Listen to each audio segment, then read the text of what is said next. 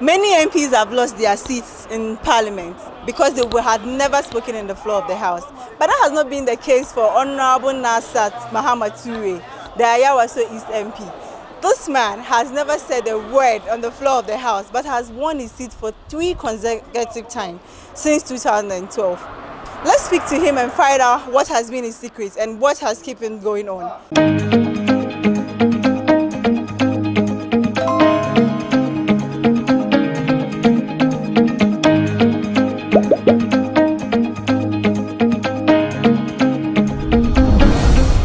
Some of you who comes to parliament always, you know how the parliamentary procedure is. You can't just wake up and start talking. You talk when the matter arise, when there are some reasons to talk. Yes, then you wake up and talk. Or most of our talking also is at the committee level. Yes, for as a member of parliament since 2012, and we started working 2013 as an MP. For me, today, all I believe is to make sure I work in my community. Today, people are saying, but the MP doesn't talk, but these people, they like him. They like him because of what? Because they like me because I do the right thing. Because I'm a servant who came to work for them, to make sure I change the life of my people. Today, if you enter my constituency, it's not about just talking. Some people, you come to parliament, you see them, they make noise. But when you enter their constituency, you won't see much project. You can't notice some changes. But today, when you come to my constituency, you can identify the number of projects that I have done in my constituency today. I'm sure that is the reason why my people continue to vote for me. My people thinks I'm the best person to lead them. So I'm sure that is the reason why. We know that for you to be retained, it means you are doing something right, and it means that the people like you. What are some of the things you do in your constituency? I heard you attend a lot of their gatherings, whether RA, funerals, you show up all the time, you support them.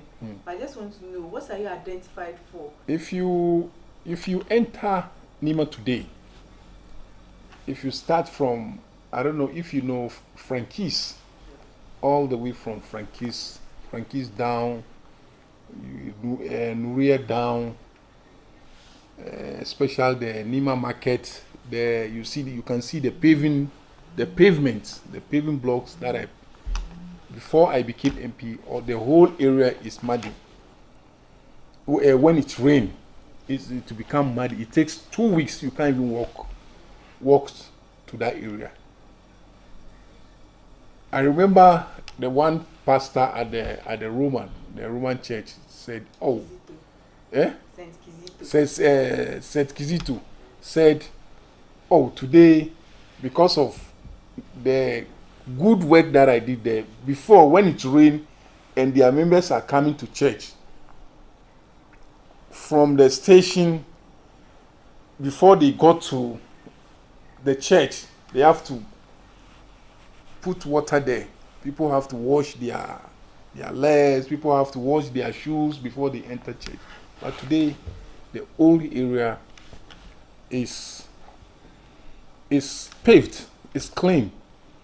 So from the Nima market going to the Ashama station, when you enter there, you see the difference. You come to the hot coffee hot coffee even before I was born. Especially when it rains, you can't walk there. You can't pass there. Even cars cannot enter and connect to Kanda Highway.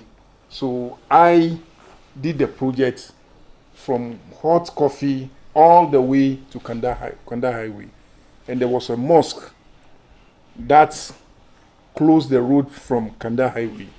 I was able to negotiate with the owner of the mosque, and I demolished the mosque and then opened up the road and then put up a new mosque there for them. And from the same area, there is another drain work that I did all the way. Is going to connect to the main Kaukudi drain. So the project is there. So when you go to downside, I don't know if you know Nima, downside there is a bridge. It's called Naza Bridge. They named the bridge after me. So when you go there, you see the bridge there. When I came, I said, so if we can put up a bridge here, so it will be easier for us to connect to Newtown Timber Market. So I started like joke. Today it becomes the major road, major bridge that will link you from my constituency to Newtown Timber Market. So, and then I said, oh, so why not we brought the idea of Operation Cement all your lungus, all the lungus. So today, thank God, at least we haven't finished all, but at least we were able to cement almost about 70% done. When you enter all the corners, you can see my handwork, my idea. When you go to Kanda, Ruga, I don't know if you know Ruga. You know Ruga? Yes. When you go to Ruga, you see the new public toilet that I'm putting up there. It is my project. The Operation Cement Yolungu, we extended it to Ruga.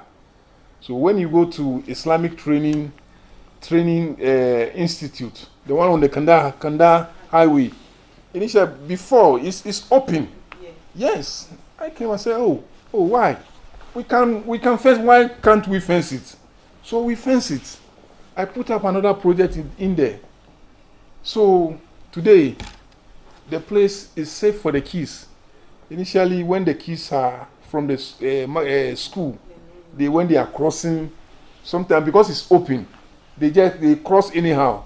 But now, because of the fencing, at least we did a pedestrian that they cross, and the traffic light also is there. So it's becoming safe. And then I have so many social interventions that I did, especially when it comes during the Ramadan.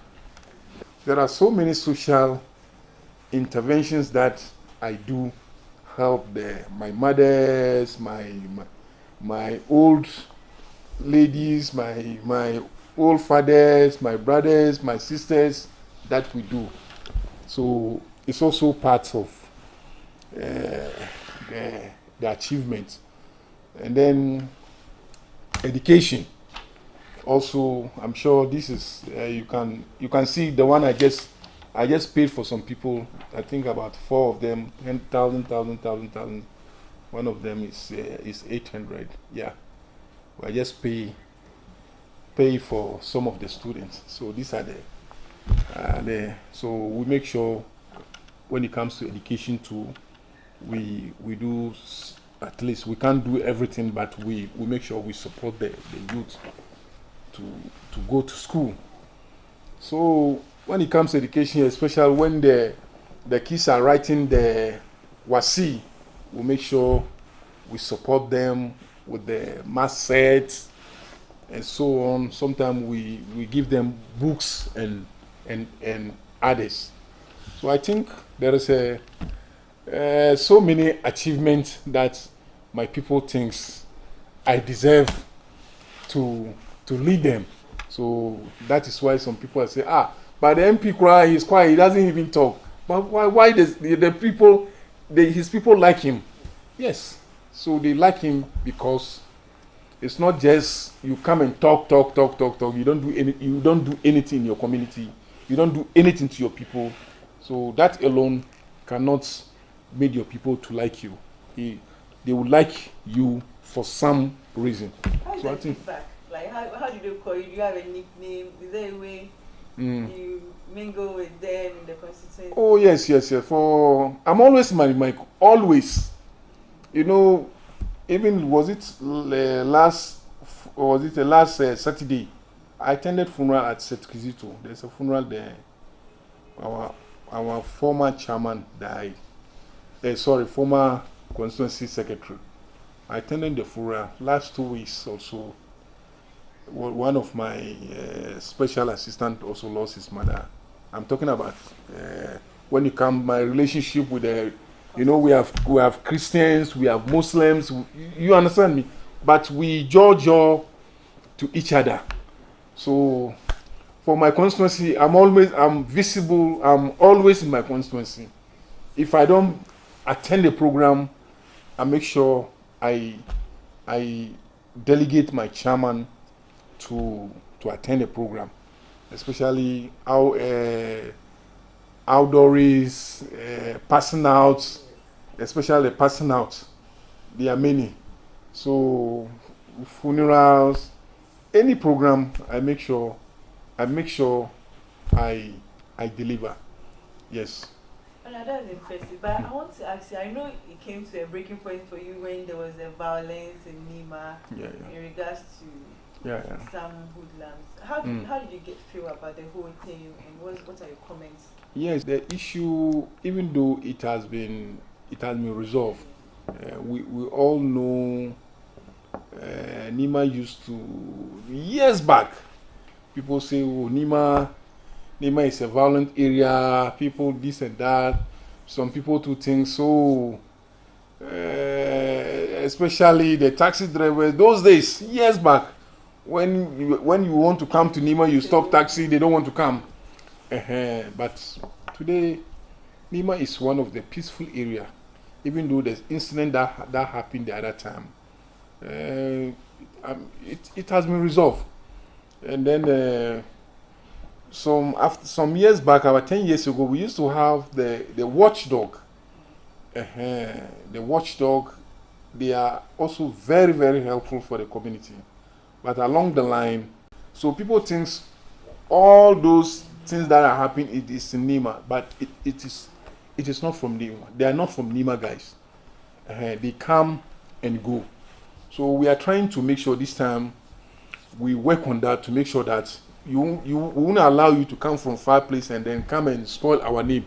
So we are making sure that we stop all those things. We make sure that all the ghettos have been no more, doesn't exist anymore, so that you won't come there and get any bad things to smoke or whatever. So we are working on that.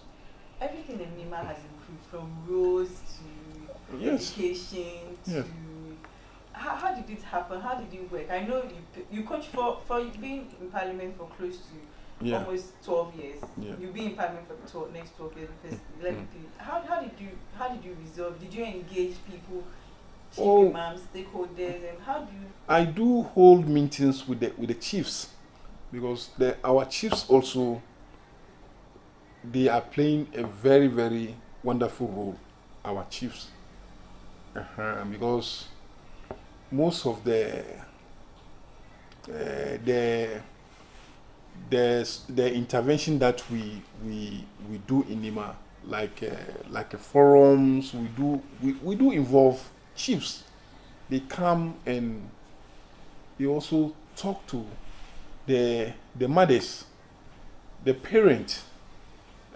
We do talk to them through the forum, or any gathering, we make sure we give the chiefs the advantage, some little chance to talk to the parents. I think it has also played a very good role. That's why we are seeing some level of changes in Nima, not like before. Now most of the youth today, I think, they want to go to school. So I remember before the election, I went to house. I went every house. So every house we go, I tell them, I educate them. If you have a daughter or you have a son who wants to go to school and you can't afford it, come to my office. Yes, I will support you to make sure we pay the fees for you. So all those things also, it has been so helpful. So I think most of the kids today, they want to go to school. Those who doesn't or the parents who cannot afford it, that's why we advise them, come, we will help you.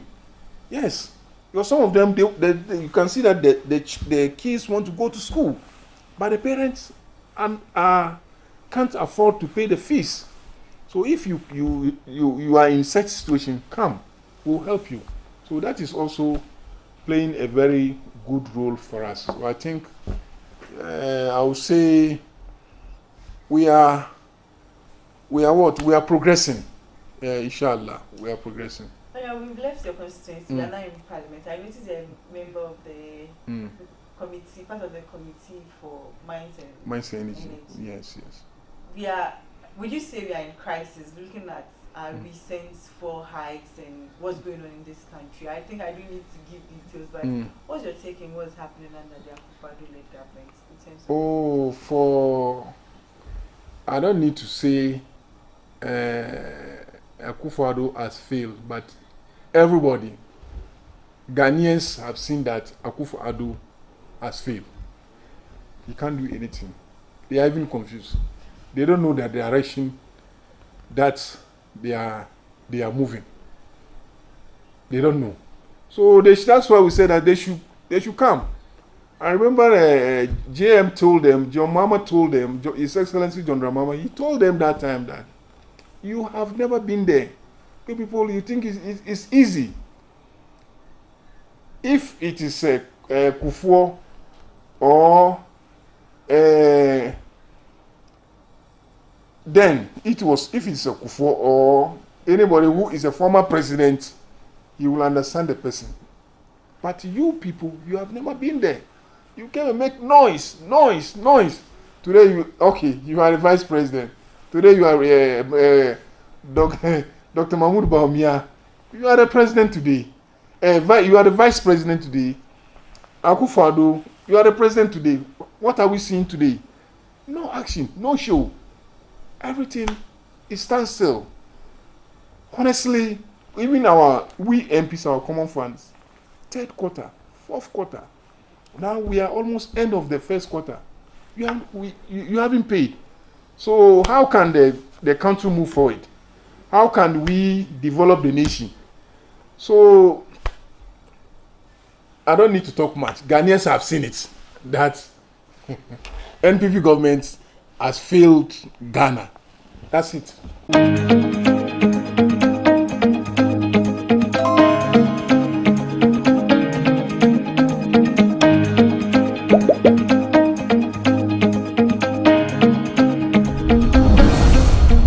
We are currently at the Ayawaso East constituency. We want to speak to the constituent what they make of their MP silence in the chamber. Is it working on the ground, or they are worried about his silence?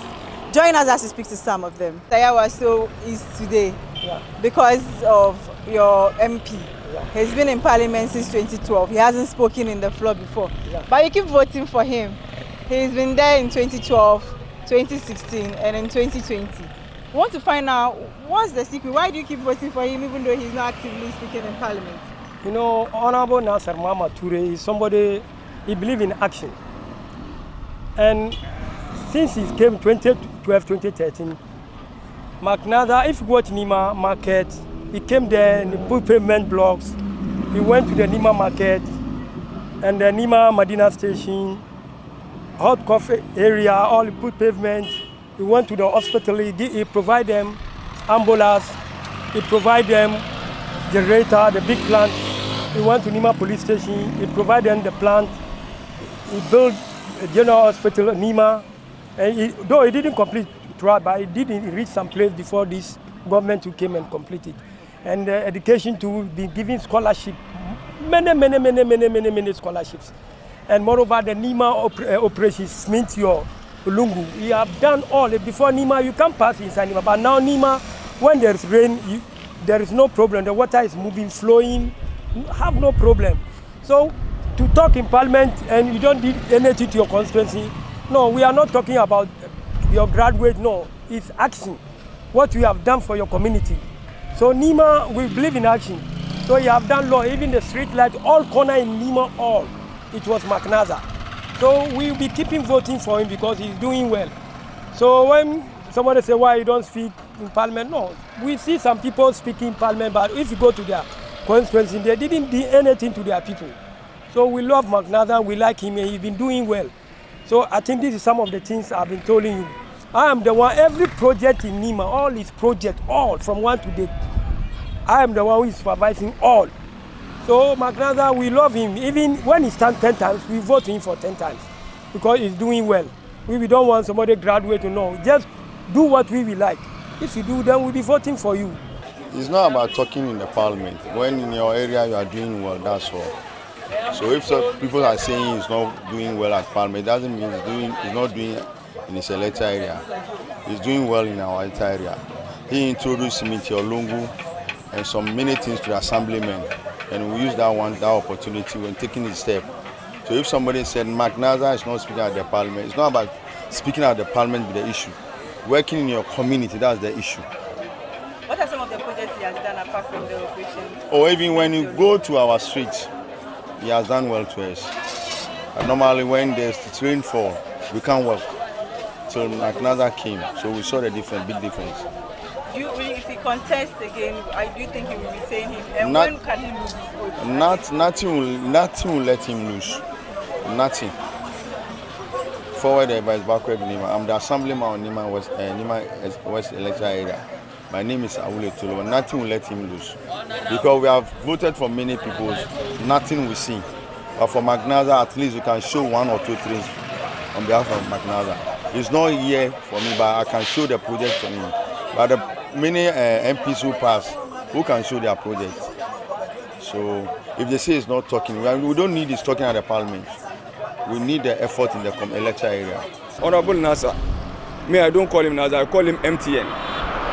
Everywhere you go, because his name is Mohammed Turi Nasser. So I short it MTN because of the phenomenal job that he has been doing for us, the development that he brought in our community since he became the MP. First of all, Honorable Nasser is a listening leader. Listening leader to the extent when you see something at the grassroots level and you draw his attention, he will tell you, go check what do we need to get solution for it, and then you will do it. You understand? So let's make a little analysis. When you have MP that talks and speaks louder in parliament, and then it doesn't bring any development in his community, and the one that brings development in the community without talking in parliament, you yourself, which one will you choose? You go for the one who always have development in the community. One thing people don't know or have to know is everything in parliament is about whips and committee. If Honorable Nasser happened to be the vice chairman of Mines and Energy in parliament, then we should thank God that we and then be proud of our MP being the vice chairman. He has a recognition. But the fact that you don't talk in parliament, talking in parliament, we have sector of people who does it. We have the chief, we have the majority leader. So why then do we supposed to see our MP on television talking before we are satisfied with his being MP? Me, I'm okay with his okay, and not me alone. A lot of environs. I'm a youth advocate. I'm into the youth. I moved through the MPP, the NDC, the PNC, and even I can tell you, as a matter of fact, the MPP constituents in our constituency vote for MP because for Honorable Nasser because of his phenomenal job that he's doing. So it's a man we can trust. he promised and he delivered.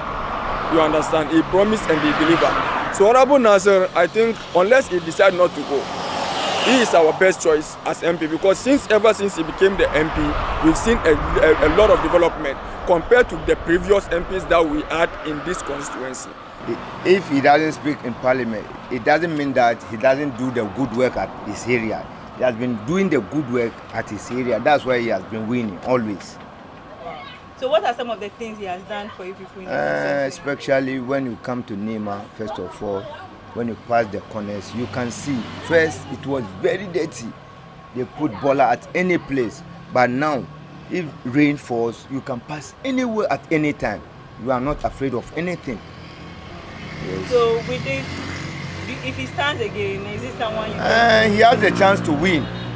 He has the chance to win because of the good work he has been doing. That's why I say he has the chance to win. So if you vote for him again? Exactly. Exactly. I mean, at his back. But when he doesn't do the right thing, I'll say it. He knows me already. Kasa de enipa ye adwuma na on kasa eno de nkyere se wonye adwuma. So na adwuma ntina ye to ma no because wo bae no nsisa aba mentemu ye fanse nima bebia ono wo ya yi no nsisa abem bebre because first the kwan we no na water down into nipa bre ansana cars kura ntimi mfa ha but wo bae na aja na kokwa adum tu ono so na adum tu na omu yi kwan we so ntinu ama bebia bebre enya hanko ha ntinu obia hwe sende na juma city ansana wato ama no enye ne kasa obi wo a kasa parliament bia wo nya sende amanfo ye pe ama wa aya ama omo ntinu eno de nkyere se wonye adwuma adwuma de wo ye so bia pere mpuntu na sende wono so ne mente musu be ye so ntinu eno nkyere se bia on kasa no wo ye adwuma pa so wo boani pa sende ni pa hu kyerwa ukoni nkyɛn a wono nso otimi tie enipa su frena wono nso sende kakra wo wono metimi abo nipa tina no de enye wonye bad wo ho se mpunto ne sende wo hu nipa mo bronde enu de wonye ayikura esa be magana parliament take win city shishini cikin zango mungani ma kowani lungu kabiduka ya se cement kowani lungu even Kanda estate duka ya kan street nan duka ya gege gyare na yin da yayi ababe da wa schools ya je schools ya bada uniforms da table and chairs da ababe da wa isa ga kasuwar mu na Nima da an ka shiga kasuwar Nima laka aka ya dare baka kabi cikin kasuwa amma yanzu akan ga dai kasuwar Nima ka shiga kai tafiya ka kwanta koina maganan da kenan kenan. Member of Parliament for Ayawaso is Honorable Alhaji Nazar Muhammad Ture did say emphatically that his silence in the House did not connote irresponsibility on the ground. We spoke to the constituents and he seems to have earned his position amongst the people and they are satisfied with his work. They shared his success story and they are very happy of what he's done so far. I am Nimatu Yakubu Atoyese reporting for GhanaWeb.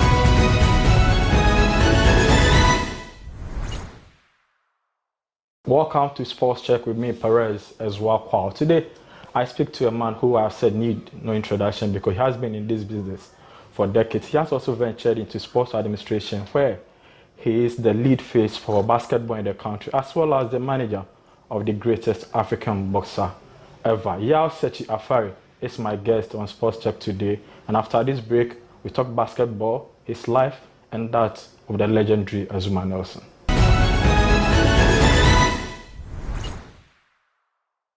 Welcome back from the break. Yasa Chiafari, the CEO of Right Sports, the manager of Azuma Nelson, the face of basketball in the country. You have a lot of titles. And sometimes I wonder how I'm able to share my time. But Perez, thank you so much for this opportunity.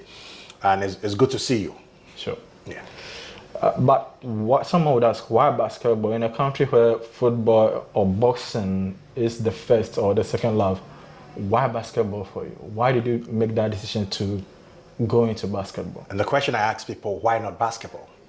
At the end of the day, there are several sports being promoted in this country. And the last time I checked, over 40 of them with the National Sports Authority. And beyond the federation, private people need to be interested to support the activities of this federation. So my journey or my partnership with basketball started back in 2003. Wow. So we're talking 19 years ago. We're talking in 2022, so 19 years ago. And it started as me fulfilling my responsibility as head of events and promotions with Choice FM. I mean, it's a great journey from where you took it to when, but how difficult has it been for, of course, Coca-Cola have been faithful partners and they keep supporting you, but you know, in our part of the world, people want to see a lot of numbers. They want to see maybe basketball stars in the NBA before they commit some resources to it. So how difficult or easy has it been in your 90-year journey? It's been difficult. And I always say big ups to Coca-Cola for the support. However, the longest we've gone was back in 2010 where we engaged 8 regions. Yeah. Then it was 10 regions. Why? Because it's all about budget limitation. If Coca-Cola gives you 100 Ghana cedis and it's able to do, let's say, 3 regions, but there are 7 other regions yearning to be part of it. So yes, they are doing their best, but if you had extra resources, you'll be able to do more than you're doing. Sure. And so it's been difficult. At this point, I won't say it's as difficult as back then. Sure. It's better because basketball popularity is soared. It's been discussed on radio, television, it's everywhere. But we still need enough corporate bodies in that space. But then, so what would you say for football, for instance? I once said an executive council member saying, if they got, say, $5 million, they will be able to put the league where they think it's supposed to be. Based on your knowledge of the basketball field, how much investment do we think we need if we really, really want to develop the sport? Hey, this question, I haven't put numbers to it, I have to confess. But we need some investment. So I give you an example. We do not have a national indoor arena as I speak with you. The last time I checked, Cape Coast had something, but it's not standard for an NBA team to want to come and play here, an European team want to come here on their training tour. So you need investment in that area. You need to build, at least get one in Kumasi, get one in Accra, get one in Takoradi. If you have 4 indoor arenas, minimum seating capacity about 2,500, 3,000, it will completely change the face of basketball in Ghana. I kid you not. We're going to have a lot of teams travel to Ghana. We can hold international competitions here. And only God knows how many kids would, through basketball, access higher education, get employed, and change their life situation and become an inspiration. I mean, despite all these challenges, you have done really for yourself. And I've followed the basketball for a while, so I know how difficult it's been. I mean, pulling resources together to state some of things, but nonetheless, we've been able to make an impact where we've had stars from this. What are some of the known faces from the Sprite Ball Challenge or from your marriage with basketball that Ghanaians should know? Known faces that we've invited to Ghana? No, who you have produced basically? Oh. So this is the interesting part. We describe ourselves as, and I'm talking about Right Sports, as enablers. Sure. We create the platform that would create other industries or other players out of it. So I'll give you an example. We are promoters. We organize events, get everybody excited, get the media talking about it, get parents coming, get fans excited. But we are not agents. Sure. We don't manage people. So we have agents or basketball people who come and sit and identify the players and say, okay, yeah, I want to work with this boy. I think it's good. I have a connection with this school abroad. And so we don't take credit for everything, but we are the people who bring everybody together. We showcase them and say, what can you do? So out of the work, you now have like Clock. Clock used to play for KSTS, play for Tech. Now Clock is doing basketball attires. He's got a brand company, and we didn't create it, but he takes inspiration from it. Because why? He's seen the need to position himself as a guy who can provide jerseys. Because Yelsichi and his team, we don't produce jerseys. Yeah. So out of the programs, businesses are being formed. Do you understand my point? Yeah. A lot of kids from Sprite Ball are playing in colleges, some are in high school, and all over the place, which can put a list of them there. What we haven't had is, okay, who is playing in the NBA, like the notable leagues. Yeah. Ben Bentel is not a product of Sprite Ball, but Ben Bentel, it's a product of the basketball ecosystem in Ghana. Sure. And so sometimes you can point to Ben Bentel and say, okay, but at least he didn't survive in the NBA, but at least on the Knights drafted 51st by Boston Celtics, that is a product of Ghana. Do you think that in the near future we're going to see, Ghanaian basketball stars in the NBA? I mean, based on the investment you're making, based on the fact that now there seems to be some interest in the sport as well, or do you think maybe the height factor? Are we going to see Ghanaians in the NBA and professional leagues around the world? I say a big yes to it. Once we can stay consistent and begin to monitor the progress of these young kids who have had the opportunity to travel abroad to pursue higher basketball and education. So yes, it's an emphatic yes if we're going to see some kids in the NBA. Do you have some names? Yes, currently there's a guy called Agbeko, there's a Max Olokwampa, there's this kid also called Senna. A lot of them, I don't keep track of them because, like I said, that's not my space. We don't own these players. My last question, what's the future of Sprite Ball? As long as Coca-Cola is committed to this process and they have not indicated anything other than they excited about this opportunity or this platform to see kids grow in the area of basketball and music, we'll continue to be here to do it. And of course, we're open to other businesses that want to come into the space and to help, nurture basketball talents in Ghana. So yes, Sprite Ball has been coming a long way. It's since 2007, and we're still here growing strong. Congratulations. I mean, you've won some awards as well. You've been featured in the Emmys. So. Yes. So I remember 2010, we're recognized by SWAG Awards. We're given a Meritorious Awards for the development of basketball. And in New York, there's an award called 3G. And we were there also to receive in 2014, Happy FM organized the Ghana Fan Sports Awards. We also recognized. And in 2017, I think you can see in the background, the big one, the Man of the Year Sports at the Emmy West Africa at Kempinski. It was fantastic. I didn't think I deserved it. I didn't think so because I looked at the category and you had Kwesi Nyantichi, you have Tony Bafu, and I'm like, okay, football people, there we go again. So when my name was mentioned, it took me a second to say, no, hang on, are they just mentioning my name or they're saying I'm the winner? And so you should see that I was running to the front to receive the award, and I dedicated to the basketball people of Ghana. I mean, congratulations. I mean, it's a good recognition. You've sacrificed a lot for a sport that does not get a lot of funding. You've done so well for it. So, yeah, she has been talking his basketball. We'll come back from the break and we're going to talk Azuma Nelson. He's also a teacher to one of the most recognized, one of the world-known sports personalities. So we'll be speaking to him about that as well. This is Sports Check and Perez as well. We'll be back after the break.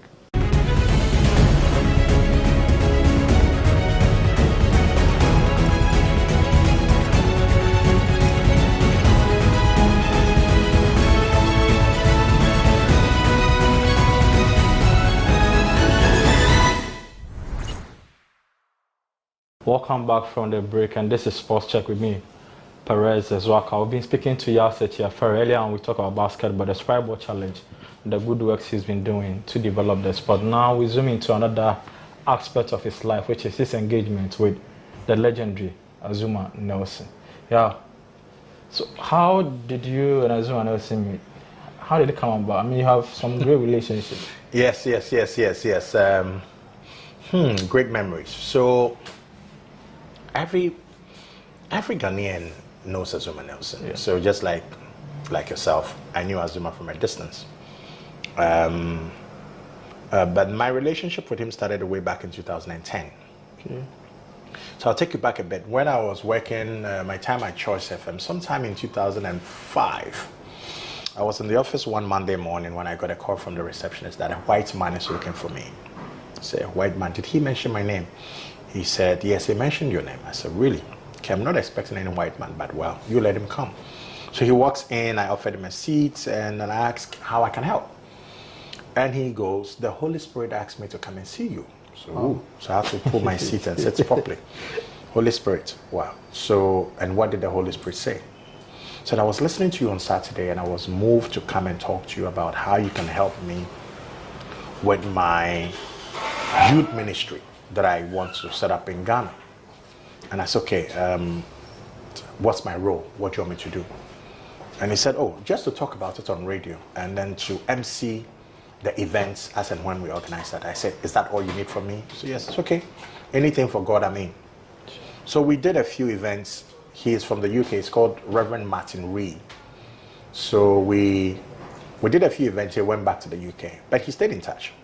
So sometime in 2006 or 7 or so, 2010, sometime in March, I got a call from Reverend Martin Reed and said, hey, yo. So Reverend, how are you? So, okay, I need you to assist a friend of mine. And I said, okay, who? He said, Azumah Nelson. I said, which of the Azumah Nelsons? Oh, the boxer. Remember he was at my wedding? I said, yes. So he's doing something, and I told him that you can be of help. So I need your permission to send your number to him. I said, no, give me his number, let me call him. I mean, this is Azumah we're talking about. But guess what? Even before he will call me, he's giving my number to Azumah, but wanted to just, be formal about it. So he tossed me Azumah's number. I used to live at Achimota, not too far from Kwame Shobi's boutique, the current Malcolm, which is less than 5 minutes from Azumah's house. So I called Azumah. And so the moment he picked up, he said, Openi. I said, no, I'm a young man. And he said, oh, I got your number from Reverend Martin. He said, yeah, he talked about you. I said, are you home? He said, yes. I said, okay, I'm coming over. And he said, do you know my house? I said, I'm 5 minutes from your house. I said, really? So I went by, and back then, he was working on, with his team, they were working on a book called 12 Rounds of Boxing and Life. Okay. It's a supplementary book approved by the GS for junior high schools and high school students. He relates life in the boxing to life outside the ring. How you need to be focused, God-fearing, yada, yada, yada. So he said, okay, yeah, they're trying to launch a book and they need, people on board. No problem. So I showed up at the meeting a few times. I had a few concerns about how this whole thing was being put together. So I had a private conversation with him. And I said to him, I've looked at the products that you want us to launch. I have a few issues with the product. And knowing the person you are, your name cannot be associated with this. So I made my case. He heard me and he said, okay, can you say it at our next meeting? I said, why not? So at the next meeting, these are big boys. So I had to listen. So towards the tail end of the meeting, then I raised it. I had taken the book, I had circled all the mistakes, and I told the committee that I've looked at the book carefully. I don't think we should launch this book because this is Azumah. I said, why? I said, because I've seen a few mistakes. They've printed 5,000 or 10,000 copies from Australia. I said, we have to throw it away. So Azumah was just quiet, watching the reaction of the people. And I've taken my time and circled the problems. So nobody could argue. So then Samuel Kaiti of blessed memory, who was then the manager of Azumah Nelson, asked me, so what are you suggesting? I said, we're going to throw the books away and reprint them. What, 5,000 copies? About, I think 5 or 10,000 copies printed from Australia. So I said, can I have a soft copy of the book? Then Azuma instructed the secretary to send it to me. Then I gave the soft, when I received it, I forwarded it to some other people for them to work on it, improve, add some stuff. And then we reprinted it, not in Australia, but we reprinted it in Ghana. And so then Azuma noticed that, okay, there's a young man, a lot of energy, he's here to help, especially from the person who recommended me. And that's how my relationship started with him. So then we started writing about him, streamlining his foundation, Azuma Nelson Foundation. Azuma is a philanthropist, we all know that. Azuma, people love Azuma for many reasons. Beyond his humility, he gives. He's a very generous man. When Azuma was fighting, people were praying for him for different reasons. There were people who saw their school fees in his pocket. There were people who saw their rent issues in his pocket. So they would go on their knees and pray for him, beyond just bringing in national honor. Because anytime Azuma finished fighting and he came back to Ghana, he sat in a seat like this and listened to people tell their problems and gives them money. The people queued in his house. And these are things that people have said it over and over again. We go places and Kwame Sefakan is talking to me about how he helped him before. Azigiza Jr. is talking about how he gave him money to set up a studio. Everybody talks about his generosity. So I noticed back then that, look, there are people also who take advantage of such stuff. So we needed to streamline the foundation activities. So anytime people came with problems, you have to refer to me. But I'm sure there have been a few down moments, maybe not from Azuma himself, but maybe there are certain instances or situations where you were not happy, or you were sad, or you were perhaps angry. With him? Not necessarily, but because of your association with him. Oh, okay. So there have been moments where, because I know so much and how people have abused their relationship with him over the period, and yet Azuma will be laughing with these people. Sometimes I don't get it. Perhaps you understand, like, because of what I know, I'm like, what kind of man is this? Yes, I know the Bible tells you to forgive, but you know, some people would do you something, you're wondering, why are you still talking to him and being nice and still supporting? And as I said, the man is like, he's just too good. So sometimes I get frustrated over something that I'm not even supposed to be frustrated. And sometimes also when people, I'm not going to mention a name. So one time, Azuma and I had a meeting with a certain guy. Young guy, made money. You said we should come see, because Azuma built a 6-classroom block at Enuma Papem. And we wanted to have a computer lab. And this guy sold laptops and things. And he said, oh yeah, I'll come with the old man. I really like what he's doing, blah, blah, blah, blah.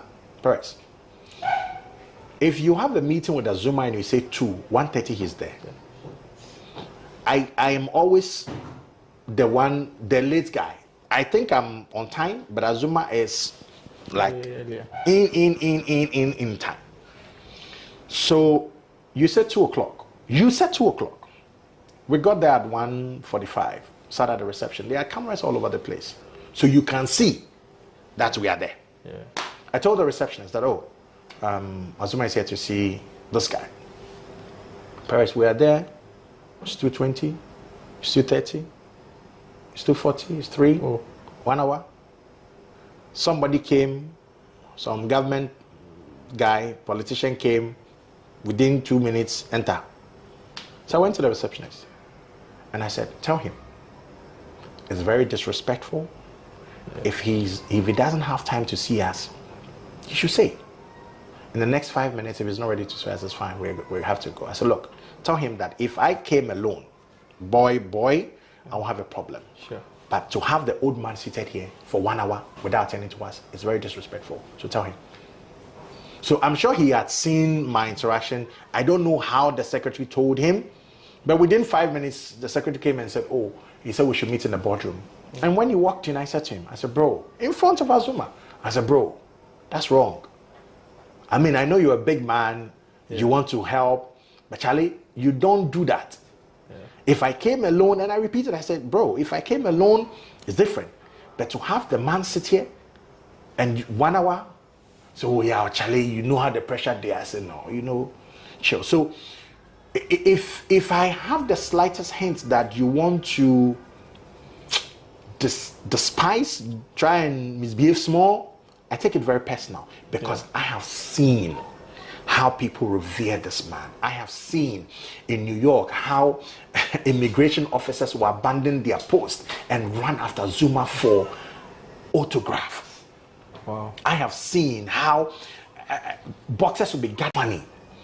He's a very quiet, but when he's comfortable, my goodness, and he can tease. So, like, he doesn't look like it. Exactly. So that's the interesting part. Yeah. Like, if it's here, he can drop some comments. You're like, did he just say that? That's a Zuma. So there's no dull moments with him. Okay. But I think my highest moments will be, in 2004. 2014 in Las Vegas, December 15 to be precise, when he was crowned WBC's greatest super featherweight boxer of all time. And it was very refreshing. I was with him, I carried the belt, and the accolades, the things the boxers were saying about him. I picked a camera and I was doing an interview, Mike Tyson, George Foreman, all of them. And he would say to Mike Tyson, hey, Mike, that's my son. And Mike will say, so you can imagine everybody, and these are legends. I see them from afar, but now I am standing next to them. And Azuma is holding my hand and say, hey, Mike, that's my son, talk to him. And when the WBC and all these people want to talk to him about their business, he will say, talk to my son. I don't know what else, I don't know what greatest moments that is. So I've had several moments with him, but I think the 2014 December 15th in Las Vegas may stand out as one of my moments with him, where I stood there and witnessed him being crowned as the greatest WBC, greatest super featherweight boxer of all time. How does he take all of this? I mean, the fame, He is super calm. Respect. He is super calm. I think fame has never gotten into his head. I don't know how he's able to do it, but he will tell you that if you fear God, you will know that the fame and the money and everything came from above. And so there's a certain source. So if you treat people sharply, you condescend, you disrespect people, God will take that fame from you. So he's very mindful, he's very God-fearing, and when I say God-fearing, proper respect. Any idea how he got the name Professor? Oh, it was after this fight against Jeff Fennick in 1992, where there was a very controversial fight. The first one, I think that was in 91 in Las Vegas. Azuma tells me he wasn't feeling too well. He was down with malaria. And Jeff Fennick from Australia is a very aggressive fighter. He used to be a kickboxer. So he's very dirty. And Azuma wasn't completely fit, but he couldn't check out of the fight. So they went ahead and they traveled the distance. They went to the 12th round and the guy did well. So Jeff Fennick expected to be declared the winner, and was declared a draw. And he was livid. He was shouting, screaming, accusing everybody, robbery, yada, yada, yada. And Azuma said, okay, no problem. You know why? I was not well. You couldn't knock me out. Choose a venue. Tell me where. And in his own words, he said, your father can be the judge, your mother can be the referee, your kids can be the fans. It can happen in your bedroom, I'll still knock you out. Because I was sick, he couldn't do anything about it. So it was after the fight, and then he said, oh, this was like a father and son relationship. and then the commentator said, oh, it's like a professor. I said, oh yeah. So the name actually came from the commentator. So that's a boxing professor who can beat somebody, because he said, I will beat him and teach him his mistakes. You know, for someone who is quite unassuming, Azuma did the trash talking quite well. Sometimes I watch some of the things he said prior to, I'm like, how can this man be saying this? He's looking like, but he's a great boxer. He is. I don't know, but I don't think we'll ever get someone in Ghana here who will fight like him. Are we ever going to have another Zuma Nelson? Of course, we can have, if the person is ready to pay the price for it. And obviously, the person's name will not be a Zuma Nelson, but it could be a Perez, it could be a Yao, it could be a Kojo. But the price will be, will the person stay humble? Will the person be ready to listen? Will the person be God-fearing? Will the person not condescend, despise, and disrespect people? Will the person be serious about his training regime? And everything that goes into building an outstanding boxer. If we have somebody ready to pay that price, then we can have not just a champion that will be a flash in the pan, but a champion who will stay a champion for a very long time. Some feel that he's our greatest sports personality ever. Definitely. And of course, Azuma's name transcends just boxing. Azuma's name, you can put philanthropy there. You can put somebody who is a motivator. Because in recent times, he's not boxing, but he's inspiring and motivating a lot of people. So there are corporate events where Azuma will go and talk to workers on how to persevere for excellence. I mean, thank you very much, Yase Chiafare, for hosting us. Welcome. In your office. This is Sports Check, and Yase Chiafare, the CEO of Right Sports and the manager of Azuma Nelson, has been my guest. We've been speaking basketball as well as the career of Azuma Nelson and what he thinks the legendary boxer's legacy will be. Until we come your way with another edition of the show, I am Perez as well. Yapon. I'll see Yapon.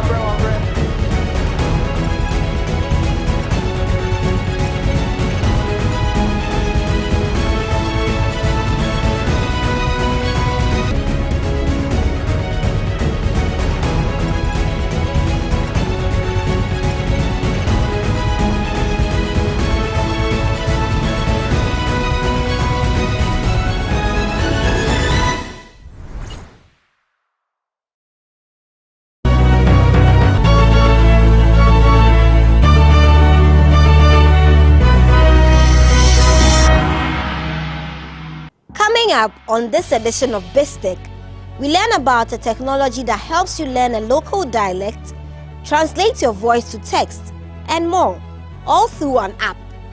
We speak with the founder and director of Research of Natural Language Processing Ghana, Dr. Paul Azunre. Don't miss this one. The context of Ghana Natural Language Processing is a way of enabling technology to understand our local languages. We think introducing an app like this ensures that we Ghanaians have a way to learn our language and use it correctly. Language is culture, right? And in the future, probably our entire existence is going to be digital. And if our language have not been digitized, what's going to happen to it? Watch Bistic this and every Friday on GhanaWeb TV.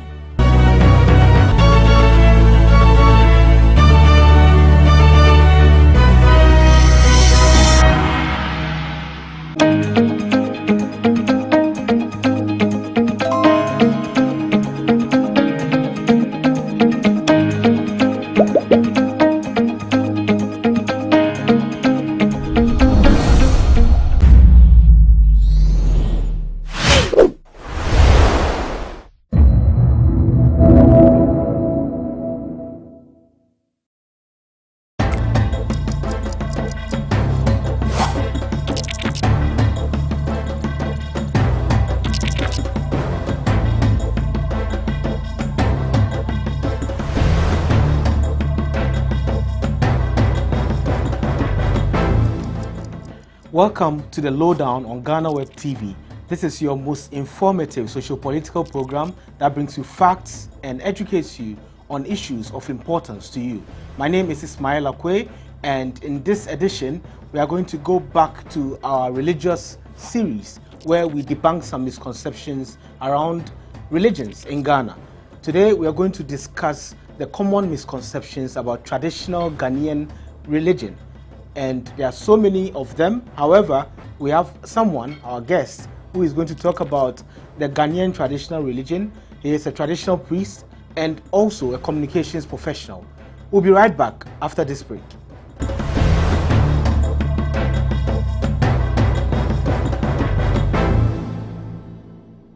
Welcome back from the break. This is the Lowdown on GhanaWeb TV. My name is Ismail Akwe, and as I said earlier, we are going to discuss some common misconceptions about Ghanaian traditional religion.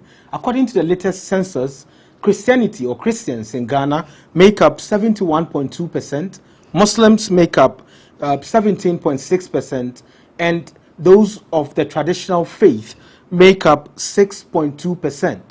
How do we treat each other?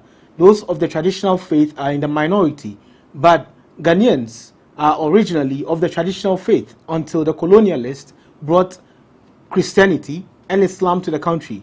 But what is the reaction of people towards those of the traditional faith? What are the common misconceptions? To help us with this discussion, we have in the studio Numo Blafo III. He is a communications professional, the PRO of Traditional Medicine Practice Council, and also a Ghana traditional priest. Numo, welcome. Thank you. So you are a traditional priest. I just want to know, what's the difference between a Ghana traditional priest and the traditional priest of the Ashanti, of the Ewe, and as far as the Yoruba traditional priest?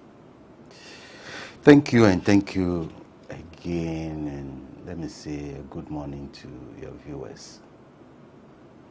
In fact, I wouldn't say there are so much differences between the Ghana traditional priests and the traditional priests of other jurisdictions within the country or even outside, but in Africa and beyond Africa.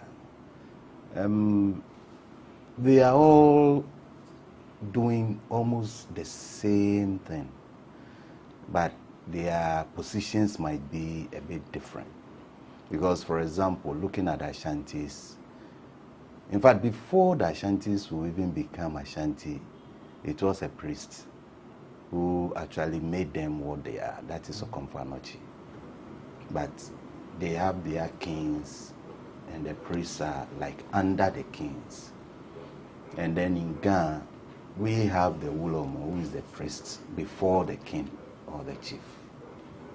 And then in other areas, most of it, in fact, looking at ancient civilizations, the priest had come before the king. Because, for example, you look at Egypt. Egypt see their pharaoh as God on earth. They see him as God. And even going beyond Egypt, Iran, they see their, the Shah, when he was the Shah, the emperor then. They see him as also God, or God's image on earth. And in fact, all other civilizations.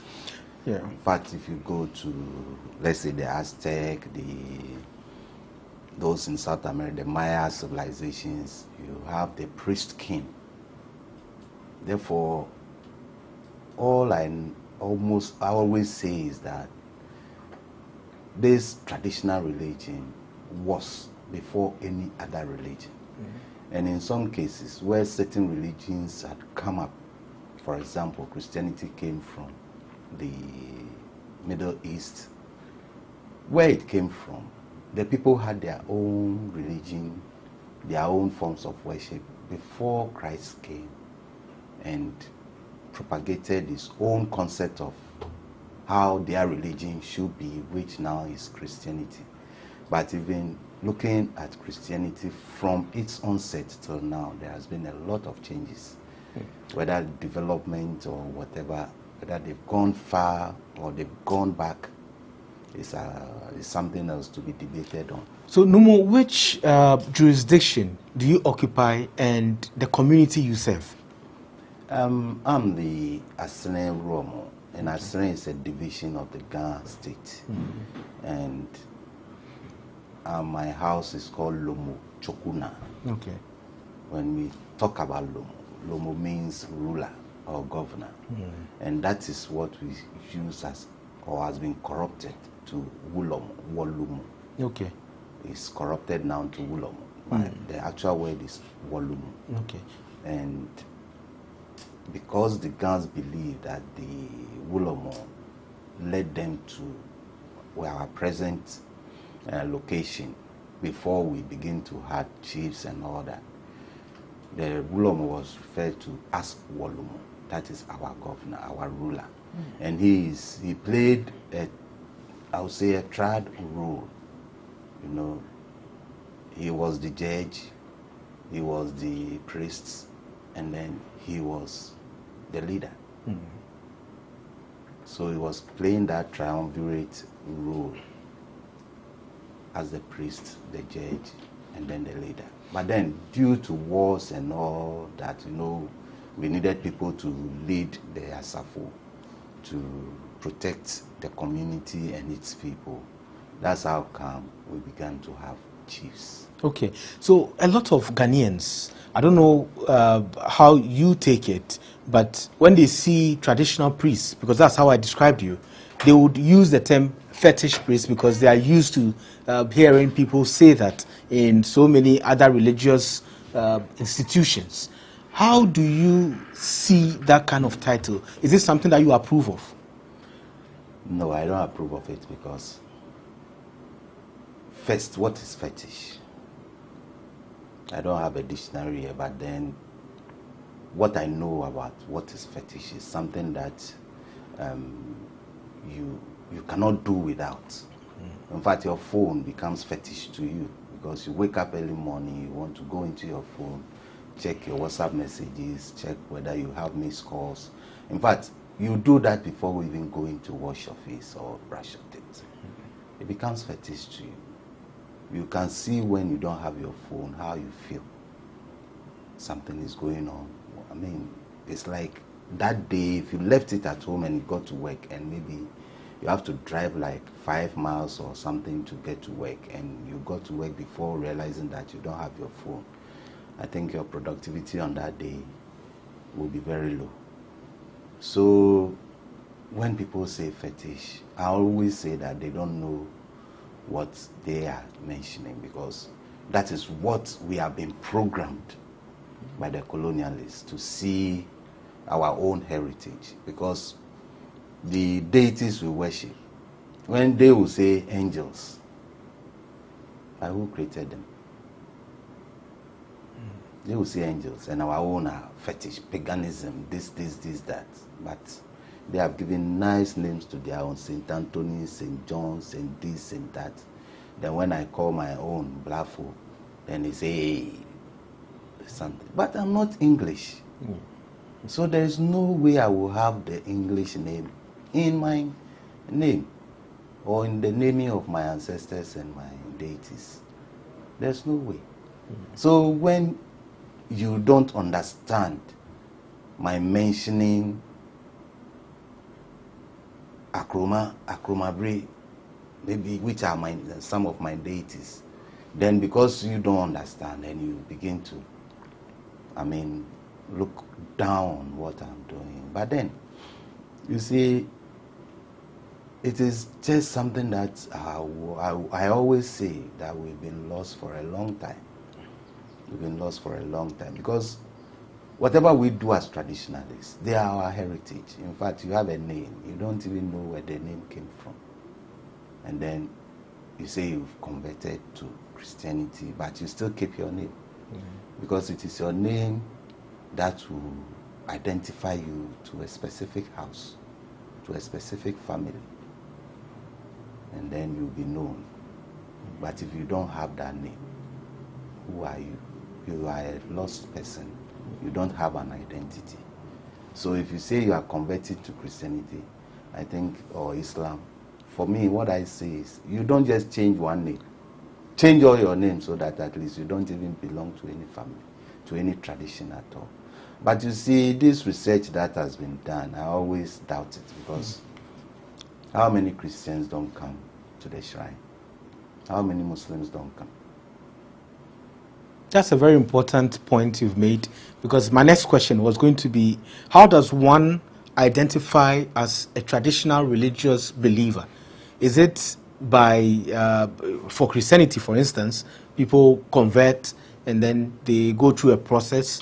For Islam, it's the same, unless you are born in the religion. But what about traditional African belief or traditional African religion? How does one belong? Well, it isn't something that you say, oh, from today I'm going to be this or that. You were born in it.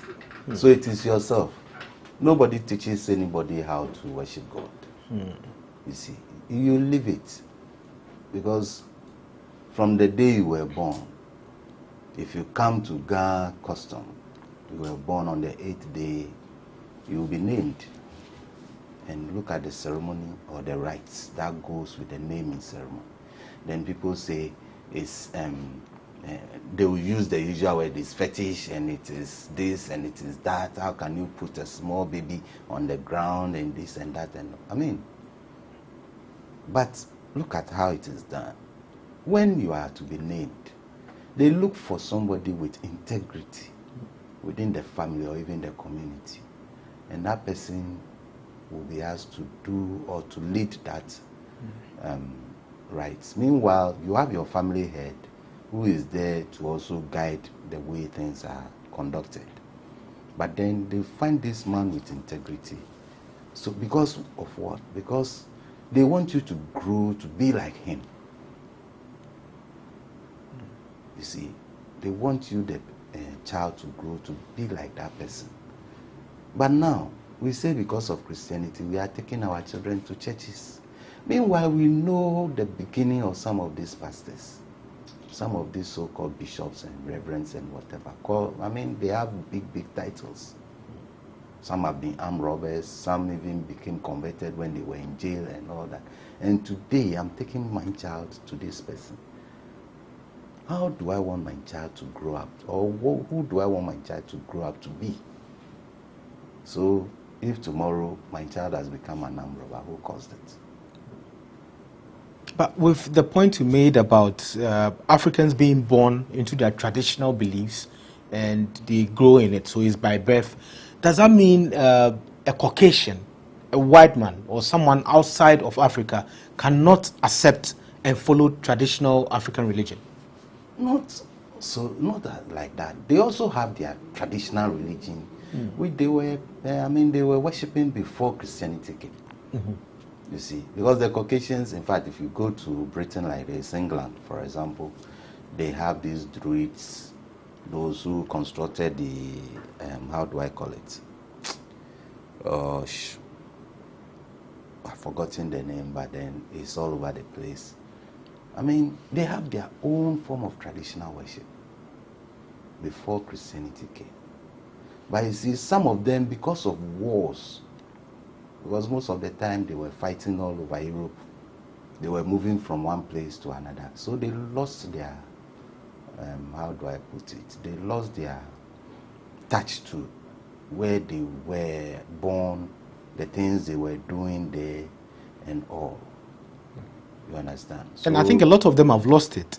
But we see some of them coming to Ghana and other countries, and they come to your houses, and then they come to learn how you play your drums, how you worship and everything, and others adopt it.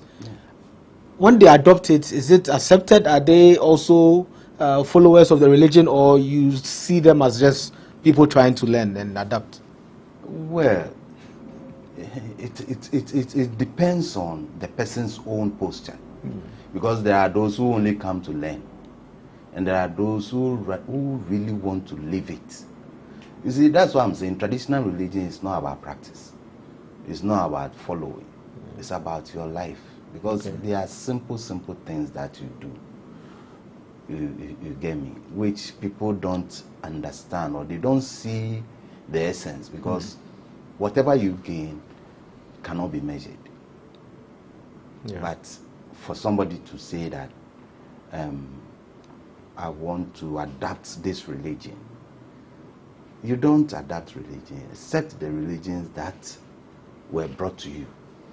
It's what you learn, how to be a Christian, you learn how to be a Muslim, But the traditional religion, I don't see what you need to learn. So there's no book that you could follow to learn how to do certain things? I haven't seen any book up to today. So it's natural? It's natural. You just have to follow what others are doing? And not just follow what others are doing, but your natural instincts. What does it tell you? Because, for example, you know killing is not good. Taking the life of another person. Taking somebody's, something that doesn't belong to you. It's not good, you know, naturally. So what again do you need? Do you need somebody to come and tell you that, look, if you go and follow somebody's wife, it's bad? You yourself, don't you know? So these are natural things that you don't need anybody to tell you. You don't need anybody to even remind you that, look, when you do good, your name remains forever. Because people who have done, or I would say they paid their dues, you know, in the family, you hear people naming their children after these people. Because that's how come we say you live forever. Not that you will live forever, but your name, that will be referred to you after even you are dead. Somebody will name his or a child after you. They keep the name evolving. They keep the name alive. That's how come you are living forever. For example, look at Kwame Nkrumah. Till today, though he died many years ago, but till today, they mention his name as if the person is still alive. So do I need somebody to come and tell me when I do good, I'll go to heaven? Okay, where is that heaven? Has somebody come from there to tell me that, yes, I was in heaven and this is how the place is? Look at how many space probes they've sent into outer space. Has anybody come back to report that he saw a community of very pure, holy people, or even angels, or God, or whatever? Everything you do, you have your reward, either good or bad. You have it here. Yeah. Let's now talk about the common misconceptions of the traditional African religions. And I want us to start from birth to death. So from birth, as you highlighted, some birth rites that are done, and people are born and naturally they are of the traditional religion. However, they later convert to be part of the other religions that we have. From birth, we see children taking through some rites, like I know some communities where they throw water in the sky or on roofs, it falls on the baby, and others they dip fingers into drinks. It's all part of the naming ceremony. Yes. Because early morning, the baby will be brought from the mother's side. After all, it's the mother who gives birth to the baby. And most of the time, when you give birth, you don't stay with your husband. In fact, prior to giving birth, at a point in the pregnancy, you move to your mother's side. Yeah. And then when you give birth, then on the 8th day, in fact, when you give birth, your mother's family will come and inform the man's family that your daughter or our daughter, because marriage is about the combining two families. So our daughter has given birth, male or female, fine. But this is a Ghana tradition. This is a Ghana tradition I'm talking about. Then on the 8th day, they will send from the man's family to go and bring the baby. So some of the woman's family will also follow. They bring the baby to the man's family house. Maybe if the man has his own house, they won't do it there. Either his father's house or the grandfather's house or the family house. That's where they do the naming ceremony. So it is the gathering of both families, the mother's side, and then that is the mother of the baby, and then the father of the baby. So these two families come. They will choose a leader from the mother's end, they will choose a leader from the father's end, and then some processes begin. From the father's end, because it is their house, they will first pour the libation. Using, first they will do the household. That one they can use any, like gin or schnapps or anything. and then they will come to the rites itself, where they use what we call medan or corn wine. Then they start with ago chemekenyeme, that is like opening statement. Ago chemekenyeme. Menashime, that is what is today. So if today is Wednesday, is it Menashisho, Nimasho, Namasho? You understand? So they mention that. Then they come to what we call the blessing or jomo. I've forgotten most, but maybe I can say a little. Okay. Okay. Tra, umanyaba. Yeah. When we ask of, we say umanyaba, then we say, oh, let there be blessing. Then they yell. You see. And there's a perception here in terms of, I mean, the prayers that's done for the baby.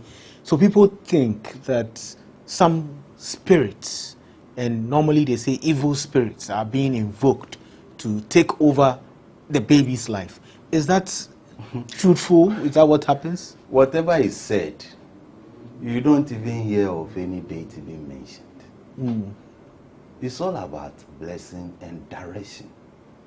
Because when we say, before anybody, that is, this child should come and respect the world.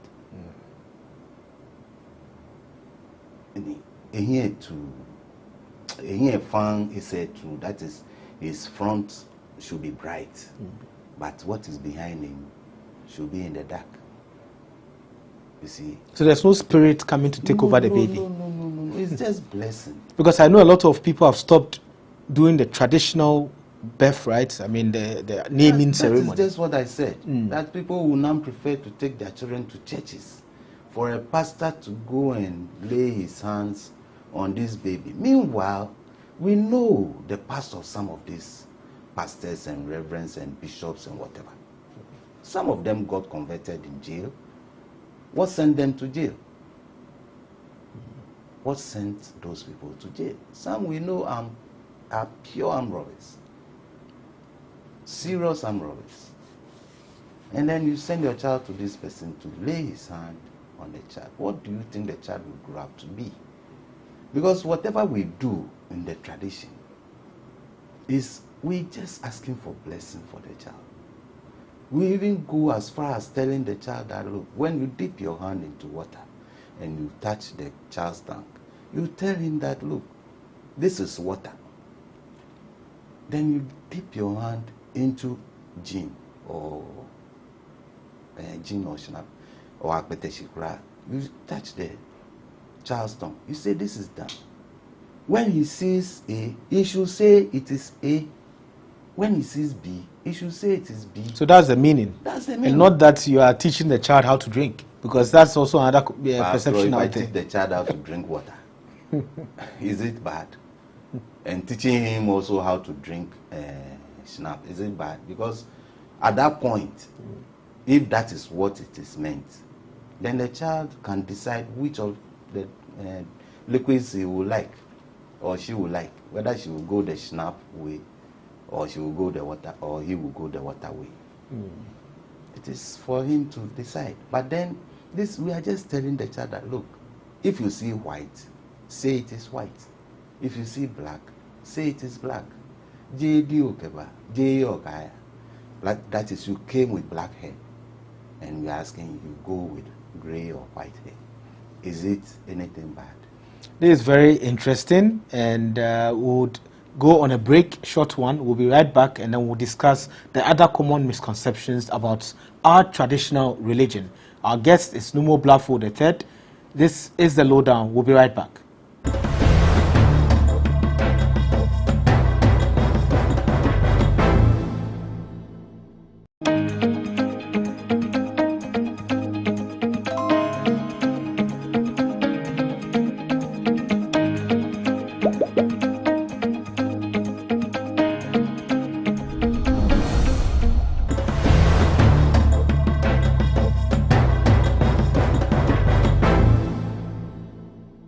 Welcome back from the break. This is The Lowdown on GhanaWeb TV. My name is Ismail Akwe, and our guest is Numo Blafo III. He's a communication professional. He's also the PRO of the Traditional Medicine Practice Council. So, Numo, you told us about the naming ceremony that's done traditionally and its importance. Now, when the child grows up, we normally see in the Ghana community where a lot of activities go on, cultural activities, traditional activities, and you see children involved in these activities. Now, are these part of the structures, the education structures traditionally, to get children to understand the culture? Like we see the twins coming out during the Omo festivities, most of them are children and even elderly, and we see children being involved in other things as well. So what is the traditional way of education? It's practical. Okay. Because there is no book, as we said. So there's no theory side about it. It's just practical. So if, for example, as I'm a Wulomo, it's only that now, it isn't like before when there weren't these, schools and churches and all that. So whatever I am doing, my children will have to be involved. Okay. But today, they also have their choice. Oh, so your children have a choice? Of course. Of course. I can't force them. I can't impose it on them. But then they are seeing me in it. They have their choice. If one day they will also like to come back, I will not stop them. But you see, it is practical. It is something that you live it. So in living it, that is where you learn how things are done. Because having lived in a family house for some time, I saw many things being done. For example, how when someone gives birth, my grandmom will come back with, they say, formoseni, like, when you give birth, they say something else comes out. The placenta. Then everything. Yeah. And then she asked me to dig a particular place and bury it. So that I know it's been done before, but currently I don't know whether it is done. Now, when the baby, some babies, when they are born, they will start to, as if, I don't know how to put it, but if you put them down, they won't lie straight. They will like turning themselves. Then there is this, she will go and buy this chameleon bones, dried one. Then she will tie it in a white cloth, small piece of cloth, put it in the water that she will use to bath the baby. And then later on, she will just dip some to the child's mouth. And the child will stop all those things. But today, I don't know whether people still know about this. You understand? There's a lot. And then growing up in a community where, like in the indigenous Ghana community, where everything you see, everything that is being done. For example, this ban on drumming and noise speaking, the ceremonies that we went through. We what? But in the olden days, when they are coming, they say, "I go." They say you have to hide, or even if you are on the road and there's a wall, then you need to go and just, stay by the wall because you don't have to meet them. But today, in fact, when you are saying "I go," then people are rather coming out to come and see what exactly we are doing or where we are going.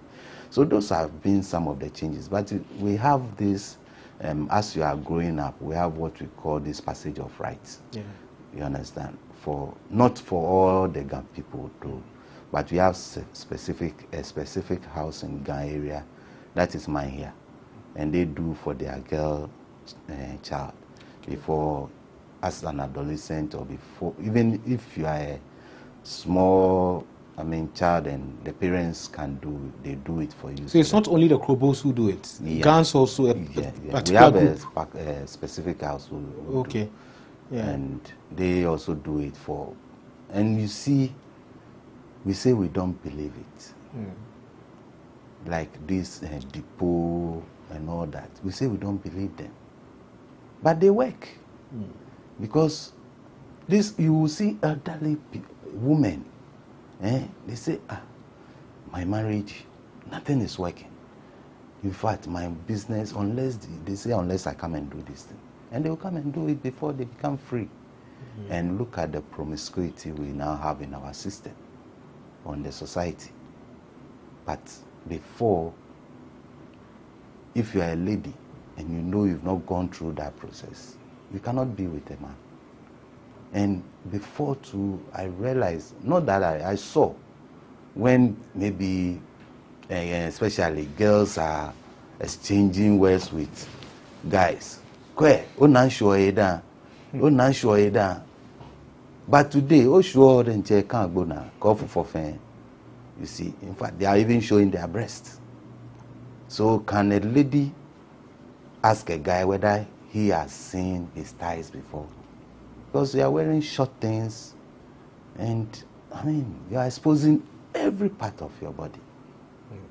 So earlier you mentioned choice, and you said your children have the choice to choose whether to be Wolomo or any other. But I know that with the Wolomo, it's a calling. That's what I've been told. Yeah. That it's a calling. Do you have a choice to refuse that call? Yes, but you said something, whether my children will love to be Wolomo. No, Wolomo is an inheritance, but it is not from father to son. Okay, but it's an inheritance. It's an inheritance. Because, for example, in my house, we have 3 gates. And it rotates among these gates. Okay. So we are the third to occupy the stool. That's why I'm no for the third. There have been those ahead of me. But my child will not be a Wolomo. Okay. What I'm saying is that my child can decide to, follow whatever I'm doing and not go to church. And he can also go to church and even not follow what I'm doing. Okay. I will not force him or her. That's just what I meant, that he has a choice. But not that when I'm not there, he can be a Wolomo. Okay. And in fact, if it is the turn of that gate, you know, there are some that are called, but there are some that people sit and then elders sit and decide on who to be. So there are 2 ways of getting a Wolomo. For example, my own, I would say it's a calling. Okay. Because the house that I was installed at, 1, I didn't know there. 2, I haven't been there. 3, my first time of going there was when I was installed. And I went there voluntarily. Nobody forced me there. But because I had some business which was failing, and I told an uncle that, oh, this is what my conditions are. And he said, oh, you buy a drink, add some money, take it to your house. Where is the house? He went to show me the house. And that is why I'm sitting down as a Wolomo today. So the day you got there, that was the day? That was the day. We were waiting for you to come, actually. Actually, that's what they said. No. Because the thing, like I was here, and some priestesses from the other street got possessed. And they came, told the elders in the house that, look, the person you are looking for is here. I didn't hear their communication, but that is all I can imagine. That's how I concluded. That was what they were saying. Okay. And then things started moving up and down, and all of a sudden they just cut the round, put the blood on me, and hey new. That is it. And what's the significance of the blood? Yes, you see, it is like the pouring of oil by Samuel on David's head, anointing. You see, so they anoint you so that at that moment you know that no, you are not who you were. Okay. Because for a whole ram to be cut and the blood to be put on you, it is something very, very significant. Because they don't do it for everybody, so why you alone? But in your time of, since you became a Wolomo, have you ever encountered somebody who went through the process but still decided not to be a Wolomo? Is this something that someone can do? I heard of someone who did that.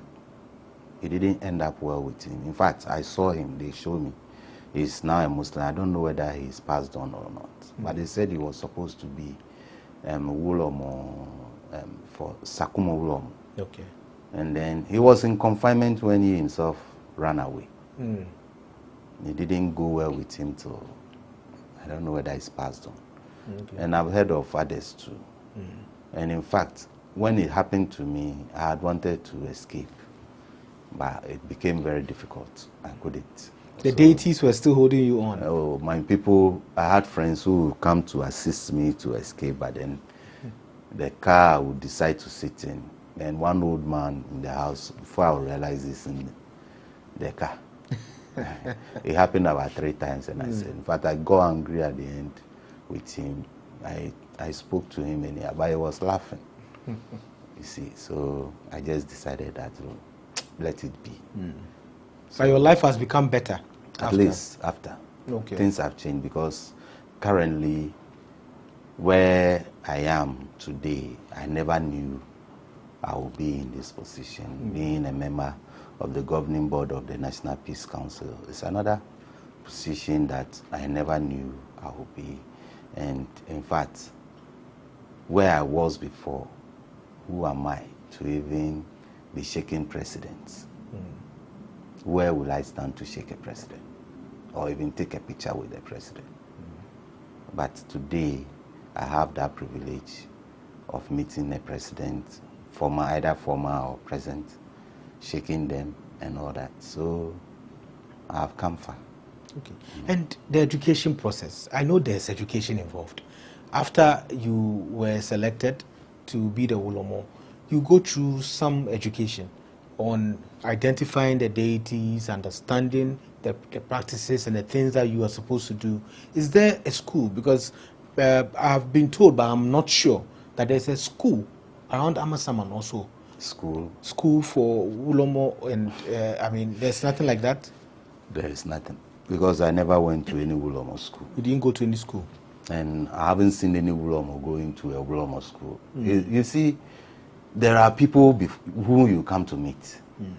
So definitely, if you are also wise, they will be showing you, they will be telling you, you have to do this. For example, when I was in school, after my confinement and now in fact, during my confinement, people will come, or elders, I will say, oh, when you are out, this and this are the things you have to be doing. Every week, maybe my latest day is Tuesday. So every Tuesday morning, you have to wake up early, bath. You come and pray here. You do this before praying. And you know, because the latest day is Tuesday, Monday evening till Tuesday morning, you don't have to be with a woman. Okay. You have to leave alone so that you come and do this. And then Fridays, Sundays, Asre is a very big division. And it has so many deities. Even if you look at the performance of these rites to place the ban on drumming and noise making, they all come from Asre. Except, I would say, just true, Naye and Bisiafi. But Kole, Sakumo, Dantu, Gua, Naide, all of them are from Asre. You see. So there were certain houses, for example, which didn't have Ulomo, and up to now too, they don't have a Ulomo. And I'm supposed to stand in as a Ulomo to perform whatever rites they do there. So I learned a lot. Because if Charles I go, the elders would tell me what the Ulomo was supposed to do. Okay. So I have to follow their instructions and do it. To the extent that there was a time when the then Kole Ulomo, there has been an injunction placed on him. So I had to go to that Kole to perform the rites for them. And then at a point, I was performing the rites at Naiwe, because it was then the Naiwe Ulomo Numotete III who actually consecrated and performed all my rites. Okay. So, and he's an elderly man, so when I started going to the house, I was performing all the rites until he passed on. I was still doing it before we installed another Ulomo to come and take over. Currently, I'm performing same for Sakumo, but Sakumo is actually from Asre, and Sakumo is said to have been brought by my ancestor. So I go there as an owner. I don't go there as going to maybe because they need me. That's no. Yeah. So there's no school, but the elders will be teaching you what you're supposed to do, what you are not supposed to do, the taboos and all that. And then I think that is that. Then you too, as a person, you also have your eyes, you have brains. At least you should also be seeing what, if you do, will be good for you. If you decide not to do it, you know. And then there are things that you're supposed to do. If you don't do, immediately you get signs. So the signs may be bad. Yeah, you get signs. It may not be so bad, but there might be warnings. Okay. So that you straighten yourself. Yeah. Oh, so the Ga deities, did the ancestors come with them? And how did they come up? Like the Kole, the Sakumo, and all of that. That's what I wouldn't know how they came by. But for Sakumo, which is written about, I mean, it's all over the place. It said that my ancestor was a fisherman, and he was casting his nets in the Densu estuary. And then a stone came into the net or something. I mean, something terrible came into the net. He threw it away. Went to another part, cast the net. The same thing came in. He threw it away again. Went to another place in the same river, cast the net. The same thing came back. So he decided to bring it to come and ask, what is it that it is worrying him, that it is coming into his net instead of fishes that he came for. And so when they asked, they say, the deity identified itself as Sakumo, but that it has come to help the Ga people in their wars. So in that case, he brought it. Therefore, they say he became the first prophet. He didn't become the Wulomo for the Sakumo, but he became the first prophet of Sakumo. Okay. And it was located at Lumochokuna, where I am a Wulomo today. And then along the line, I think when he passed on, they wanted another person to take over from, but then the deity said no. It didn't come for royals to serve him. So it was given to another house. And then I don't know whether, because you see it's a play court, and so they gave it to another play people. Then they say it started to kill them. Therefore, they had to take money. That time it's cowries they use as money to go and buy a human being to come and serve the Sakumo. And it is history. It is written. It isn't something that, although I was told, but I found it in books like the priests, kings and kinsmen by I think Eama or something, and then this book to the Gans of Ghana, a history of a West African people by Henderson Korte. It is also there, and even J. Watts, or they all have it in their books. So it isn't something that is concocted. And even to the extent that there was a hearing at the Ghana Traditional Council, I think in the 70s, and then one of the witnesses from Abola, not even from Asene, also said the same thing. So it isn't something that maybe we are telling some story, but it's something that has been written or recorded.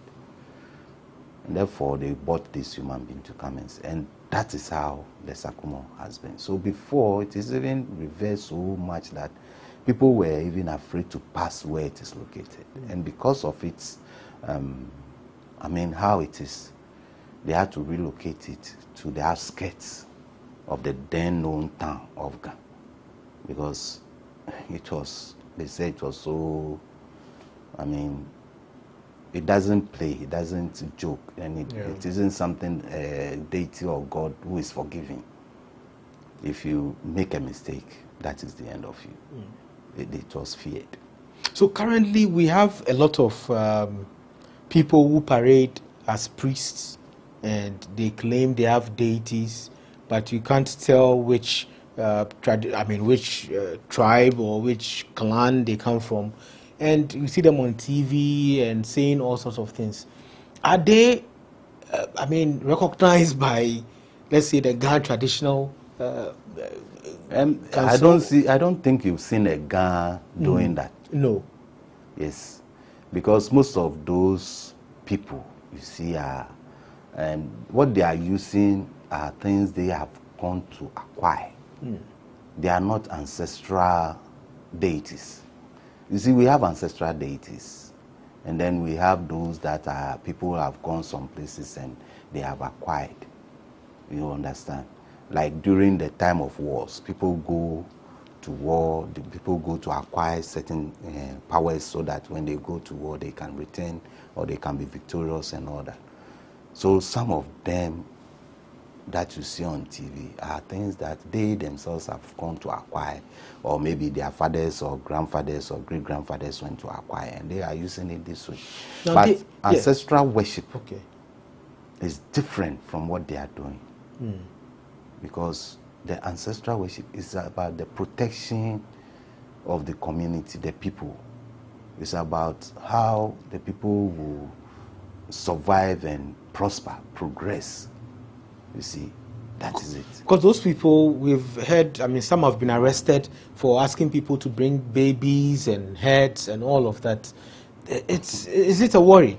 It's a big worry because, but you see, it is also about the society we are living in now. Everybody wants to get rich. Everybody wants to be rich without doing anything. How? But still, I don't believe in those things that you take a human being. Maybe you go and sell the parts and they give you money. So instantly you are rich. But I don't think they can do something for you and then there will be a box where every day you just go and collect money from. Where does that money come from? Is that person, does he have the money cutting machine? Or is it from Bank of Ghana? Or is that why some of our banks are failed? They stole the monies from there spiritually. You see, it comes up with a lot of questions. But I don't think somebody can do something for you, then there's a box or some room, as we see on TV, where you always go and then there's this money, then you will go and pick and go. I mean, no, without doing any work. So the Wolomos don't charm money? No. You don't, but people can come to you for direction? Oh, for direction, maybe... Oh, I'm doing this business, maybe family matter, or it is only prayer I will offer for you. Okay. And maybe if there are certain directions I can give you, I will advise.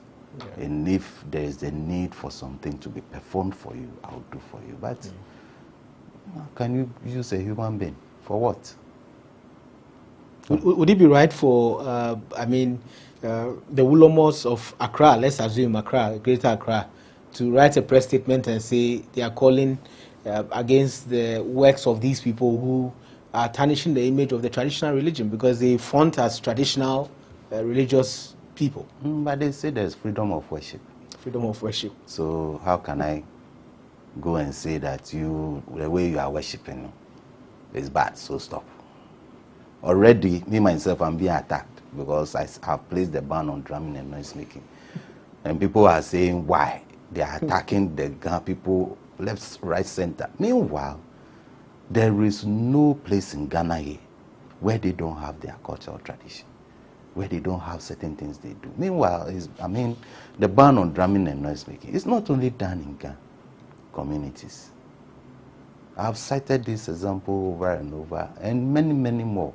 Because when you go to, I think Ashanti Biposo or somewhere, at a point when they want to celebrate their own festival, they also place a ban on drumming and noise making.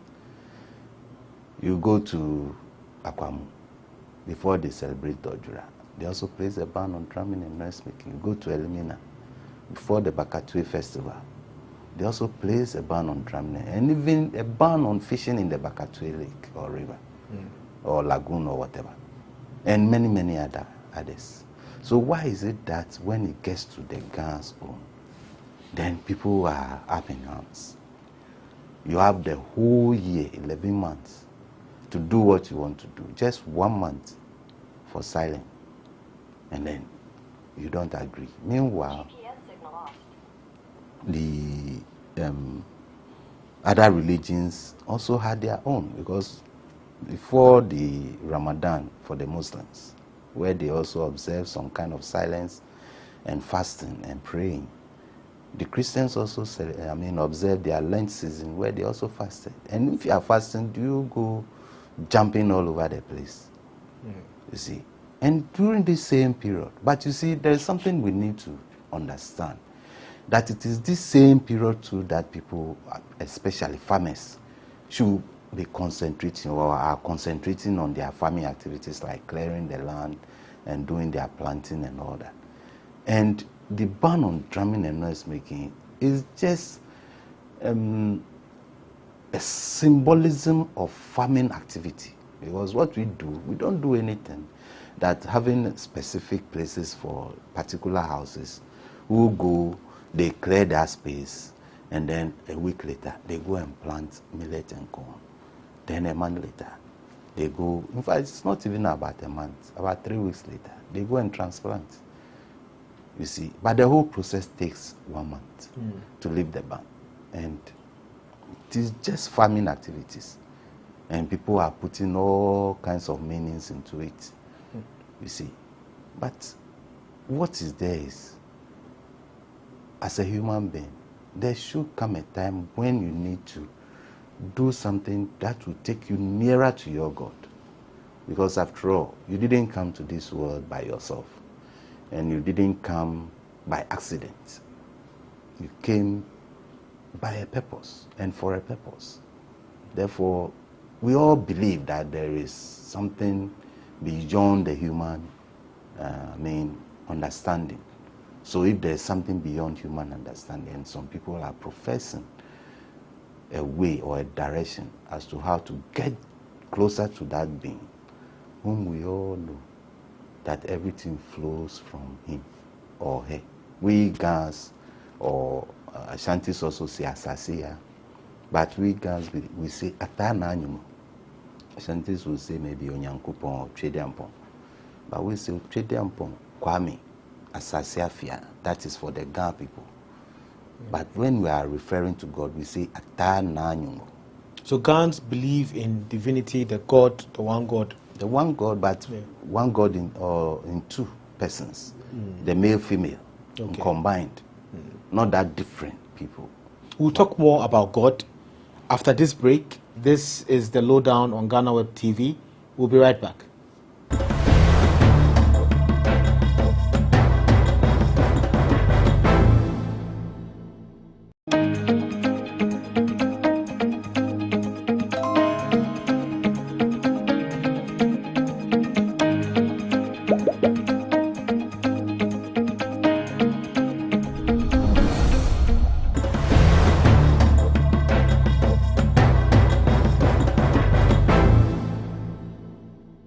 Welcome back from the break. This is the Lowdown on GhanaWeb TV. My name is Ismail Akwe, and our guest is Numo Blafo III, and we are discussing African or Ghanaian traditional religion and some common misconceptions. And so far, you've told us a lot of things that are very important. And traditional religion, traditional religion believes in the concept of God, and you are saying the Ghans have or believe in both the male and female God in one.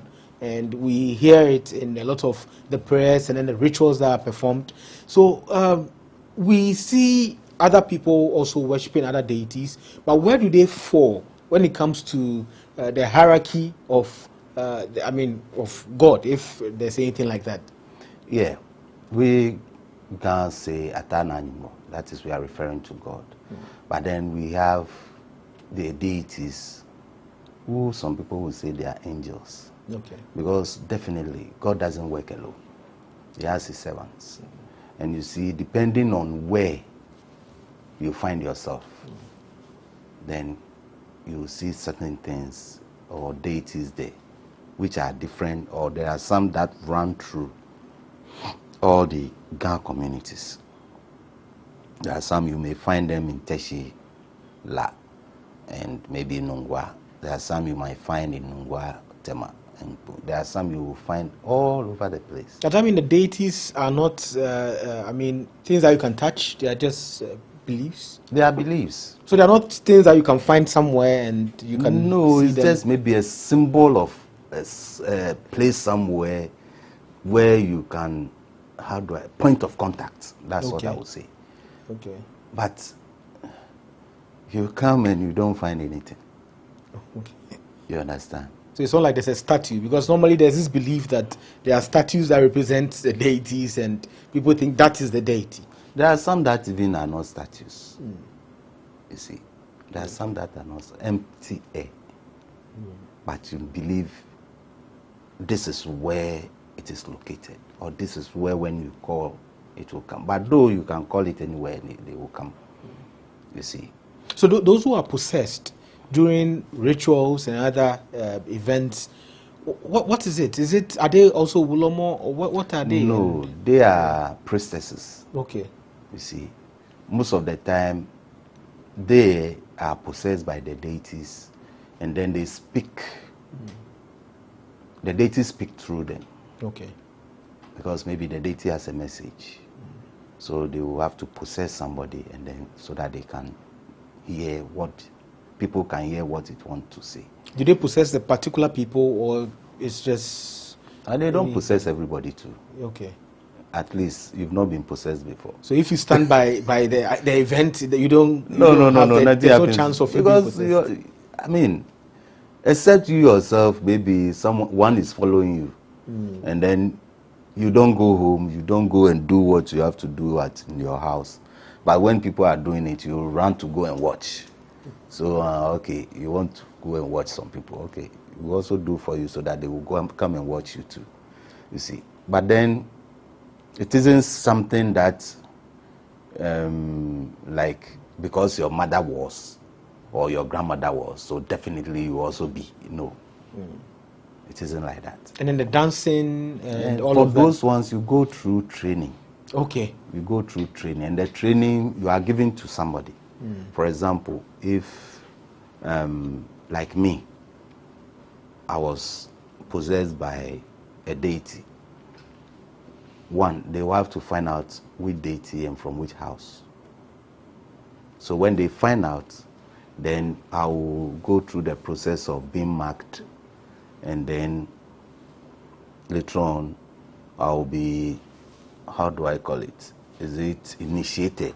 Okay. And then handed over to a senior person who will then take me through the process of learning how to dance, the songs, and so many things that goes with it. With the deity? With the deity. So all the songs, the dances, they're all for a deity? They are all for a deity. But actually, there are different ones too, because you need to know many, as many as you can.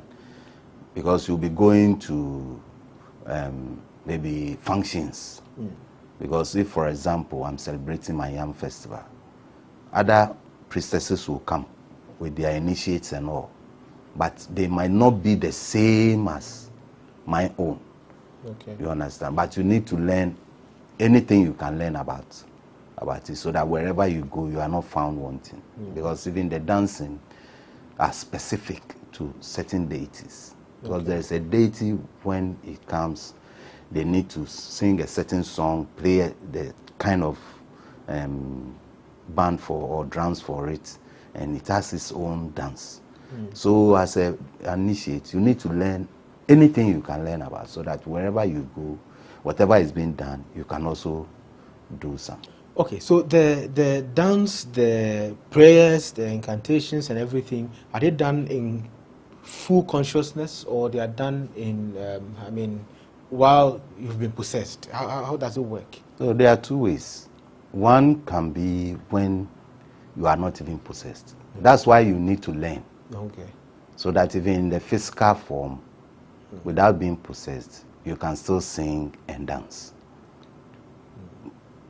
When you get possessed too, it's a different thing altogether. You don't control yourself? No, that one, you are not in control of yourself. Okay. It's the deity that is controlling you. But yet, when they mention a specific song, you know the dance that goes with it. And those who play the drums to know the type of drum or how they will play the drum for you to dance. Okay. So that is where you learn, where it is like not a formal school, but it's practical, no theory. Everything is practical. Okay. When you go to a function, you see how people are doing.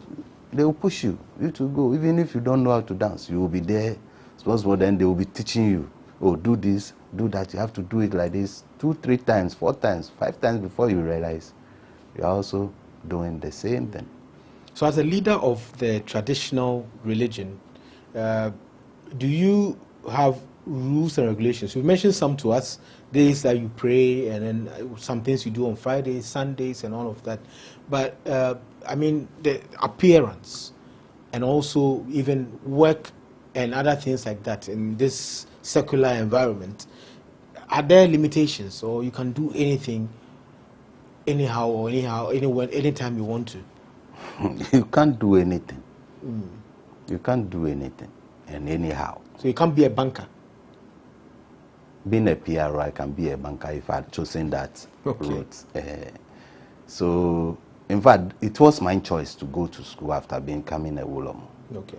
And I wasn't stopped though, because after all, I have a little education, and looking at me sitting at home doing nothing, I realized I would go waste. And also, who is going to take care of me and my family? You know? There's no traditional system that pays? There is a system that should be taking care of me, but people there refused to do what they have to do. So I have to find a way to keep body and soul together. And that's how I found myself in school, and here I am. Okay. So the white? That's my dressing actually for the Wolomo. Okay. It's compulsory. It has to be white. It has to be white. Or even if there should be colors, it should be white based. Okay. Yeah. And then no shoes? No shoes, yes, because the Wolomo is supposed to be living in a holy place. Okay. That is the Bachu. So even before you enter that place, there is something there at the gate we call Akrabacha. When you get there, you have to remove your footwear before you enter that place. Okay. And you see, some of these things, sometimes I find it interesting, because you find a lot of these things in the Old Testament. Because it says somewhere, either in Exodus or where Moses, when he wants to speak to God, he goes outside their camp and then sets up a tent of meeting. That is where he calls God and speaks to him. And that is where what we also refer to as Bachu. Because that is where the deity is expected or supposed to be residing, or where when you call it, it will come. Are these the demarcated places we see? Yes. Which are painted in white with the curtain? Yes. Okay. But mostly there are plants in there too? There are plants there to give shade. Sometimes there are herbal plants and all that. Yeah. You see. And then when you look at we walking barefooted, say Moses, when he was called, was told to remove his slippers, because the ground on which he's standing is a holy ground. So I don't know whether we learnt it from there, but I don't think so, because before the Bible will come, we were already practicing all these things. So where did it come from? And the hairstyle? My hair is just covered. Okay. Yeah, there's no style to it. Okay, so you're not supposed to cut your hair at all, or that is not... I'm not supposed to. Okay. I'm not supposed to. Yeah. Yeah. And it's close to the Rastafarians, I mean... Maybe, but it's not Rasta too. Okay. That's very interesting. You want to see it. But I cannot, uncover my hair in public. That is it. Okay. But at home, alone, in my room, I do remove my cap. Okay. So, final question. Let's focus on the Ghana traditional religion and also the whole Ghana community now. The Ghana community is becoming bigger in terms of population. So you can see that people have overgrown or outgrown all these centers of traditional activities and all of that. Is there any possibility of moving the deities away from the communities because of the population growth, or is there anything that could be done? Because I see sometimes, even recently, during the activities to plant the corn, you can see that there was no space, as you said. You are moving people, they are not moving. And there are so many of them. Is this something that can be done about it? I'm not sure. I'm not sure we can do anything about it, because they relate to each other.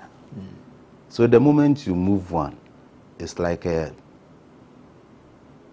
how do I put it, a brick wall.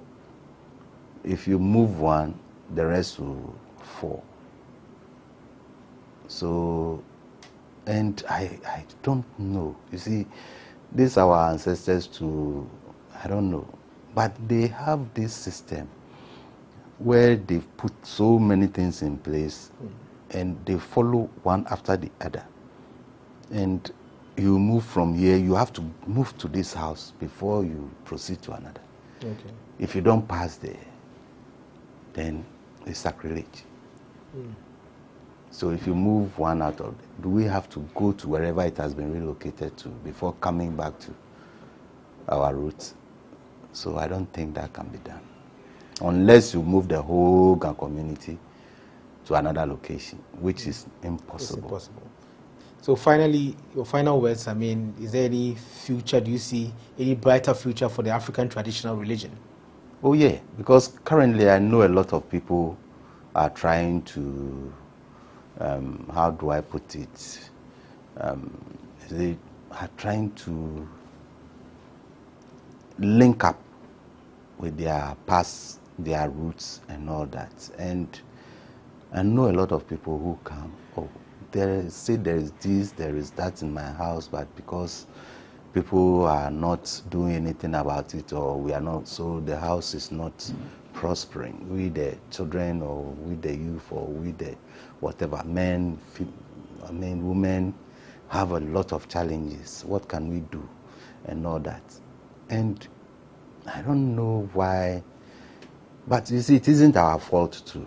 That is the situation we find ourselves in. And we've been programmed to the extent that we hate our own, but love those of others. And that is where we are getting a lot of issues. So what I would say is that, look, we are Ghanaians, and every human being or every Ghanaian came from a particular house. And that house, you don't know what it was built on, or what was used to build the house, and even to protect that house and the family, and to make them prosper some time ago. But we say we've converted to Christianity or Islam, so whatever is in the house, we are not interested. We won't go, we won't do what we're supposed to do. But then, the properties that were used, I mean, that the deities were used to acquire, that one day we will go to court. We will fight tooth and nail to possess them. But what was used to acquire that property, we forsaken those ones. And would they be happy? In fact, if it were to be you. So all I'm saying is that we should look within, and we are bigger than the way we see ourselves, unless we will identify what is in us and what is for us, and do what we're supposed to do.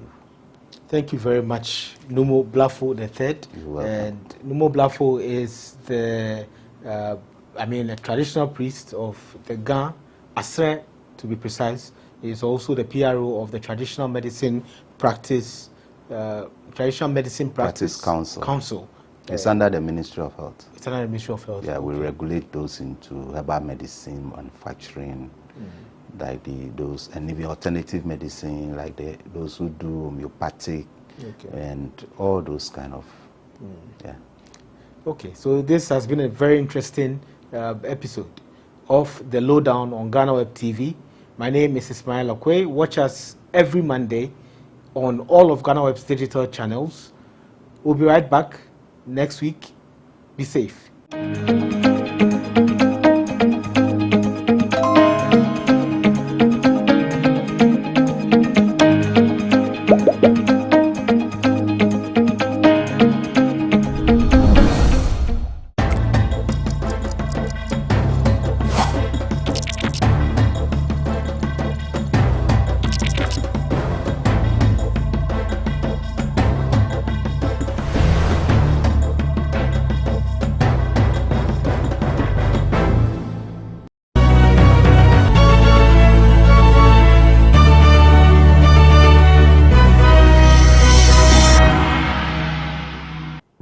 up on this edition of BizTech, we learn about a technology that helps you learn a local dialect, translate your voice to text, and more, all through an app.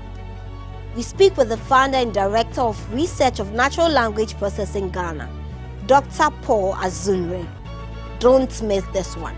The context of Ghana Natural Language Processing is a way of enabling technology to understand our local languages. We think introducing an app like this ensures that we Ghanaians have a way to learn our language and use it correctly. Language is culture, right? And in the future, probably our entire existence is going to be digital. And if our language have not been digitized, what's going to happen to it? Watch BizTech this and every Friday on GhanaWeb TV.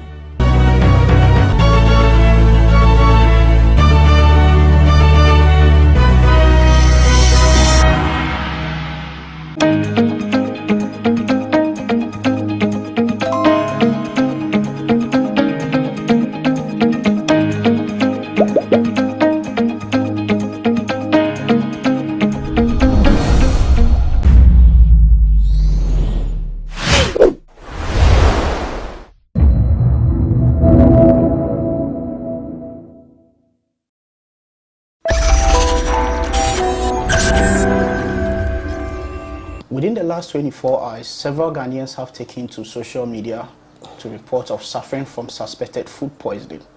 A lot of these reports have been attributed to food consumed at one of Ghana's popular fast food chains, Mawako Fast Foods. We are here to speak to one of the victims to find out from him what happened. My name is George AC. This is Say Loud. We'll be right back. Welcome back from the break. This is Say Loud on GhanaWeb TV. With me, George AC. I am seated here today with Ebo. He is one of the people who have suffered from the suspected food poisoning, which has been attributed to food bought from Mawako. Ebo, how are you? I'm doing better this morning. If you say you are doing better this morning, how has your situation been before this morning? So I bought the food from Mawako on Sunday afternoon. Then I ate it. Everything was usual. Then on Monday morning, I got up, tried to do my usual exercise before going to work. But then I had a tummy upset. So then I came back to try to do the exercise, but I wasn't too good. So I just stopped then, took my shower, and then I had some medication in the office. So I went to the office, took the medication, expecting that I should be better. But then 30 minutes after, I began to feel very sick. So I spoke to a colleague of mine and asked for the office driver. Unfortunately, he wasn't around. And I was like, well, the police hospital isn't far from me, so I can drive there myself and check myself in. So I went there. Long story short, they had to admit me. Then when the results came, the doctor said that I had multiple infections. But he didn't say what in particular. He just prescribed some medication and then discharged me. So my colleagues brought me back to the office. Then I had to leave my car there actually. Then my dad came to pick me up and brought me home. But then in the evening, I felt a little bit okay, though I was still weak. In the evening, I had a relapse and I had to be rushed into the Obuju Polyclinic. And when I got there, I was just throwing up.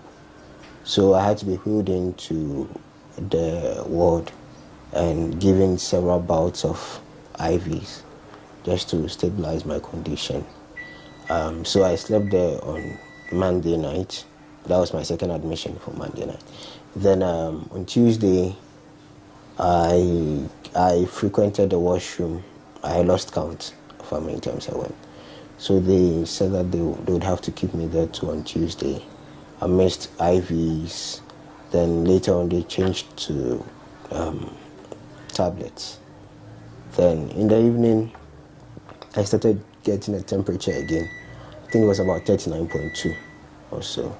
So I had to get another injection and IV again till it became normal. Then Wednesday morning at about 10, they said they were discharging me because they felt I should be okay to come home. But I came home and I was still struggling to eat because I was very nauseous. Then when I ate in the afternoon, I was a bit okay. Then later on, I started throwing up again. Then in the evening, I tried to get something because I was very hungry. But all this while, whenever I eat, whatever I eat, I just go to the washroom or I throw up. So in the evening, I felt the need to go to the hospital again. But we spoke to the doctor. He recommended that I should take in some soup and maybe rice. And there was a tablet that he gave me that should be able to help settle my stomach. So I struggled to sleep a bit, but this morning I feel better. Yeah. What exactly did you buy at Mawako? Fried rice with chicken. Was it a takeout? Yes. How often do you buy from Mawako? Truth be told, that's my first time. And it will be my last. Sorry, but the news is out there that food poisoning. In your position, how have you been able to establish that what you suffered was food poisoning actually? That's what the doctor said. I didn't say. And so when I went into the polyclinic on Monday evening, there were others there. And so when I sat down for them to do the diagnosis, the doctor he was saying it and he was laughing with the nurses that, where is that Mawako that everyone is talking about? Because it's like everyone who has come in with food poisoning is saying Mawako. And I mentioned that it's at East Legon. And he asked me, why did I eat over there?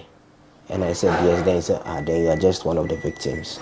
So then we would know how to treat you with it. From your count, how many people did you meet with the same problem at the hospital? Okay, I was not in a good position to do that count. I was. But if you. But then, at least I saw a man who came in with his 2 sons, and he said his wife was on admission already, and one of the nurses who doubles also at Chumesio Medical Center said that 10 people had come in over there and 7 had been admitted, all from Mawako. At what point did you get to know that you had suffered food poisoning? In the evening, because like I said, the police hospital didn't specifically tell me it was food poisoning. They just mentioned I had multiple infections. So it was on your second admission that you found out. Yeah. Then the social media thing came in. Yes, that I saw just this morning. What have you learned from there? I mean, so far, what have you heard from all the reports? Yeah, they are all reporting similar incidences. Some families, some individuals, some friends. I mean, for me, it was just a regular Sunday afternoon. I stepped out because I wanted to get some lunch. There was no one at home. So I decided, well, let me just go there and get something to eat. And I bought that. We are yet to establish if indeed this is a result of the food you and as well the others ate from Mawako. Yes. But what would be your what would you say in response or in reaction to Mawako and what they do, if it has anything to do with what you have suffered now? Well, first of all, I think FDA needs to come in, go there, check their kitchen, their surroundings. If they can get some of the food samples that they have used, they need to test them and see. I mean, it's vegetables, so it's likely something could have gone wrong somewhere, and maybe it's a case of hygiene. more or less. But have you received any have you been contacted by Mawako? No. FDA? No. I mean, I saw the Twitter trend just this morning, so I also just I just tweeted what I had suffered as well. People are advocating for a class action suit against Mawako. Would you join? It's not out of place because for a restaurant that feeds lots of people, you have to be very careful about what you are serving to the people. Other than that, these are hundreds, possibly thousands of people's lives at risk, and if someone dies out of this, we wouldn't know. Maybe those of us who have access to social media can say something, but those who do not, we never know. Do you think this is a test case for Ghana, where probably, like it is being suggested, a class action should or must be taken to serve as a deterrent or to create a pathway for dealing with issues like this? Yeah, I think the FDA needs to do, I would say that the FDA needs to do more about some of these things. They need to step up their game when it comes to standards, especially with food, because food is something that we cannot live without. So, yeah, I think it's something that it should be a test case for the country, for Ghana. If you are to summarize what you felt throughout the process, throughout your being sick and all that, the entire experience. It's not something I would want anyone to experience.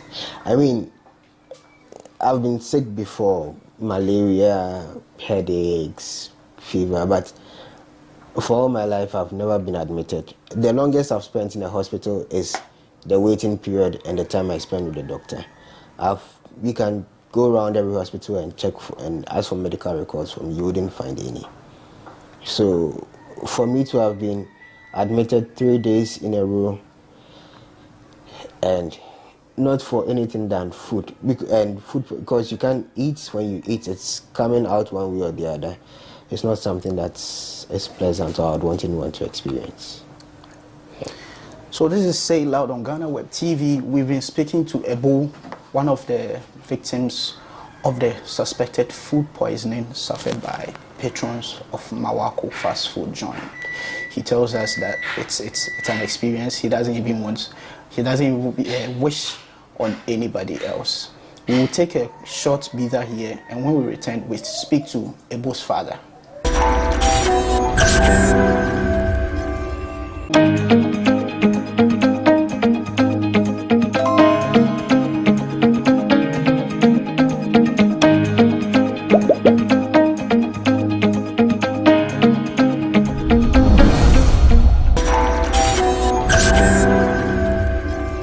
Welcome back. This is still Say Loud on GhanaWeb TV with me, George AC, and within my hands at this moment is the pack which the food Ebo ate was packaged in. I think this is Mawako's packaging and all that. And then I also have in my hands receipts from the police hospital and the other hospital, the second hospital Ebo was admitted at. I've been joined by Ebo's father, Senior, and he's here to tell me more about the plight of his son. Daddy, at what point did you get the call about your son's situation? Well, that's last Friday I traveled to Cape Coast for a funeral with my wife. So we returned on Sunday afternoon. When we got home, because we were not in, and it was Mother's Day, Ebo chose to go out to buy some food. Luckily, when we came home, he had started eating the food. So I went, I saw this. might be a delicious food, but he knows that we usually don't buy food from outside. We always eat at home. So he gave explanation that because we are not coming, that's why he went for this food for a change. I tasted the chicken just a little. I was lucky. He enjoyed the food and left some. Then usually he doesn't get up late in the night. But when we were sleeping in the midnight between 2 and 3, he woke up. I said, "It's not yet 5 for able to bath. Let's see." Then before 5, normally he wakes up to take his bath. He went to loo again. He dressed up and went to office.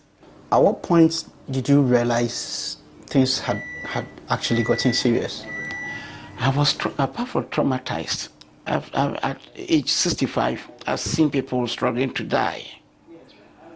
When briefing, when you are passing, I mean, you know, if you go to hospitals, you see. So that made me, that fear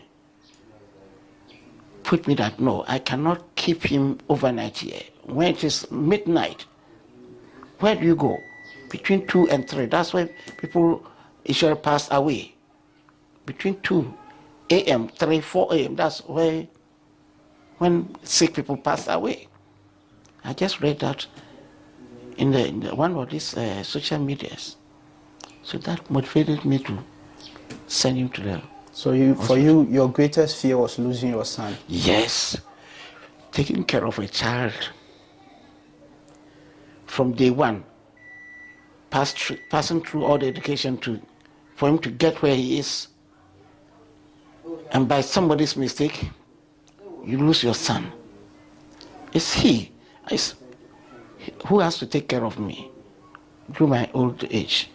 He has to bury me, but not I bury him. You were in the ER and you talk of other people bringing their family and reporting with the same situation, which was attributed to Mawako and all that. Seeing all that, what was going through your mind at that point? First was to ensure that he gets well, and I take the case up. So this morning, I consulted 1 or 2 people.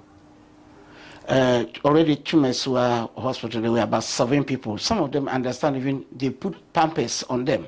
You have to use pampers because they were just passing through stool. So they were suffering. So you started checking on social media and the news outlet whether you find something. Then we take the case up. I planned this morning to go to Mawako to see the management and make further complaint. If they tell me something reasonable, is there, I will know whether to sue or not to sue. You are planning to sue? Yes. I'll just find a lawyer. But if they tell me something, I mean, unexpected bills, I'm a pensioner. Suppose I was not having money and we are at the hospital. How much has this cost you? I have not total, but I mean up and down fuel. I was at the hospital 5 times. Go and bring this, go and buy this. The inconvenience and trauma. Can you pay for it? Goes that beyond services? monetary expenses. Money, you have to buy the drugs. You have to buy the drugs. It's not free. The inconveniences, unbudgeted inconveniences, because of somebody's interest or profit.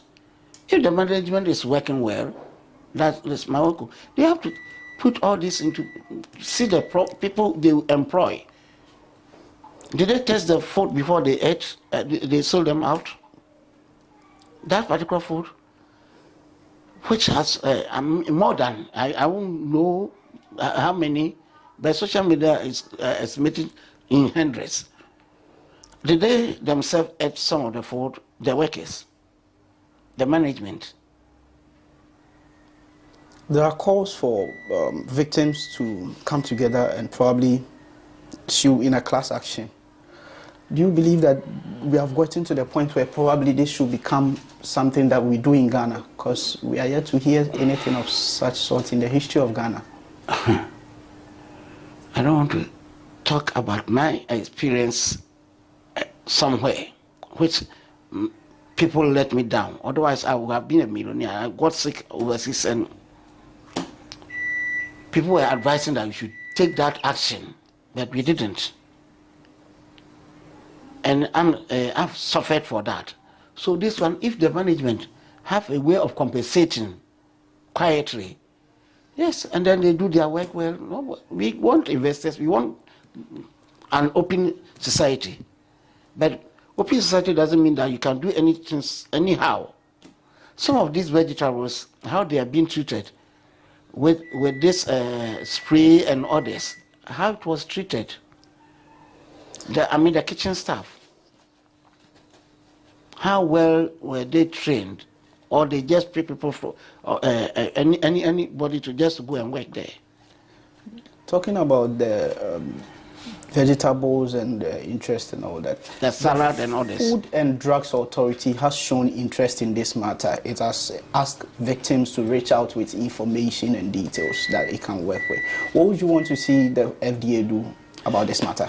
Whether FDA will do the work. I'm a retired public servant or civil servant, where some of us did our best, but on retirement, and I'm doing one or two things, I've seen the frustration people go through in getting services. So if only FDA will do their work, if somebody is not going to take the file and put it in his drawer, put weight on it before they take action, that is the problem. It's a general sickness in Ghana here. Those who are supposed to work, they are interested in riding in the cars. The cars they are giving to them to go to the field. Whether they go to the field to do the proper work, or they take the car to do their family business. That's the fear. Government have set up, but that we the individuals, whether are conscious, we work according to why we're employed. That is why people are losing faith in some government institutions. Whether FDA can work and give us the report. That's your fear. That's my fear. Okay. So if you have anything to tell the management of Mawako, what would you tell them? They have to compensate us. 4 days he has been at home. A police hospital gave him 4 days. So it means tomorrow he should go to work. So assuming he's not still fit to go to work, what do you do? Assuming he's a dairy, somebody who does dairy wage job because of somebody's negligence. And if you don't take action, they will repeat it. Next time it will be worse. Not only my work, I wish other restaurants too. The FDA will go around and do their work. That's what they have been paid for. That's why government have bought vehicles for them, fuel them. Thank you, Mr. Ebo, for your time. The report still continues. On social media, it's rampant. People are reporting of multiple admissions with very severe conditions, and we are hoping the FDA investigation will establish the facts in this matter and the appropriate actions taken. The sheer number of victims involved in this alleged food poisoning at Mawako is quite overwhelming.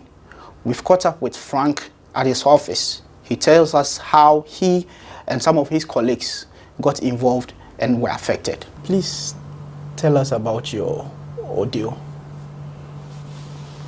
Okay. All right, so that was on Saturday, around 5 o'clock, 5 p.m. Okay, before 4:30 p.m., I went to Mawako, East Legon, to have my lunch. So I went with someone, and then after which, when we finished, I decided I was going home. On my way home, I received a call from my friends.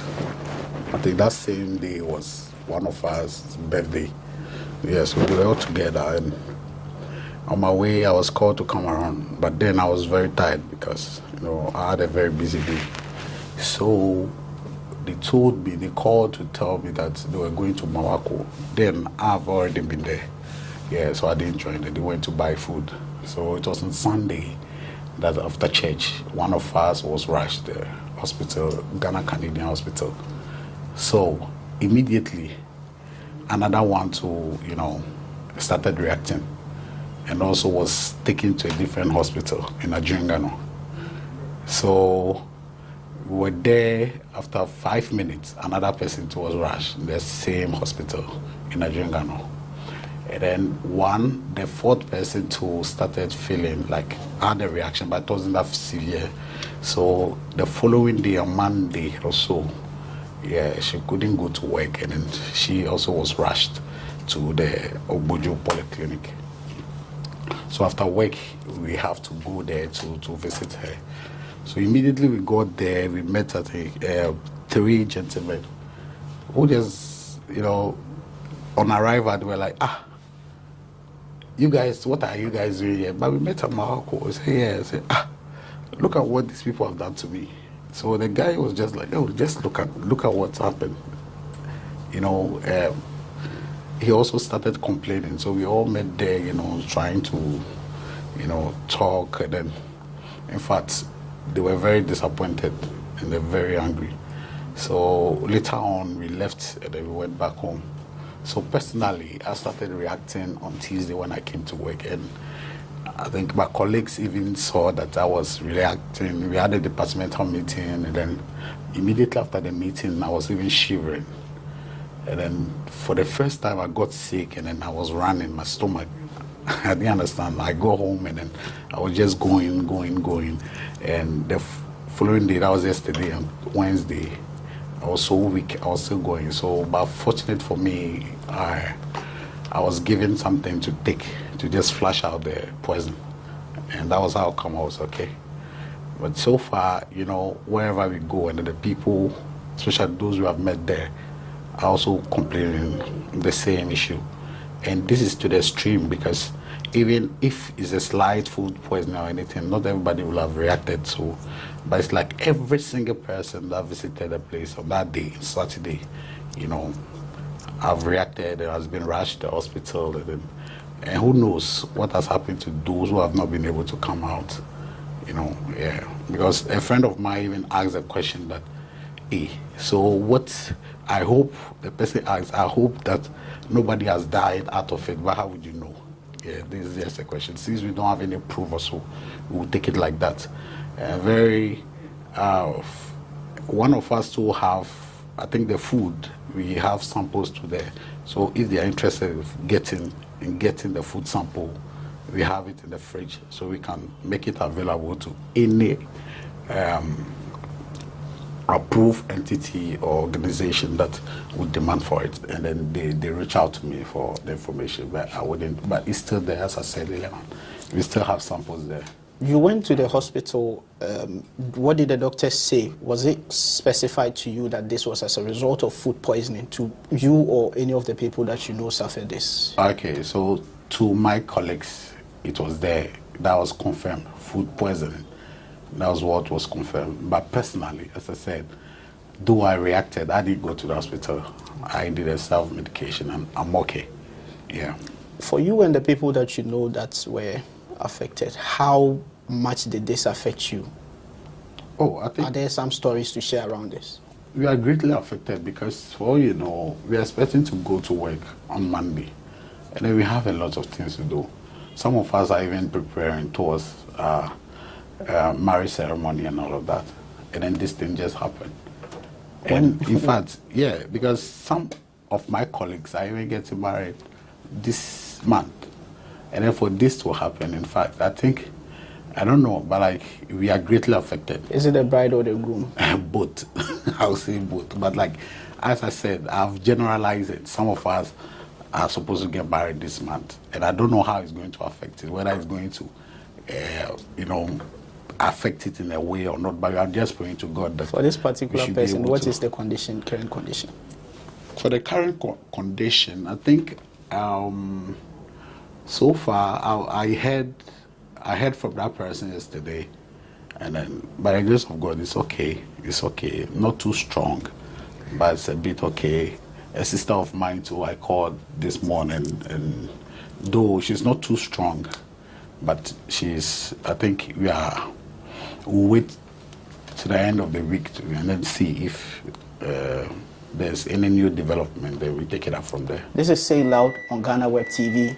It has been with me, George AC. Until we meet for our next episode. Bye.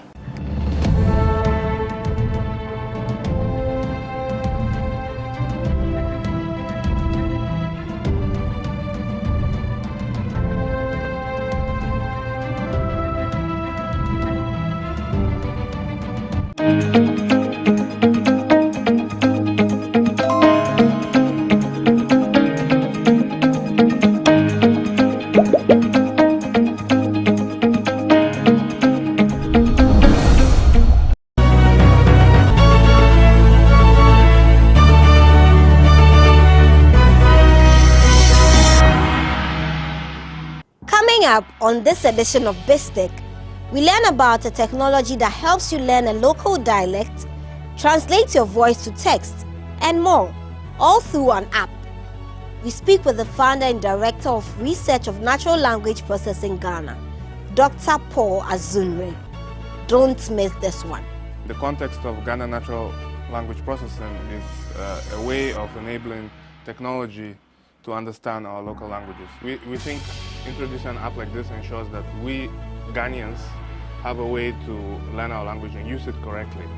Language is culture, right? And in the future, probably our entire existence is going to be digital. And if our language have not been digitized, what's going to happen to it? Watch BizTech this and every Friday on GhanaWeb TV.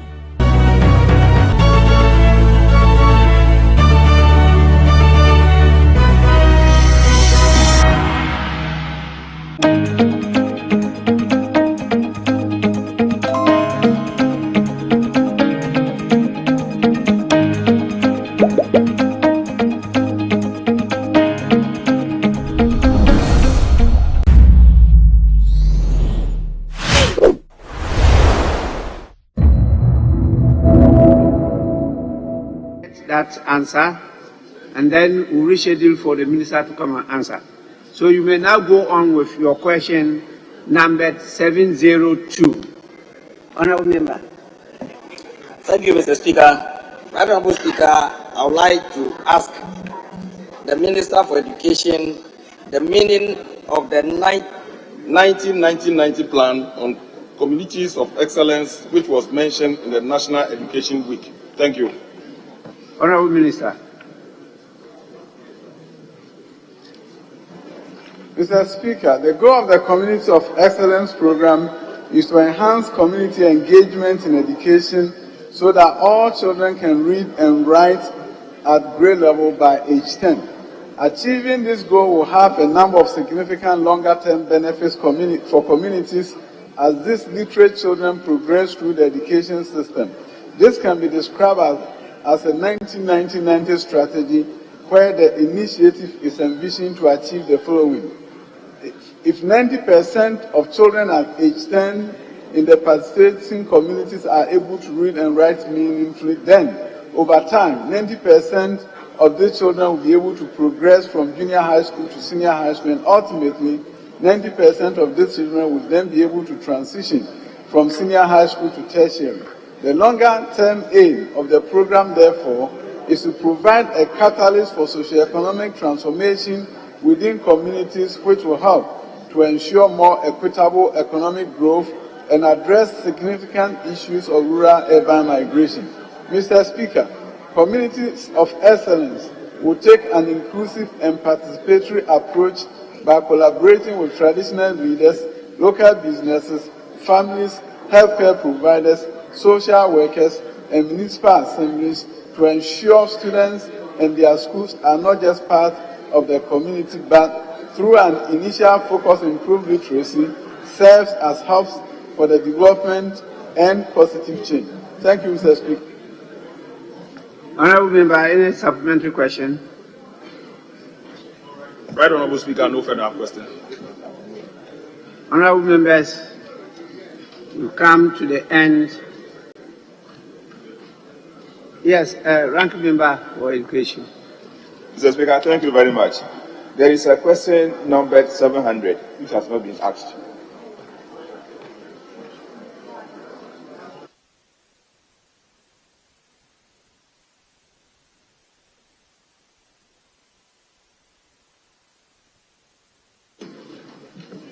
Yes, the honorable member for Ablekumanov. It looks like your question number 700 has not been asked and it's not been answered. Are you ready now to ask that question? I would like to ask the question. Please go on. Thank you, Mr. Speaker.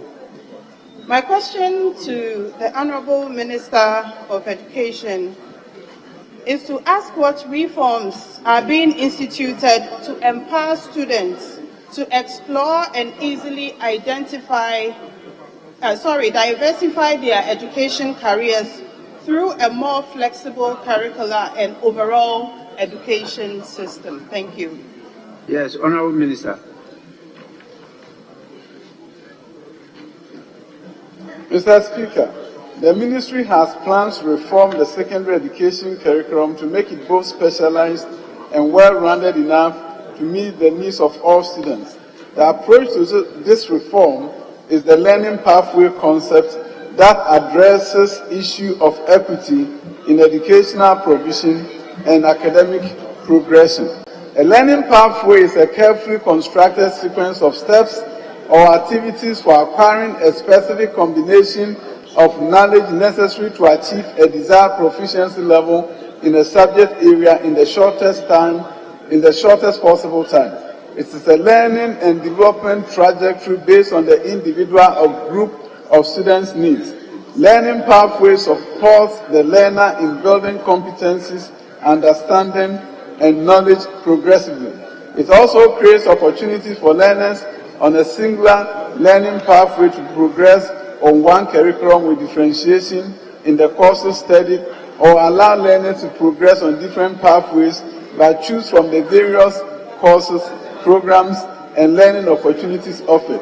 In both cases, learners are allowed to earn academic credit and satisfy graduation requirements. Regarding the revised senior high school curriculum, there will be one curriculum which provides regular pathway, which with enhancement and acceleration to create options for those learners who are identified as gifted and talented or needing academic intervention or catch-up. In terms of the pathways, a student may move between pathways according to the ongoing assessment of their progress and learning. There will also be differentiated teaching and assessment within a given pathway. The identification of which pathway a student should be placed on initially is reliant on pre-assessment. Mr. Speaker, it implies an expansion of educational options beyond the one-course-fit-all sequences offered to students. The concept applies to educational experiences at the high school level that occur within and outside traditional classroom settings of schools, such as internships, apprenticeships, independent research projects, online classes, travel, community service projects. Students may earn grades, credit, or other forms of academic recognition for completing a learning pathway experience. Thank you, Mr. Speaker. Yes, Honorable Member, any supplementary question? Yes, Mr. Speaker. Mr. Speaker, I would like to find out from the Minister, at what point can a senior high school student who would want to change over from either science or arts to TVET, at what point can they make that switch? And is it possible to make that switch? Thank you. Yes, Minister.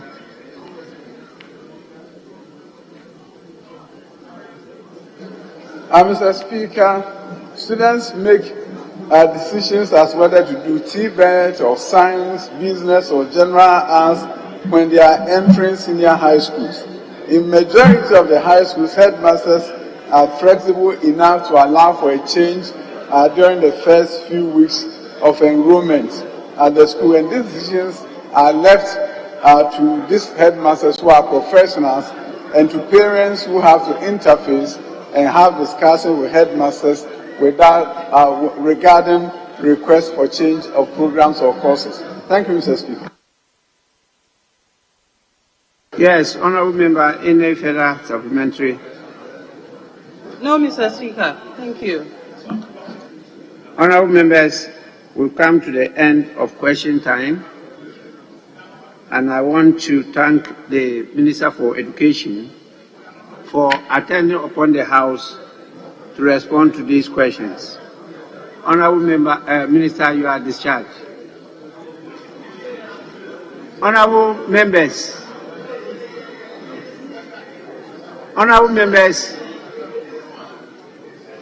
I am going to give you notice because I'm going to direct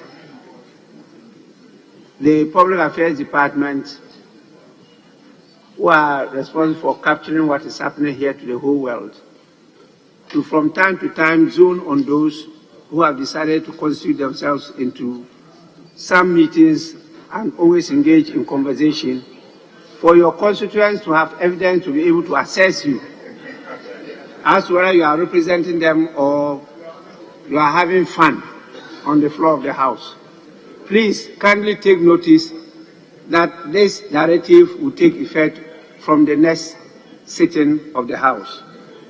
Public Affairs Department, you are hereby directed to from time to time zone on the members who are in conversation and not participating in the proceedings of the House.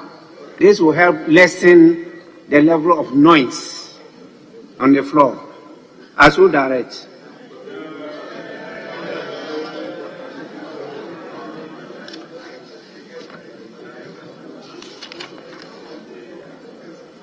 Honourable members, we now move to, Majority Chief Whip. Speaker, with respect, I seek your leave for us to vary the order of business and go on to presentation of papers and take item 8D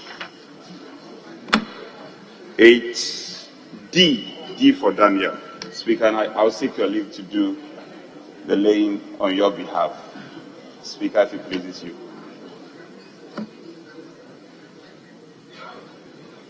Honourable Majority Chief Whip, I thought the understanding was that we'll handle these three statements that have been pending. Then when we go to public business, we'll handle the rest. I'm available. Speaker, I will defer to you. Yes, so honourable members, the Speaker has been guided as to how statements will be delivered and how comments will be made on the floor. From now on, any member coming to make a statement must make sure that it is done within 5 minutes. Not more, not less. Those going to make comments must make sure that they make their comments within 3 minutes so that we can manage the time and have enough for other businesses. Some businesses have been pending for a long time now. So we are going to implement that starting from today, and you will be timed off. And so when it's 5 minutes and you are talking, nobody is hearing you, it's not being recorded. What you need to do after the 5 minutes is to get in touch with the Hansard office to make sure that your whole statement is captured in the official reports of the House. And then you can now handle the rest with the media. Thank you so much. So we'll move to item 7, statements. We'll start with the statement that was to be delivered yesterday, but had to be deferred to today, And that statement stands in the name of the Honorable Member for Afran Plains North, Honorable Betty Nana Efua Crosby Mensah. Honorable Member, you may deliver your statement now, and you have 5 minutes to do so. Yes. Thank you very much, Right Honorable Speaker, for the opportunity to deliver a statement on the occasion of World Menstrual Hygiene Day, which was observed on the 28th of May 2022. The World Menstrual Hygiene Day is an annual awareness day observed on the 28th May of every year to highlight the importance of a good menstrual hygiene management at the global level. It is aimed at changing the narrative and creating awareness around menstrual hygiene. Millions of women and girls around the world are stigmatized, marginalized, and discriminated against simply because they menstruate. The theme for the World Menstrual Hygiene Day 2022 is to create a world where no woman or girl is held back because they menstruate by 2030. Mr. Speaker, the day was created by a German-based non-profit organization, Wash United, in 2013 to observe menstrual hygiene as well as give awareness to normalize the many challenges of menstruation that women and adolescent girls experience every month, such as access to good hygiene condition, religious and cultural discrimination, pain, discomfort, etc. Mr. Speaker, the day provides a platform for governments, agencies, NGOs, individuals, the private sector, the media, and other stakeholders to enhance their support and advocacy strategies to promote better menstrual hygiene practices and ensure that every woman and girl is carried along. The World Menstrual Hygiene Day offers the opportunity to remind our communities and stakeholders to understand the fact about menstruation as a biological process, to understand that women and adolescent girls go through to enable procreation and our very existence on this earth. It is important for all to appreciate that menstruation is a fact of life. And if women do not menstruate, Mr. Speaker, the human race will become extinct. Mr. Speaker, millions of women and girls are stigmatized, marginalized, and discriminated against simply because they menstruate. For some, the onset of menstruation signals that a girl is ready for marriage and childbearing, even if she herself is still a child. For some women, it also means a squandered opportunity since they are unable to attend school due to the pain and discomfort or lack of personal hygiene supplies. It even entails the loss of dignity for many others and therefore becomes school dropouts. For some women, it is a source of embarrassment as they are confined to menstruation tents and forbidden from sharing meals and associating with others. Mr. Speaker, to observe this day, it is important to break the silence on menstrual hygiene for us women and adolescent girls. Let us use this day to raise awareness and to help change the negative narrative about menstruation as being evil, whilst we use the opportunity to educate our women and girls on good hygiene practices and how to properly dispose of our used sanitary materials. Mr. Speaker, discrimination against women because of their menstrual cycle should be frowned on at all levels. Women and girls should not be denied access to education, income, equal opportunities of participation because they menstruate. Mr. Speaker, another area of concern is that the inability of women and girls to procure sanitary products. The imposition of high taxes on sanitary wares is discriminatory and retrogressive to Ghana's efforts at promoting a more equitable society, since it is a natural phenomenon that affect only women. To ensure access to inhabited menstrual hygiene products for women and girls, government should, with immediate effect, Mr. Speaker, consider scrapping the 20% tax imposed on hygienic products, such as sanitary pads, and possible making available free sanitary pads and supplies to schoolgirls to give them the comfort and confidence to carry on. We must all act now to protect womanhood by ensuring that no woman or girl is attacked because they menstruate. Let us all work together to achieve this aim by the year 2030. Mr. Speaker, thank you for the recognition. Yeah.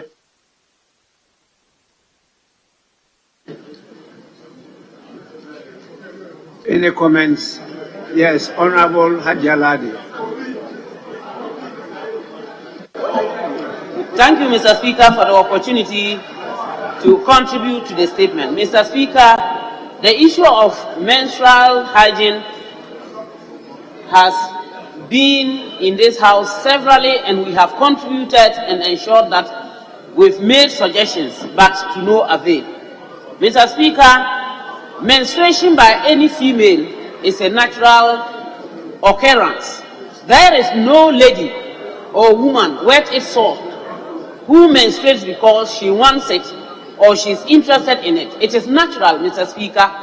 And for that matter, it's not an issue of an ego where the person thinks that I want to do it. It is a need. It has to happen. And every single human being under this sun who has been given birth by a woman, that woman would have surely gone through a menstrual cycle. And any woman who doesn't have menstruation definitely has a problem and would wish to have menstruation. We need the support of all men and women, leaders, politicians, and what have you, Mr. Speaker, to ensure that the girl child is supported with menstrual pads. Mr. Speaker, this initiative was taken up by the former government, and sanitary pads were distributed in schools. All of a sudden, it stopped. Many people do not understand what women go through or the girl child goes through when they are menstruating. It is a period that the woman or the girl has to take care of herself properly and does not want anybody to know that she is having her menstruation. So, Mr. Speaker, you can imagine a girl who doesn't have the sanitary pad and is not properly prepared in school. Some of these girls today menstruate even at the primary level, that is at the basic school, the JSS, not to talk of the senior high school, Mr. Speaker. And most of the girl child that need support are those in the rural areas. Mr. Speaker, some of them go as far as using unhygienic things to prevent themselves from being soiled. And most of them, as has been rightly stated by the maker of the statement, even stop school because of the embarrassment that it comes with when they soil their uniforms.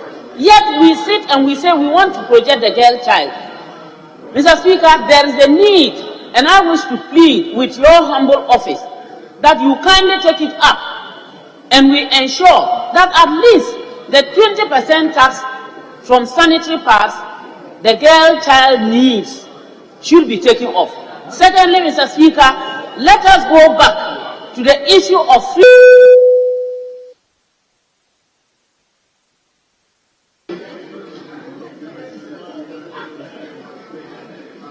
Yes, the honorable gentleman in front of me. Thank you, Mr. Speaker.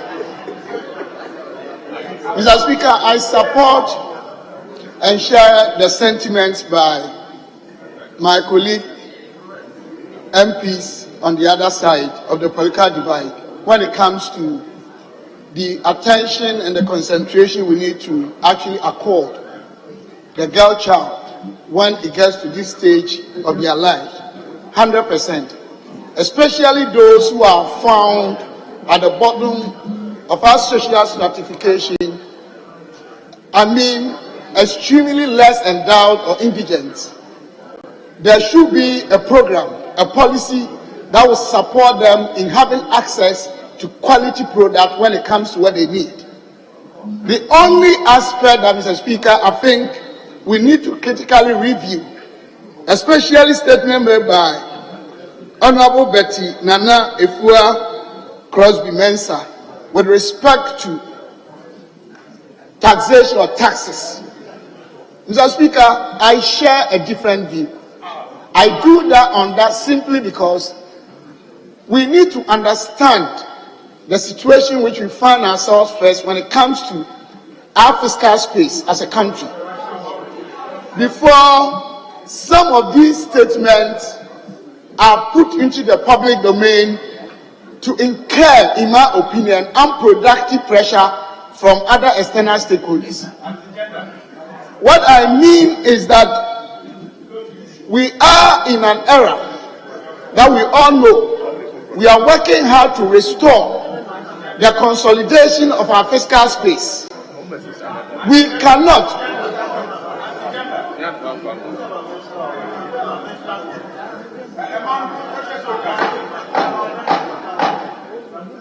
Mr. Speaker, what I'm trying to say is that we can't do the classification of the segments and find out that these segments within our social stratification, we can support them free stuff that we are talking about.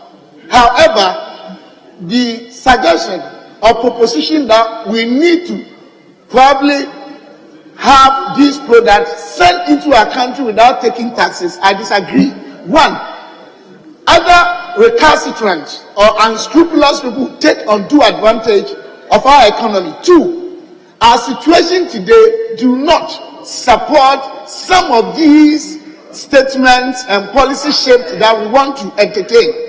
So I am saying that as much as I support every single statement that they've made, as much as I support the Ghanaian young girl whose parents might never had the economic capacity or strategic position to acquire these things for the benefit of their health and other social needs, the aspect of allowing importers to import these products without taxes, Mr. Speaker, I respectfully disagree. Thank you, Mr. Speaker.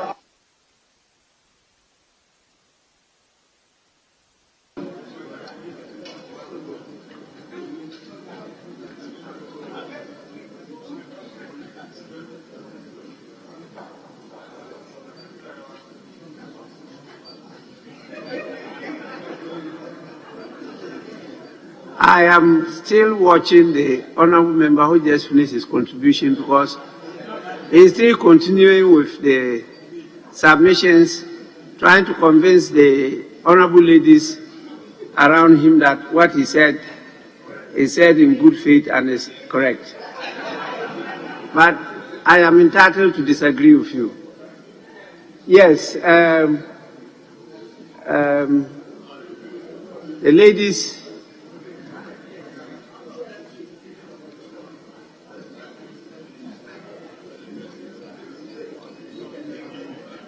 Which of you is senior? Yes. Yes. You should have the first bite. Thank you, Mr. Speaker. Seniority is good. I'm older than you. Thank you very much, Mr. Speaker. Age is good for today. Mr. Speaker, menstrual habits in Ghana are still hampered by socio-cultural and religious limitations. In many parts of our country, when girls are having their menstruation, they are still kept away from performing some activities. It's biology, and I'm hoping that our country will take steps led by the Ministry of Gender, Children and Social Protection to ensure that our girls are allowed the freedom to experience their womanhood without the limitations. Mr. Speaker, I rise also to add my voice to that of the maker of the statement. I myself has presented a copy of my own statement to your office, but I haven't received any feedback yet. So I'm grateful for this opportunity to add my voice to the fact that it is truly a debilitating effect that the obnoxious tax of the luxury, the tax called luxury tax on sanitary pads. 10 cedis for one, Mr. Speaker. And as it is, some girls have their period in 3 days, some in 5, and some in 7 days. If you have a 7-day cycle, it means that you have 10 cedis a day or 20 cedis a day times the 7 days. The cost of the sanitary towel has risen because of the taxes that are put on these sanitary towels. If you come from a rural community such as I, and you have our children staying at home for 7 days because they cannot afford sanitary towels, then nobody should be asking us to pay taxes on these commodities. I want to also urge the states and people who have the wherewithal and the resources to have factories to produce these reusable sanitary towels so that our girls can afford it. The disposable ones may be expensive, but if we teach them how to use the fabric, and I know that some NGOs are already in the process of doing that, some are sharing, and I had a couple of them come to support me on Monday. They brought some samples for us. Those reusable ones should be encouraged. The Ministry of Education should also take an interest in how our girls have access, easy access to sanitary towels so that they are not hindered academically. Mr. Speaker, I thank you for this opportunity to add my voice.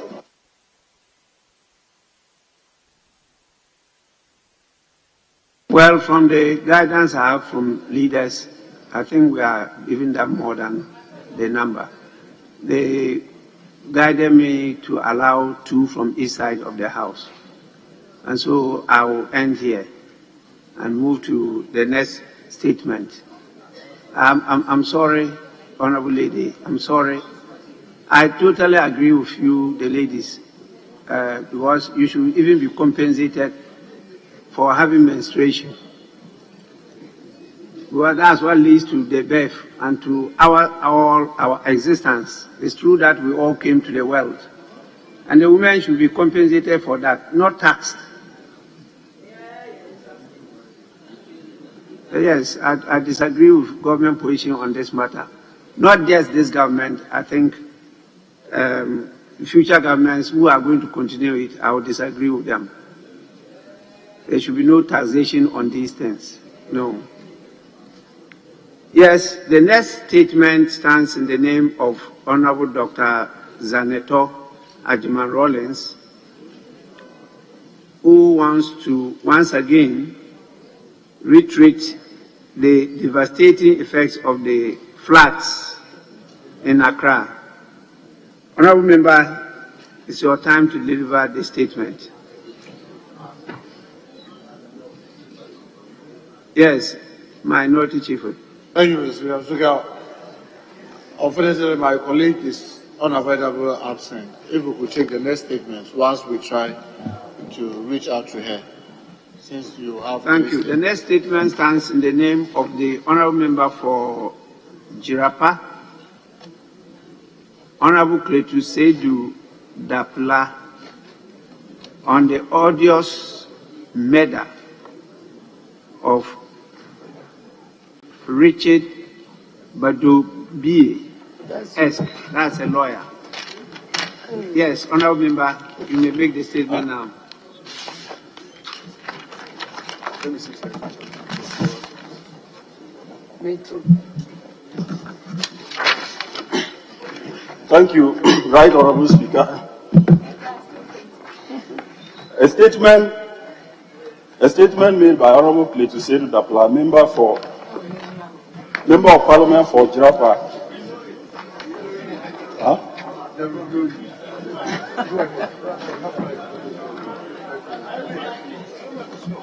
Mr. Speaker, thank you very much for the opportunity to report the painful death of Richard Badobie Esquire, an illustrious son of Jirapa, who was tragically murdered by an unidentified armed man on May 28, 2022, between the Banda Ponta and Noiri on the Bole-Bombay Highway. Whilst he was traveling to Jirapa, Mr. Speaker, the 40-year-old lawyer was born on 1st May 1981. He attended the London Senior High School and proceeded to the University of Ghana, where he obtained a bachelor's degree. He served briefly as a teacher at the Tumu Senior Technical High School in the Sisala East District and returned to the University of Ghana Law School. He was a highly knowledgeable individual who has authored 2 books in his life. He was a practicing lawyer and co-founded the Latte Bodombi and Associate Law Firm in Accra. Mr. Speaker, I am saddened and extremely livid at the thought of the unthinkable circumstances under which Richard died. He was shot and killed in cold blood. For me, it's a deep personal loss of a nephew, friend, and dedicated working colleague. Until his grisly murder, Bodombi had very promising leadership prospects and has demonstrated hard work, patriotism, and love of country. He has served the people of Jirapa as a member of the Municipal Assembly representing the Punchani electoral area since 2015. He was a catalyst for positive change and a role model for many young people. He was a cheerful and inspirational character, a responsible family man, and an honest public figure. Mr. Speaker, the gruesome murder of Mr. Bodombi happened at a time where several of such incidents, including extrajudicial killing by the police who are supposed to protect citizens, was unaccounted for. Our security and judicial system have failed severally to deliver justice and bring perpetrators of those vile acts to face the rigors of the laws. In recent times, many families have had to nurse the same wounds inflicted on the hearts of the families and friends of Mr. Bodombi without any promise of retribution. The lack of deterrence to crime is becoming a green light for many crimes. Mr. Speaker, this cannot continue. I call on the law enforcement agencies, especially the Ghana Police Service, to quicken the pace of investigating this crime and bring the perpetrators to book. We demand justice.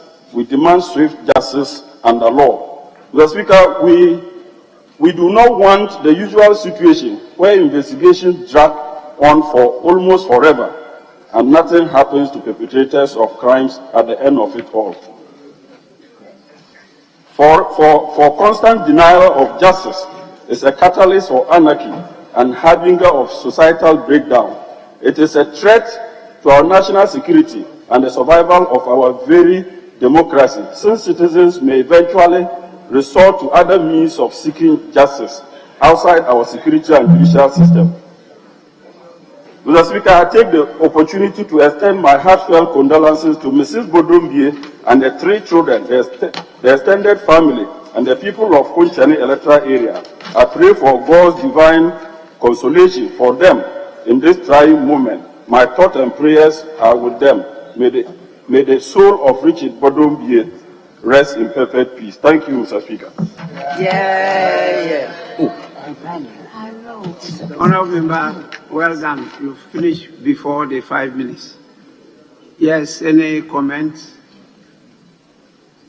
Yes, the Honourable Member for Wa West. Thank you very much, Right Honourable Speaker, for the opportunity to contribute to a statement ably delivered by my brother, the MP for Jirapa, Cletus Dapla. I can see it was so difficult for him to even read because even as at this morning, he was still shedding tears in his office. Richard Bodombi, a lawyer, 40-year-old, very promising lawyer, a wonderful young man from Jirapa Kunchene with several leadership skills, was my schoolmate in Legon.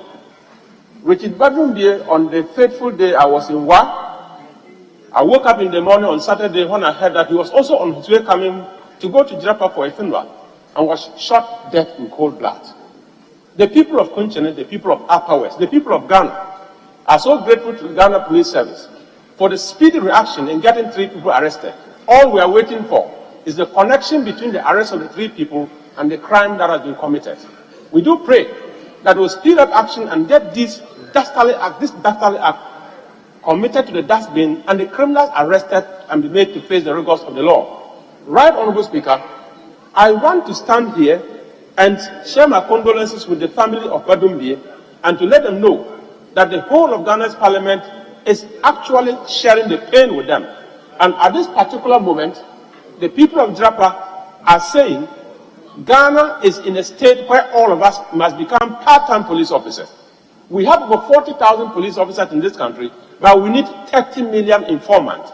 And everybody sitting in this room should be able to provide information. We say, see something, say something. If this system is working, I am quite sure within the next 1 week, any criminal who had gotten involved in the dastardly death of Richard Badumbie, wherever you are hiding, you will be arrested. Mr. Speaker, on this brief note, I will continue to share my condolences with the Brick family and pray that nothing of such will happen again to any young man in this country, because the future of the country belongs to the youth. And if the young people of this country are being shot dead recklessly like this, I don't think that we have a future. We should do something as a country to prevail upon every human being that we need to behave, and such crimes will be nipped in the bud. On this note, Mr. Speaker, I'm so grateful. Thank you.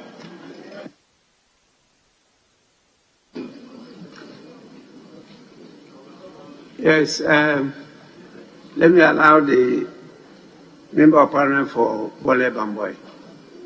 The incident happened in your constituency. Exactly so, Mr. Speaker. Mr. Speaker, I'm grateful for this opportunity. Mr. Speaker, let me first of all commend my colleague for bringing this issue up. I was already putting together a statement to address this issue in this House. Mr. Speaker, this sad event, unfortunately, took place in my constituency, the great Bole Bamboy constituency. Mr. Speaker, this is not the first time I've spoken about high crime rates in that constituency. In 2020, we recorded about 6 robbery cases, 6 deaths. Just this year, Mr. Speaker, you have a lot of cases where you wake up and you are told that somebody has been killed and buried halfway. At least we have counted 5 incidents of this kind of crime. Mr. Speaker, what am I saying? I'm saying that that consistency has a high rate of crime rates, and that is the need for government, for all of us stakeholders to pay attention to that area. One will say that I don't come from the Bole Bamboy constituency. The landed lawyer who was murdered is not from that constituency. The vast nature of the constituency and the dispersed nature of the settlements, coupled with the fact that we have very poor communication network in that area, is one of the reasons why criminals will want to use that area for these heinous activities. Mostly these activities take place where there is no communication network. Then it becomes difficult for the victims to be able to communicate to the police and other people to save them. Mr. Speaker, I remember writing a letter in 2019 to the Minister of Interior and asking that, given the vast nature of that area, there is a need for us to have more police officers. In Bole, the population of the district is about 115,000 plus, and you have less than 80 police officers. It tells you that there's a challenge there. Again, Mr. Speaker, in terms of mobility, visibility, it's a problem because we do not have vehicles. So I wrote to the Minister of Interior, appealing to his office to give us more men and women, to also give us some vehicles. We are yet to receive these things so that we are able to reduce this crime rate. I also remember, Mr. Speaker, when His Excellency the Vice President was in Bole for Gonjalan Youth Association, I drew his attention to the fact that that area needs some kind of attention so far as security is concerned. We share a boundary with La Côte d'Ivoire, and because of the gold activities in that area, you have a lot of foreigners coming in, using so many unapproved routes. And that also accounts for the fact that crime rate is going up. I wrote the Minister of Interior suggesting that we need a police post at a place called Dollar Power, where most of these criminals find their way into our country. And Mr. Speaker, for your information, in 2016, a military officer was killed around this area. We are here to get attention for setting up a police post in this area. And so these are some of the problems.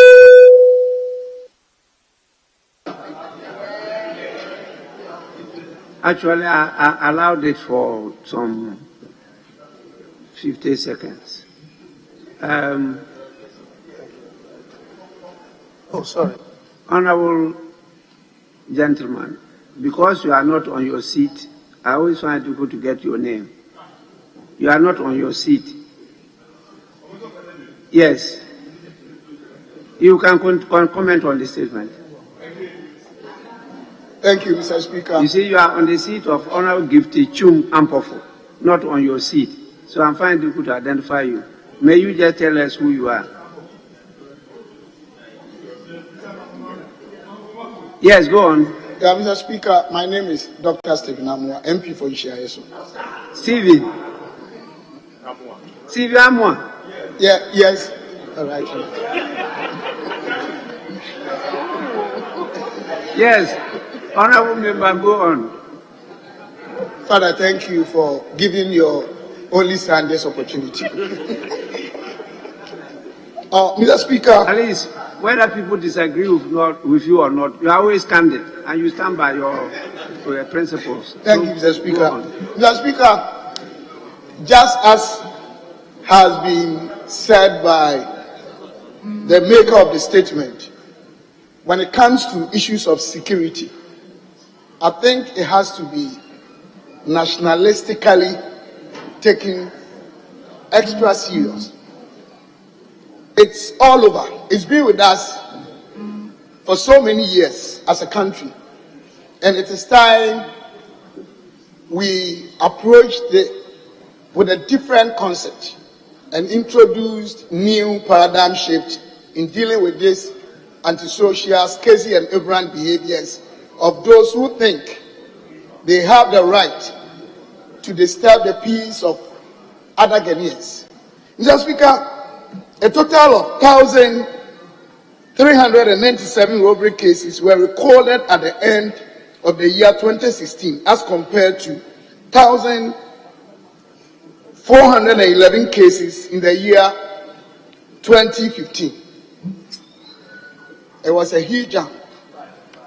Mr. Speaker, the same period, anybody here that used to travel between Ashanti region and northern region through Guahaf will bear with me that if you travel after 6 p.m., you have to be part of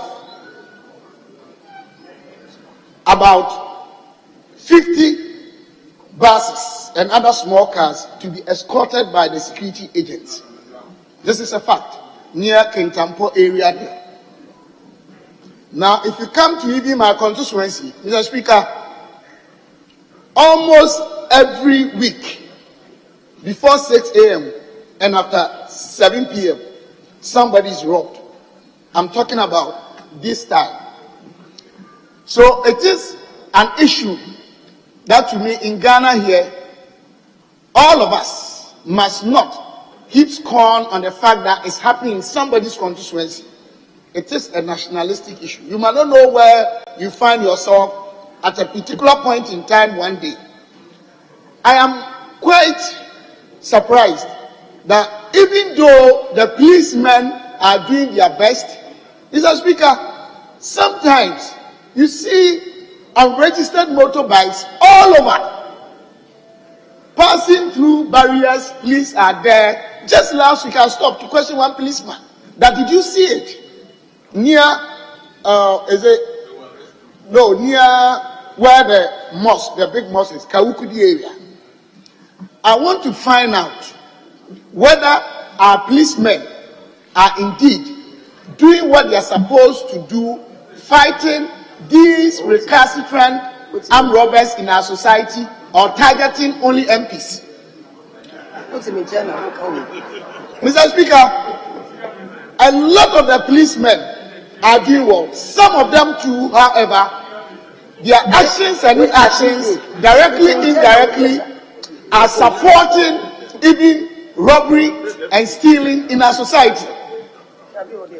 Mr. Speaker, I would like to also tell the public that they should not harbor relevant pieces of information.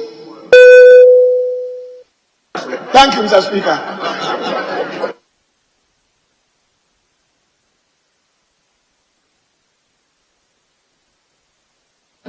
Yes, Honourable Member for West Central. Thank you, Mr. Speaker, for the opportunity to contribute to this statement and to also sympathize with the family of Richard Bodombia for this great loss. Mr. Speaker, this gentleman was a young man, progressive, hardworking, and a good representative of his people, both as a region and as a family. We know him as a very hardworking person, very committed person, and his future looked very bright until this act of evil that took his life. Mr. Speaker, his story could have been a story of any one of us who traveled through this road every now and then. And the pain about it is that this road and the accidents associated with it are so numerous that you can't recount all of them.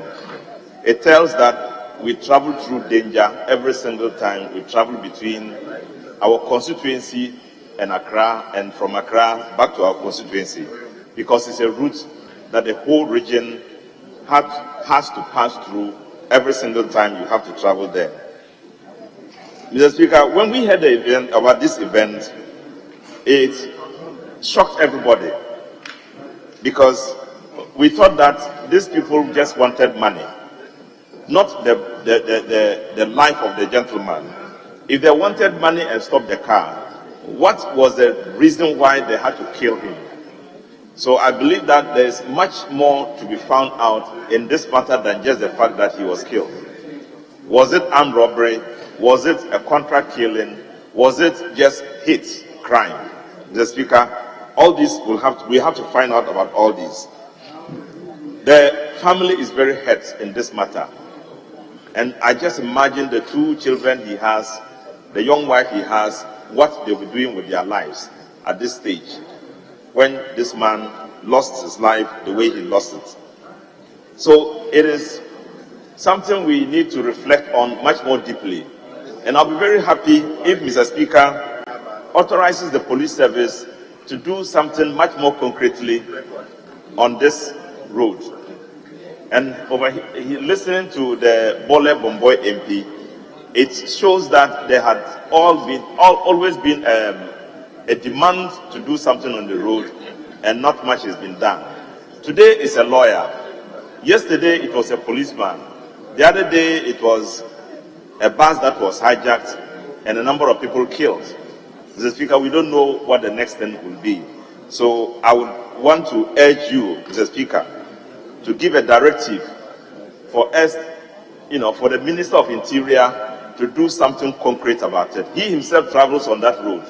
And I believe that every single, if you make any suggestion as to his needed commitment to work on the road to ensure that the security network is tightened there, he definitely will find it necessary to do so. Mr. Speaker, with these few words, I want to thank you for the opportunity, and let me renew my sympathy again and condolences for the families of this man and for all the people of the Upper West region who saw this young lawyer as their own and wanted to see him rise to the level where there can be much more benefit from him than to his family. Thank you, Mr. Speaker.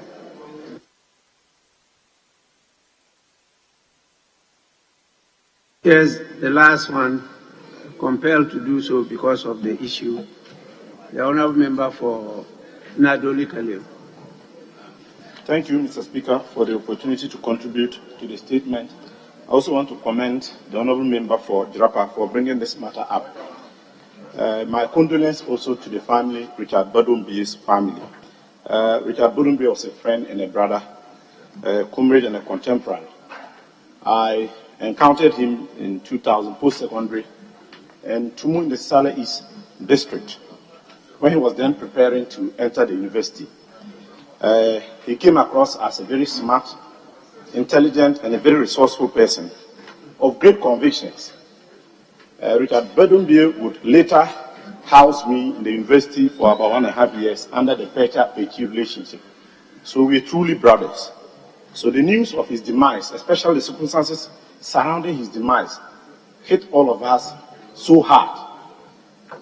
Richard Badumbie, from a very low beginning, worked very hard to see himself through school,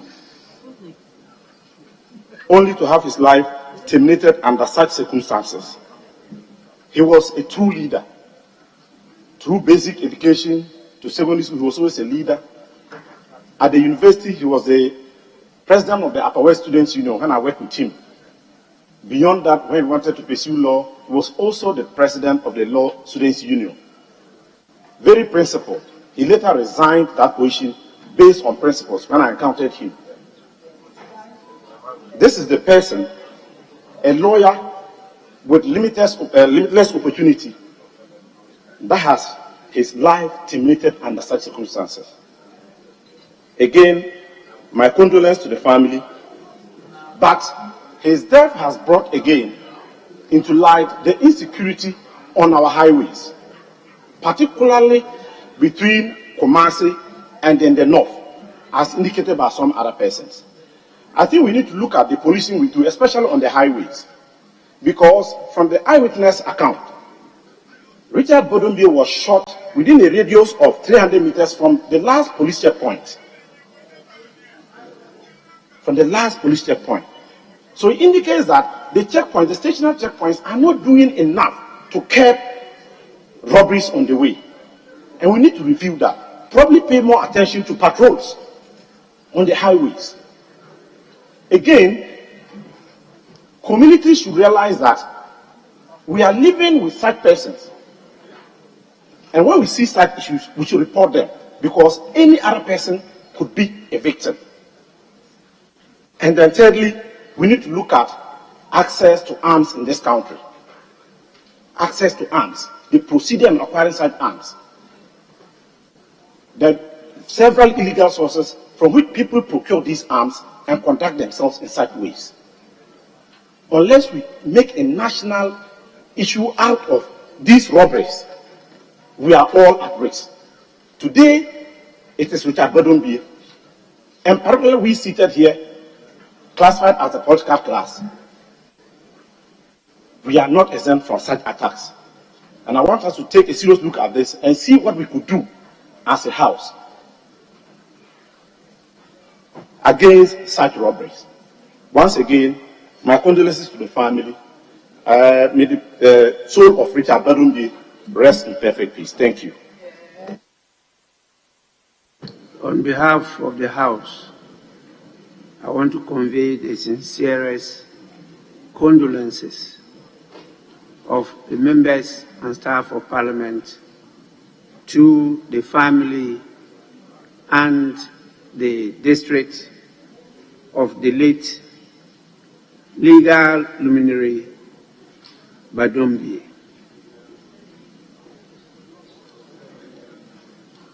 This House will have to do something to support the security agencies to be able not just to defend and protect us, but to enforce law and order. And so the relevant committees would need to invite the heads of these agencies and have some thorough discussion with them to assist us prioritize or reprioritize the essentials of our life. A serious value has just been lost. And we can't continue to dissipate our very scarce resources this way. So, honorable members, please relevant committees take up the matter, because this is becoming too rampant. But as the honorable member for Wa West stated, see something, say something. We need to strengthen our intelligence and research units. We need to plead with the Ghana Police Service and other security agencies to see the civilians as their friends. The pusher is also what is preventing the see something, say something. Please, you cannot do your duty without the civilian population. They are your friends, they are your brothers, they are your sisters. Let's work together. This House will do all we can to support the security agencies. Apart from the global threats, we have the national threats, and we are having individual threats. The first security starts with you. Please take care of yourselves. With this, I convey once more the deepest condolences to the family, particularly his young wife and children. And I want to end by saying that the good Lord himself will touch their hearts, and we should still continue to praise the Lord, because anything that happens to us happens for the good. And so with this, I thank the maker of the statement. We will now take the last statement, because I've been told my daughter, the Honorable Dr. Senator, has come back from the other commitments.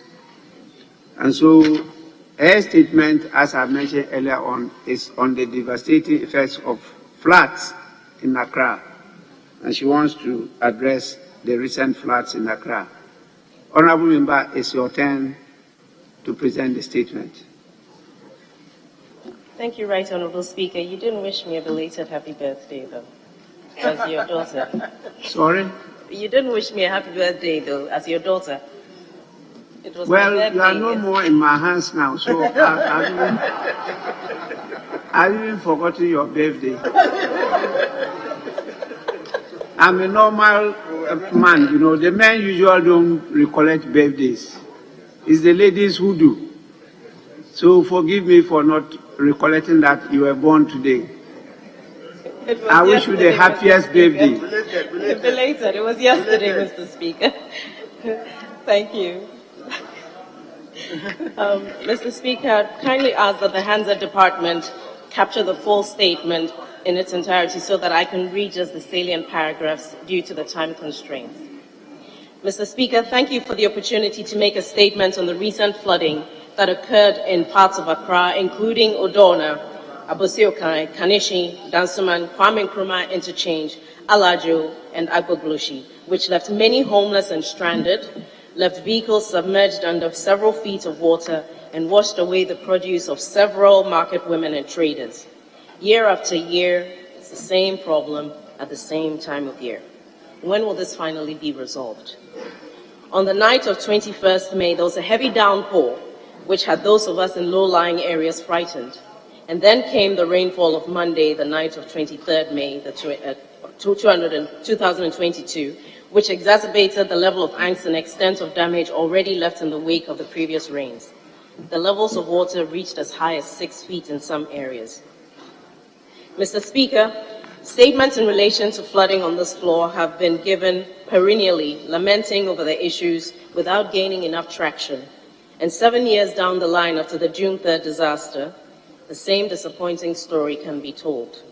The impact on the economic, social, and even mental health status of victims is beyond what is easily perceived. The causes of flooding, both climate-related and man-made, include but are not limited to poor planning, building in waterways, lack of reservoirs, reduced green areas for water to seep into the soil, increased population density with an inadequate drainage capacity, and of course the discarding of solid waste, especially plastics, in our waterways. Furthermore, the performance audit report of the Auditor General on provision of flood control drains by the Hydrological Services Department of the Ministry of Works and Housing 2021 indicated that the Hydrological Services Department of the Ministry of Works and Housing invested over 117 million cedis within 5 years to construct 110 kilometers of drain to tackle flooding, but to date only 12 kilometers have been done.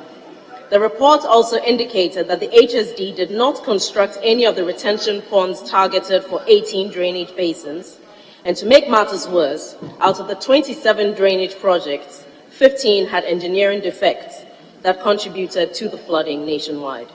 According to the report, the main causes of flooding across the country could be attributed to defective drains, poor maintenance of existing drains, and failure to execute targeted drainage projects. I went around my constituency to assess the level of damage and interact with constituents who had been affected, and once again, it was clear that the floodwaters are no respecter of socioeconomic status, partisanship, or age group. My visit to the Odorna market, for instance, was so heart-wrenching as the women, many of whom are single mothers like myself, had to pull together as they tried to salvage what was left of their produce and other items that they were selling. Mr. Speaker, to see elderly women in their 70s and 80s lamenting about loans they'd taken out to purchase goods that they were selling and wondering how they were going to repay these loans was heart-wrenching. Mr. Speaker, these hardworking women who put food on our tables and are yet the hardest hit, with hardly any buffers in place to support them when the disasters occur. Many of them whose small businesses are still reeling from the effects of lockdown and disruption to the supply chain, and then having been hit by 2 major floods in less than 72 hours was simply too much to bear. Walking into various homes and shops in the affected areas and seeing how resolute people were to rebuild as quickly as possible made me wonder what all the taxes that we pay are for, if at such a time our most vulnerable in society are left to their own devices and not provided with enough relief from such disasters, at a time when a government is happy to impose taxes and penalize people who do not pay them. The emotional anguish of these people was tangible, and the feeling of hopelessness to overcome as people kept asking when the problem would be resolved by the government.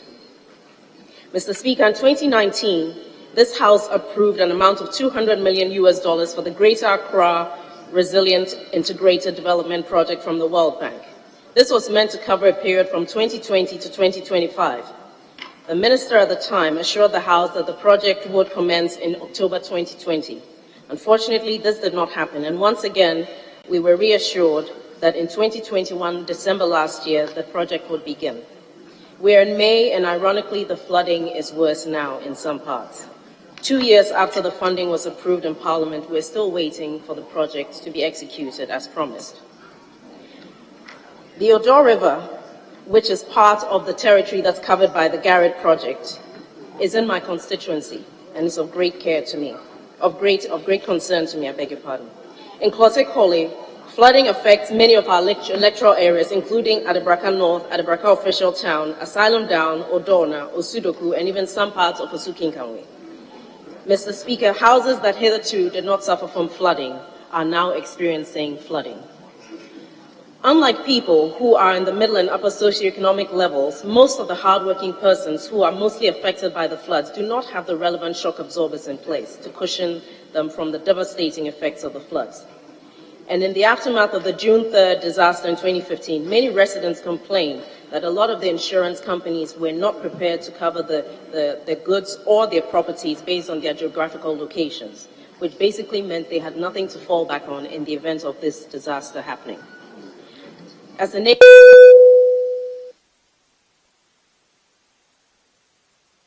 in conclusion, Mr. Speaker, I hope that whatever resources can be mobilized to support the affected person and start the engineering work will improve and maybe prevent the kind of disasters that we've seen, and further recommendations made by the Auditor General's Department taken seriously by the government and implemented if impact is to be made in the lives of those who've been devastated. Thank you, Mr. Speaker.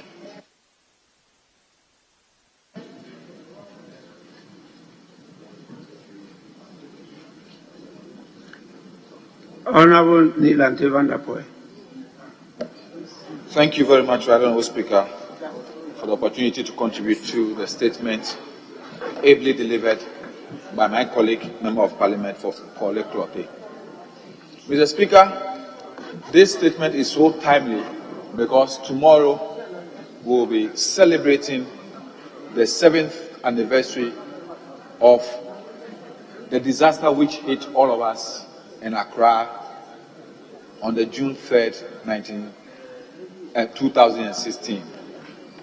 Mr. Speaker, we must ask ourselves lessons and ask whether we've been able to learn anything at all from what happened on the 3rd of June that year.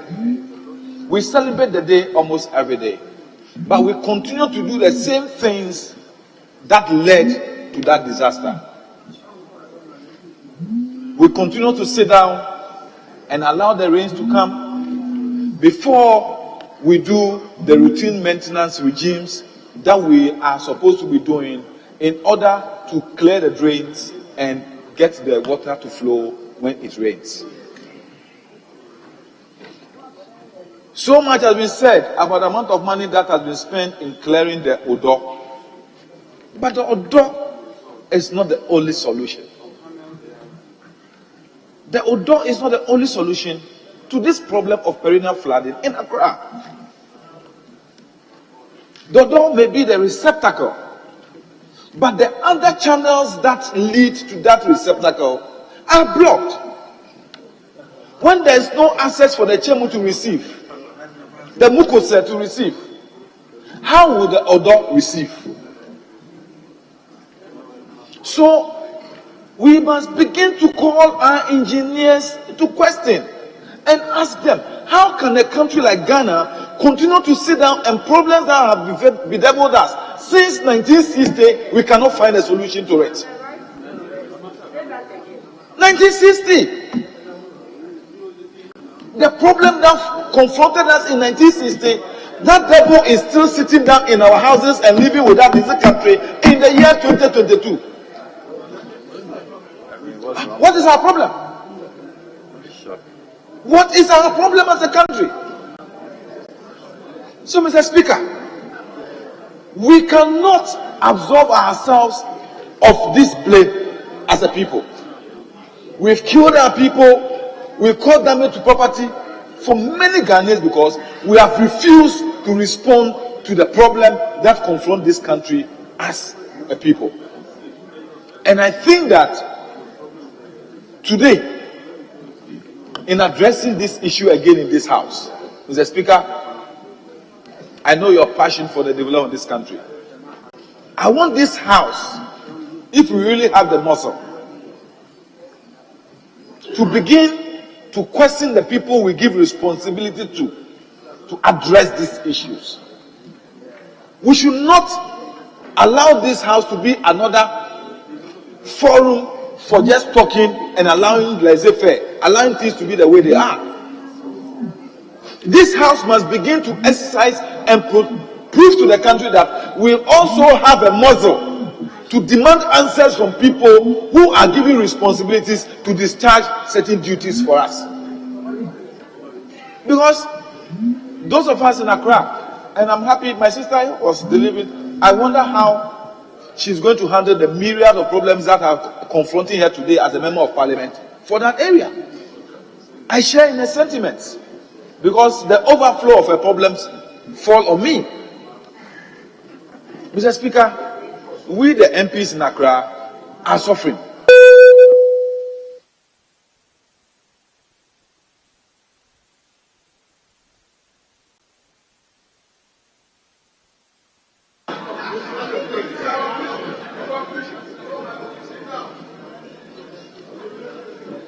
Honorable Neil Lante Van der Poel, all MPs are suffering, not only MPs in Greater Accra.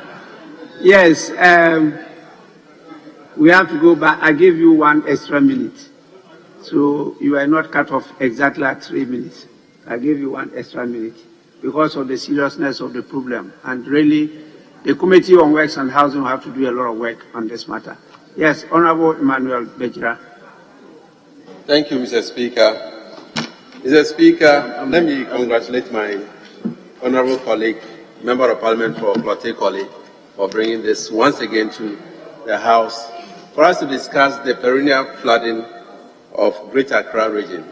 Mr. Speaker, we all know the rains have started setting in, and therefore we need to educate our constituents as to what will be happening to us when our drains and rivers are clogged with things that we put in those drains. Mr. Speaker, technically, she has mentioned that the clogging of our drains, that's the choking of our drains with our own rubbish, sometimes leads to the overflow of running waters into our secondary drains. That causes this, causes the flooding. Mr. Speaker, in addition to that, we all know most of these things are man-made. We build on waterways. We said it over and over again that building on waterways will prevent water to enter into the drains that's supposed to lead it to where it's supposed to go. But over and over, we allow people to build on waterways. MMDCs sign what we call development permit for people to build on waterways. And at the end of the day, His Excellency the President will ask them to demolish it. It is the same MMDCs that allows them to build on waterways. How can we be doing this into ourselves? If you know very well that building on waterways will cause flooding, and you allow yourself to be used to sign, building permits, and at the end of the day you go back and demolish the house, then there's definitely nothing good in you, the MMDC, that has signed the thing, because you are supposed to check whether. Yes, a minute. Honorable members, in view of the nature of business before the House, I direct that sitting be held outside the normal prescribed hours. I so direct. Honorable member, continue. And so I want to plead with all our MMDCs and assemblies, district assemblies, and planning officers that they should check plans that they send for signature or approval of development permits. They should check it. They should not just allow monetary consideration for them to just pass any building plans that passes through them. In addition to that, Mr. Speaker, Garrett project has been on a drawing board for over and over. The Western Housing Committee has requested that Garrett project should by now take off. Over 200 million has been approved in this House. And today, we are still grappling with flooding in Accra. One of the solutions for this flooding in Accra has to do with Garrett. The collection of water ran off all the way from Eburi area would have been dealt with, so that we can have underground channels that will carry the water into Mukuse and the rest to the sea. But that money, we don't even know where it is. $200 million. And we are struggling with flooding in Accra. Mr. Speaker, I wanted to use this opportunity that Speaker will direct the minister to come and answer to this House. How come the 200 million has not been fully utilized, and what is the problem with the 200 million?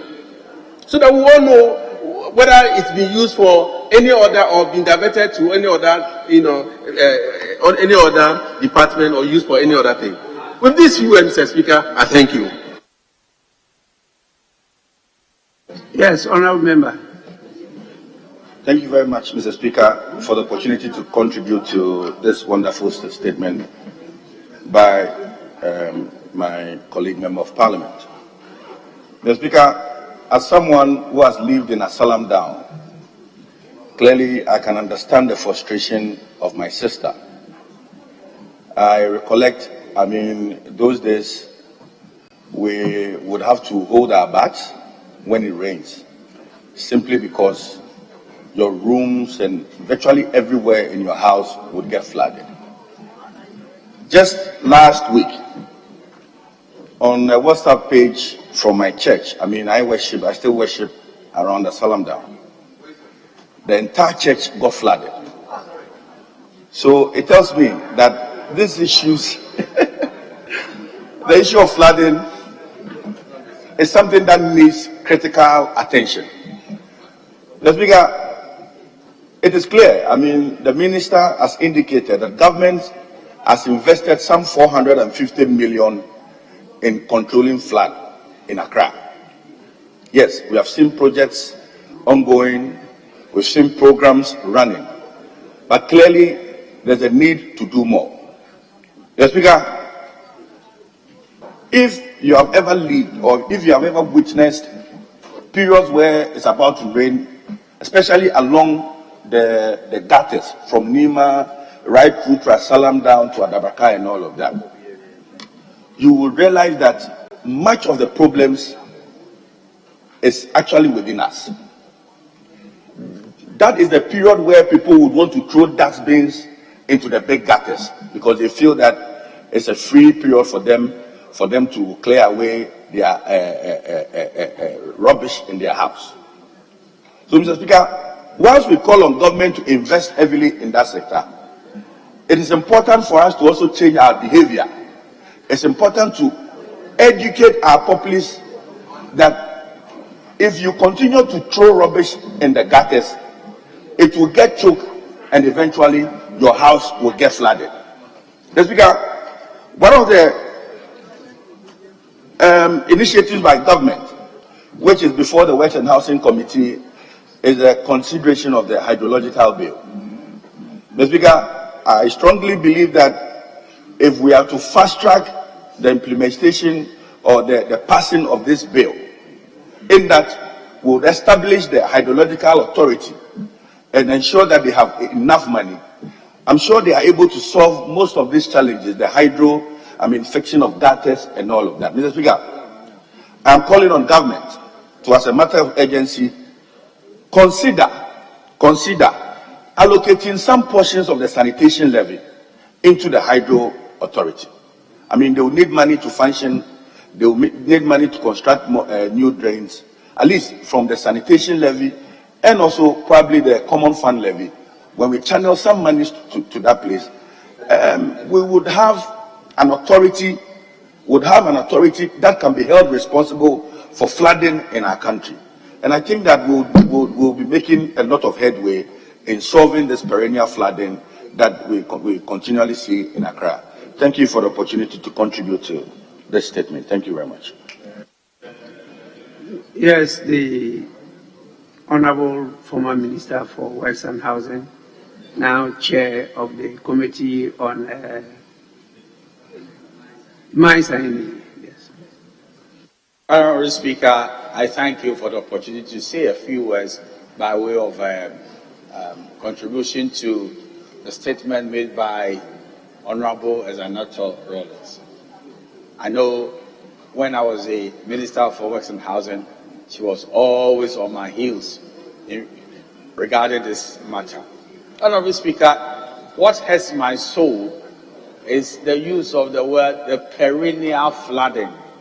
That word perennial is self-indicting and self-insulting to this nation of ours. But I'm glad today to hear that flowers do not wear party colors. So we won't do ping pong in this august house and say that this particular government is responsible for this problem and that, but we should look at it nationally. When we look at it nationally to help. Honorable Speaker, I was educated as when I was a Minister for Works and Housing, that just 2 years after our independence, Accra was heavily flooded. President Nkrumah, with the largesse of the British Exchequer and his capacity to even give loans to Guinea, 2 years after independence, this low-lying area called Accra was heavily flooded. And we've said a lot about this flooding. Even talking about, sinking 450 million into flood control measures. Honorable Speaker, these are palliatives. These are not permanent fix. Because, Honorable Speaker, what are we doing as a nation? We have, as has been said, bad habits of, dumping our debris into open gutters, and they getting choked, and then we disel. So there's a yearly ritual of desilting. Put in the rubbish, spend good money, and then, take it out for purpose of getting the flow of the excess water into designated areas without the spillover called the flooding. So, right above Speaker, this is what we've been doing. But there is another dimension of solving this problem once and for all. And we need to look at it.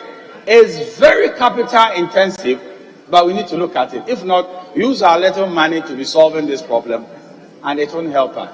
The way to go, given our bad habits and the rest of the challenges of this country, is to have the culvert constructed subterranean. Honorable Speaker, I was given this advice long ago. I made the presentation to the cabinet. We should go subterranean, whereby every filth and dirty water is not seen. You don't have open drains in London. Although the filth they churn out daily will overwhelm what we are churning out, in months. But if we don't go subterranean and you have open drains, Honorable Speaker, trust me, insofar as we keep doing the wrong things, and then the local government system is virtually broken down in terms of our hygienic conditions. The Asian Tankasi people are no longer there to police the environment. We'll come back with this sing-song, I'm afraid. And it wouldn't matter whether it's MPP in power or NDC in power. If you don't take a very, very qualitative decision and find good money, you cannot fight this, mess of flooding with coins. If you use the budgetary lines of this country, I do not see how we can ever solve this problem unless we take a bold decision that if cocoa matters to this country, and therefore we go to the stock exchange and stock market, the bonds market, and get good money to meet the needs of the cocoa season in millions of dollars, because cocoa matters to us. Why are we not saying that, in fact, flooding has a very debilitating effect, the cost to lives, property, and livelihood, and therefore we should also raise very good money and tackle this problem once and for all. If every government is interested in tackling it, if you have your 8 years, you do your very best to continue with the program. Another government comes and they continue, we'll be able to solve this problem. Honorable Speaker, let me touch on Garrett and sit down. Honorable Speaker, I saw that the loan coming from the World Bank and even the way we utilize the loan is at a tortoise pace. It's not from the Ministry of Works and Housing. When the World Bank is doing you some favors, their technical inertia is so embarrassing. But that is the way they go.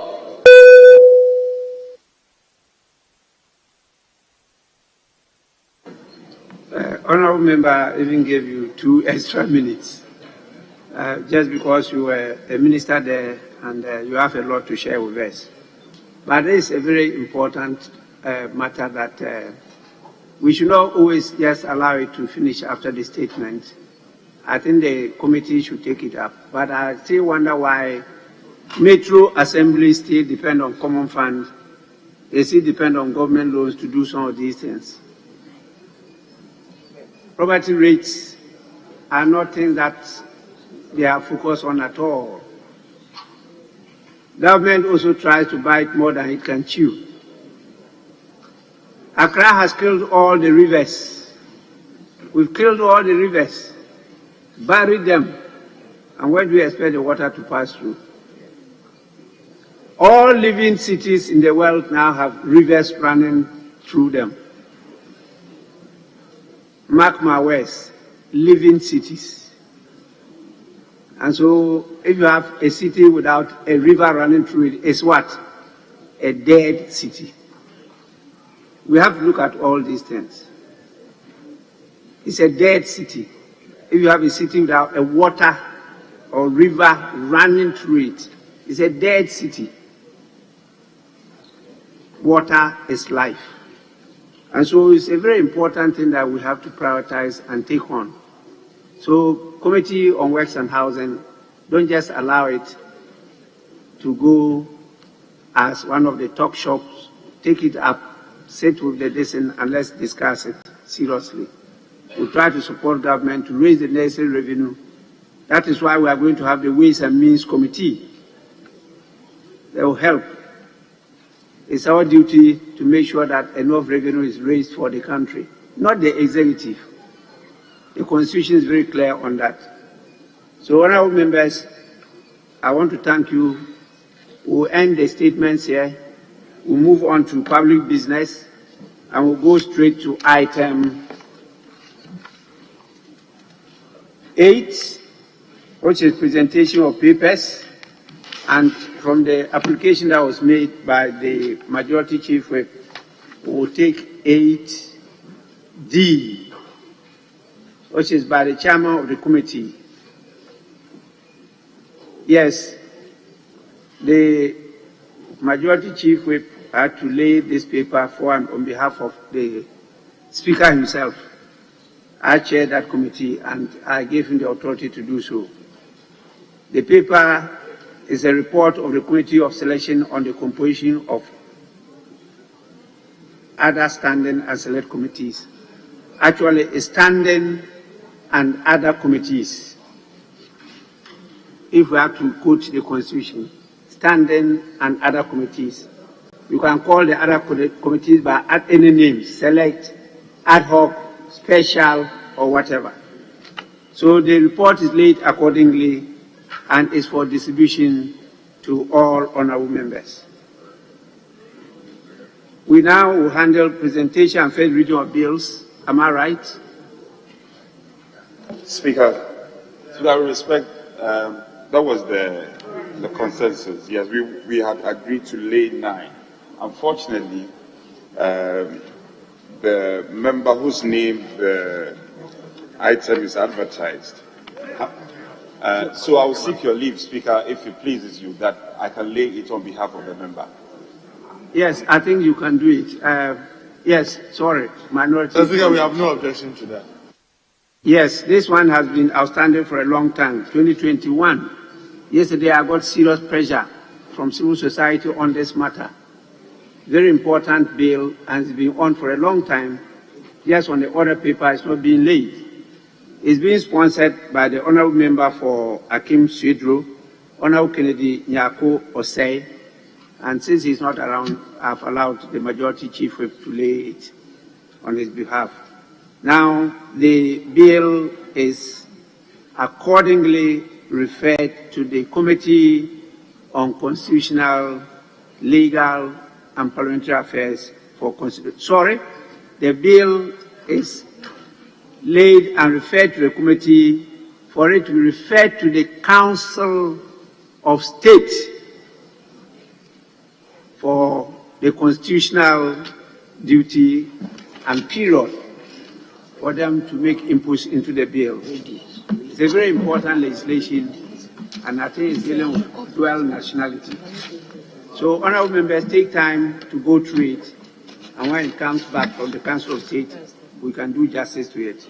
An act to amend the Constitution of the Republic of Ghana to remove restrictions imposed on dual citizens and persons who owe allegiance to a country other than Ghana from holding the public offices specified in Clause 2 of Article 8 and Paragraph 8 of Clause 2 of Article 94 and provide for related matters.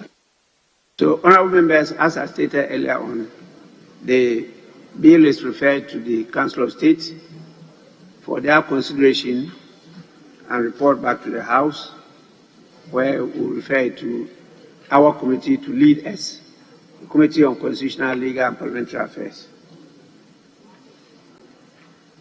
Yes, any guidance? Speaker, I guess we can take item 13 on page 5.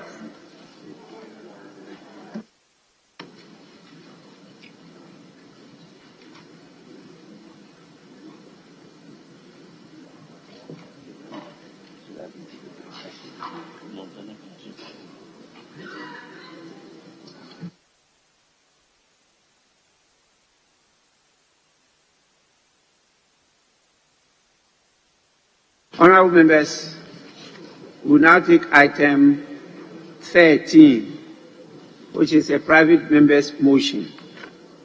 And the sponsors of the motion are Honorable Elijah Mohammed Mubarak Muntaka, Honorable Kwabina Menta Akando, Honorable Dr. Mark Kurt Nawani, and Honorable Mrs. Elizabeth Ofosu Ajare. Who is going to move the motion? Yes, Honorable Akando. I'm most grateful, Mr. Speaker, for the opportunity to move motion item 13 on today's order paper that this Honorable House constitute a bipartisan committee to probe the circumstances leading to the death of Madam Augustina Awotwe, who died in an ambulance when he was being transported from Holy Child Catholic Hospital at Fijai, near Takoradi in the Western Region, to Kolebu Teaching Hospital, Accra, on the 4th of January 2022. Mr. Speaker, by so doing, I wish to provide some sort of information on this particular motion to the House. Mr. Speaker, on the 4th of January 2022, Madam Augustina Awotwe attended Holy Child Hospital in Fijai. After undergoing cesarean section, Mr. Speaker, she developed some sort of complications and she was referred to Kolebu Teaching Hospital by Holy Child Hospital. Mr. Speaker, let's take note that Holy Child Hospital is in the Western Region, and we have a Fiang Kwanta Hospital, which is very few kilometers from Holy Child Hospital. Yet he was referred to Kolebu Teaching Hospital. The Speaker, as though that is not enough, we have Central Regional Hospital, which is in Cape Coast, again very few kilometers from Fijai. Yet she was referred to Kolebu Teaching Hospital. The Speaker will have to know why that happened. If it is the case that these two hospitals do not have the capacity to handle that situation, the Speaker, as a House, we need to find antidote to that particular problem in order to prevent the reoccurrence of such a situation. The Speaker, proceeding from there, Mr. Speaker, after the ambulance was summoned and then the patient was being transported to Kolebu Teaching Hospital, they called the deceased husband, the husband of the deceased, and he met them at Shama Junction. The Speaker, on meeting them, the ambulance crew demanded 600 Ghana cedis from the husband of the deceased. The Speaker, he struggled to give them 50 Ghana cedis and promised them that he was going to arrange or he was going to organize the money for them upon arrival at Kolebu Teaching Hospital. The Speaker, the ambulance crew then returned. They got back to Holy Child Hospital. The Speaker, when they arrived at Holy Child Hospital, the ambulance crew and the hospital staff were engaged in an argument where the patient was still lying in the ambulance for hours, about 3 hours. The Speaker, after the long argument, they then started the journey again. The Speaker, on arriving at Cape Coast, the patient was pronounced dead.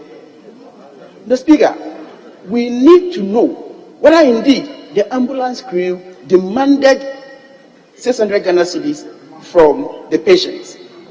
The Speaker, per the provisions and allocations we do in this House, ambulance crew, they are not supposed to demand any money from any patient before rendering their services. The Speaker, this motion is so important. It has developed high public interest because this is not the first time we are hearing such a situation. And therefore, Mr. Speaker, I call on the House for us to constitute a bipartisan probe into this matter in order to fix if there's anything that is broken. Mr. Speaker, I thank you for the opportunity. Motion moved. Any seconder?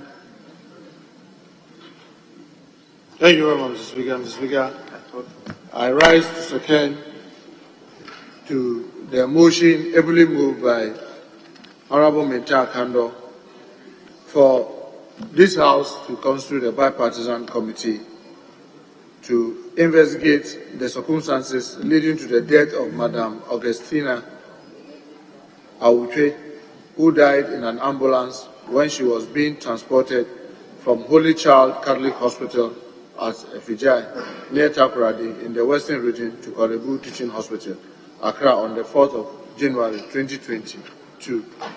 The Speaker, This is a very important activity that I believe, as a House, we need to take very seriously, and we need to be doing more of this. Mr. Speaker, if you look at the time, this happened almost 6 months ago, and it's now that Parliament is taking the necessary steps. It is worrying. We don't seem to be very responsive to the needs of our people as and when the challenges come. It may be true that Parliament was on recess when this thing happened, but Parliament resumed some few weeks after, and that will have been the ideal time. Mr. Speaker, this will strengthen the oversight of Parliament and help us as a House to be able to win the confidence of the citizenry that we represent. Mr. Speaker, on the details of what happened, Mr. Speaker, when this happened and you heard the husband on many networks, Mr. Speaker, you will be very worried.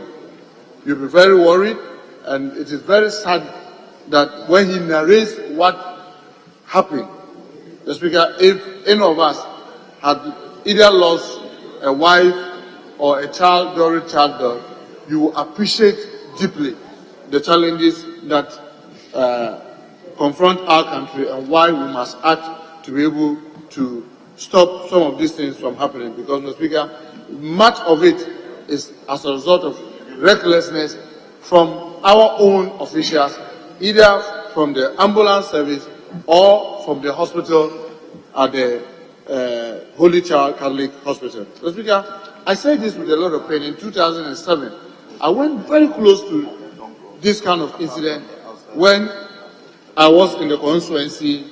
I was meeting constituents, a lot of them, of course, in the House, and my wife, who was then heavily pregnant, was waiting for me to finish seeing my constituent before she draws my attention to the pain she was going through. Mr. Speaker, when I entered, we had to rush to Konfanoti Teaching Hospital. She was immediately referred to the ward. And when we met the midwife, who was half asleep because it was obviously after 11:30 p.m., almost midnight, she just came, touched her and said, "Oh, Honorable, you can go home. Everything will be fine." On my way out, I met a friend, doctor, that a long time we met. Then he said, "Hey, what are you doing here at this time of the day?" And I said, "Oh, my wife, Zainab, was here for this reason." He said, "Oh, can we go and I'll see her?" Because the moment the doctor saw her, everything changed. He said, "Look," when he touched her, he said, "Look, she ruptured the womb." Meanwhile, the midwife was there and said that everything was okay, I should go home. And that was the beginning of the rush to theater, and God being on our side, we were able to save the mother but lost the child. So, Mr. Speaker, if you've gone through some of this pain and people are narrating this incident, as a House, we cannot continue to just say that, "Oh, let's leave it to the hospital to investigate. Let's leave it to the Ministry of Health to investigate." The time for us to begin to do many more public hearing on activities around our country is now.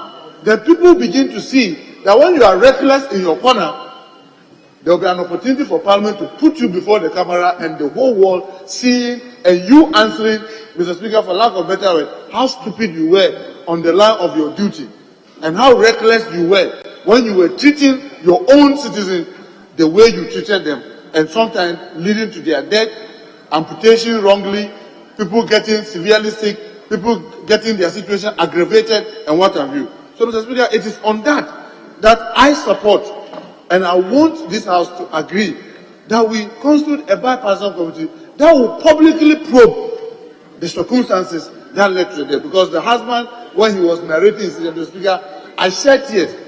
He walked with his wife to the hospital.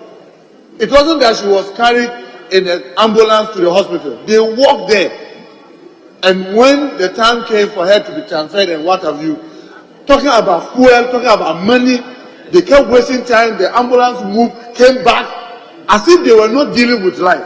And this innocent woman lost her life. This House must begin to be very responsive to activities such as this, so that we can help our citizens to get most of our officers who choose to be reckless. Now, Speaker, let me say, that it is not every health worker that is reckless. The Speaker, one time when you go to our hospitals and you see how they stretch themselves to save life, it is admirable.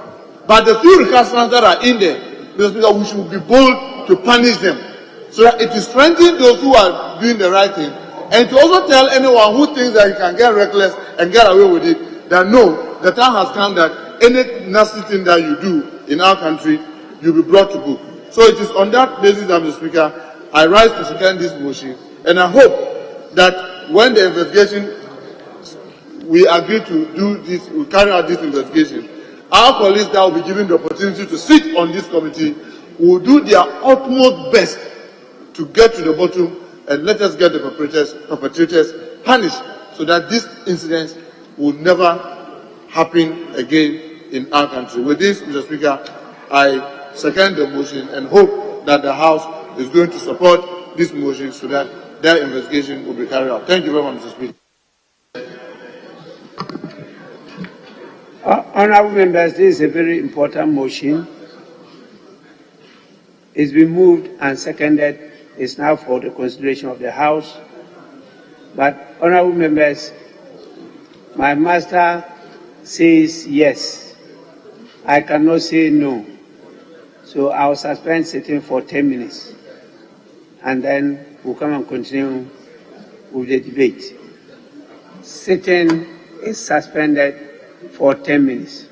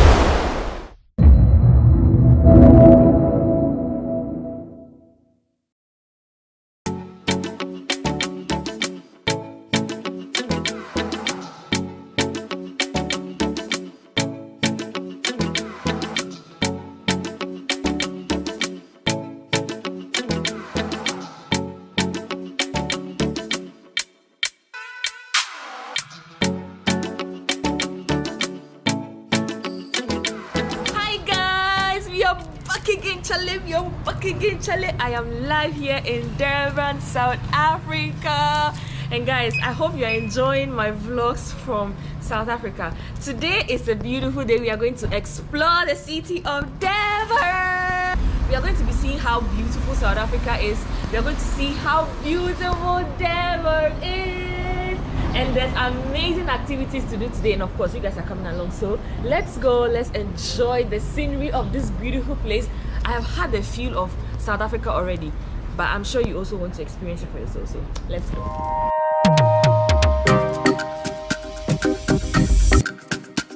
The Blue Lagoon at Umgeni River.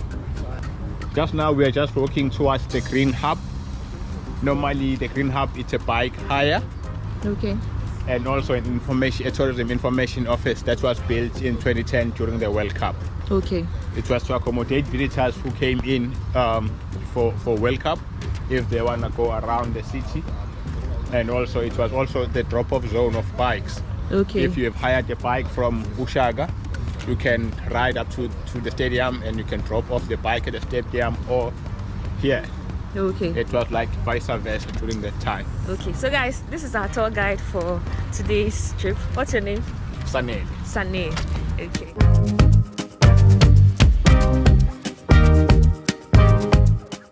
They also do different tours. There is a bicycle ride that starts from here to Ushaga Marine. They also have the city sighting tour. They also have a site in SIP, so whereby you also go for a wine tasting. So we are currently here at the Blue Lagoon about to ride a bike. Everyone is like ready, having a bike. This is my bike. I took a very sexy, cute, blue looking bike. Hey. Yay! This is interesting. For people who can't ride a bike, I don't know what the fun it is. Like, you can't ride a bike at your age? But this is so fun. We are about to take a ride and of course you guys are coming along. So I'm going to put on my helmet and show you around. Let's go. So guys, I have my camera behind the tour guide and I'm going to be following him. So if you see me behind, just know he has my camera and yeah.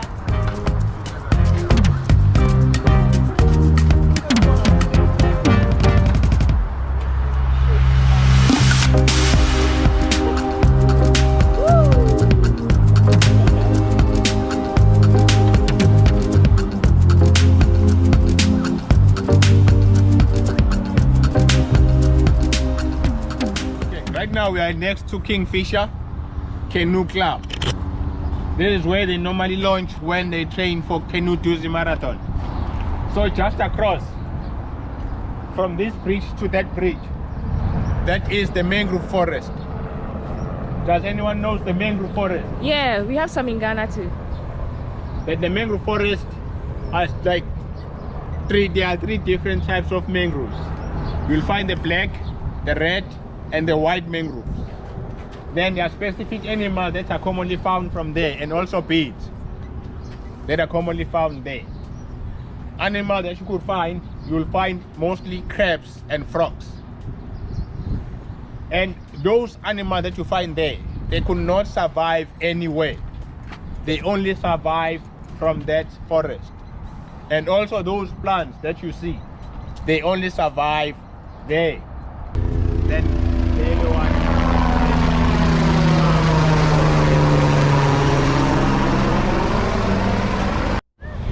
so far it's been so fun. Hi Sassy!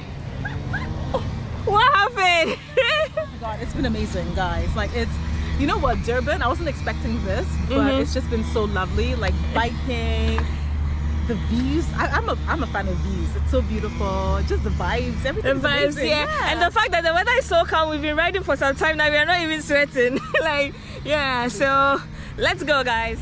So we just ended our cycling tour at the Blue Lagoon.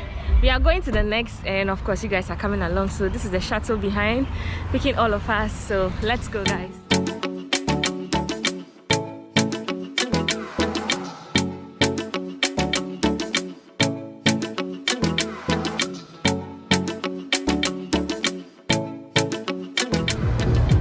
So we are currently here at the city center, and this is also the first place where the train was also built. So as you can see, there are tall buildings behind me. Everyone is selling, everyone is buying, everyone is chilling. Yeah. Okay, we are at the Victoria Market currently, where you will see different things from different cultures, even African countries. Some of the things that like artwork, the beads, the spices, you also find them here. Then we will go in a smaller shop where they will teach you about spices and how to mix spices if you cook. Well, most of the spices come in from India, but of course some spices grow in Africa, like cardamom, cinnamon, certain spices, cloves, right, you get in Tanzania, you know, certain spices, yeah. So these spices are imported. Initially, the bulk of our clients were Indian clients, but over the years, it's evolved. There's whites, blacks, everybody now indulges in curry, some form of curry or spice. So that's where we've been. And the good thing about us, we blend it for people according to their requirements. You may prefer a medium mix. She may prefer a hot mix. You know, somebody wants a more turmeric in it, color. You put more turmeric, by the way. Can you and of course, break it down? Can I break it down? Sure. Yes, for us, please. Well, look, curry isn't one spice. Curry is a fusion. It's a blend of different spices. And you'll find in the Indian kitchen spices like coriander. You know coriander? We call that dhania. Then you get another spice called cumin or cumin. That's the one. That's cumin. Yeah. These are seeds, by the way, ground into powder. This is fennel. You know fennel? Fennel is very good for digestion, for heartburn, etc. You'll find Indian restaurants after dinner, they give you fennel coated sweets that you chew on. It's for your heartburn, your digestion, etc. So that's the fennel. This one's garam masala. Garam masala is a mixture with cinnamon, pepper, cloves, nutmeg, all ground together. Paprika, that's your nice deep red color, paprika. Chili, that's the hotter one. Piri piri, that's mamma mia. Now this is really hot. Pepper. Peri peri is the hottest chili in this part of the world. It's not the hottest in the world. I mean, you've got habaneros and ghost peppers and whatever that are so down hot, you know, jalapenos and whatever, that are so hot. But peri peri is the Southern African hottest chili. And the yellow one is turmeric or turmeric. This is, I call it the wonder spice. It's extremely healthy. It's good for you. It's an anti-inflammatory. It's an antioxidant. Really, turmeric is a wonder spice. The world over is now consuming turmeric, either in paste form or powder form, whatever form. And this is what it is, in tablets, paste, etc. Because what this does, it alters your alkalinity. It reduces your acidity and increases your alkalinity. That's why it's so good. That's the turmeric. So this is what the base of the curry is. So the housewife will put her coriander, cumin, fennel, cinnamon, ginger, garlic. Then we'll also put fresh ginger and garlic. We take root ginger, we crush it up. We take garlic, we crush it up with the pestle and mortar. So that's added in as well. And this is what it looks like. These are the threads. That's your saffron. That's for paella, for risotto, for bouillabaisse, for biryani, for pilau. Like recently we had our Eid festival, right? And during the Eid festival, everybody indulges and makes royal dishes. And one of the royal dishes is like biryani or pilau or kalya or whatever. And you use the saffron. Saffron is tiny threads that are hand-picked. And the best saffron comes from Iran. That's Persian saffron. Of course, you get saffron from Spain. You get saffron from Switzerland as well, Morocco as well. But the best saffron is your Iranian or Persian saffron. But that's the expensive. But it's not used every day in every dish. It's used for special dishes, for special occasions. When you're doing a treat or something good, you know, that's your saffron. So curry, ladies, it's all these spices put together.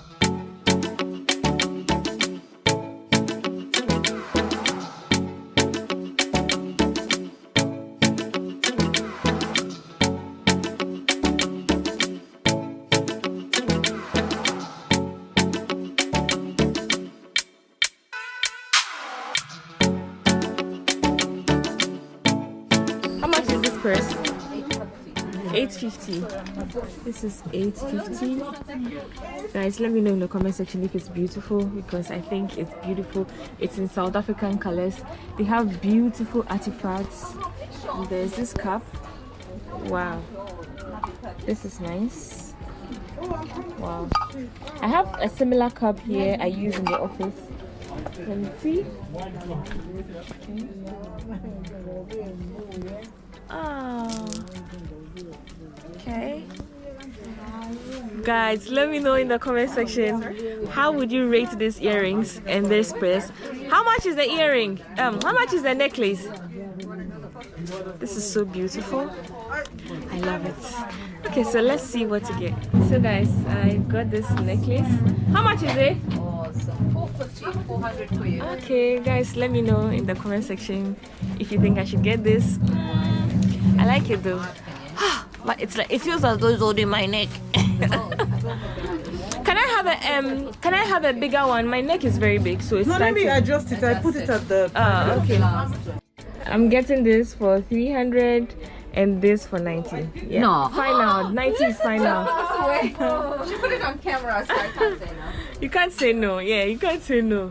So I'm getting this for myself, and then that I'm really confused as to what to give my friends and family, but then I'm sure I'll figure it out on what to give. What do you want to say? What were you saying? On what to give my friends and family. Oh, okay. You don't want to get the... I don't know, like it's too small. Like too small? Yeah, it's like nothing to appreciate. Okay, wait, show me what you wanted me to get. Just because they appreciate you. You Because you understand? love to give gifts. And like, you don't give it to them. Exactly. It's not what they want to buy. So this is for jewelry? You can store your jewelry. Anything really. Yes, it could be like a snack stuff, but it represents South Africa, the colors, and like it's made here. And remember, this is done. And for me, I feel like it will fit into my box. I don't have to do with any extra. And then I add this to the. Yeah, you add a cup. I ended up buying headbands for my friends. I got this necklace for myself and a cup.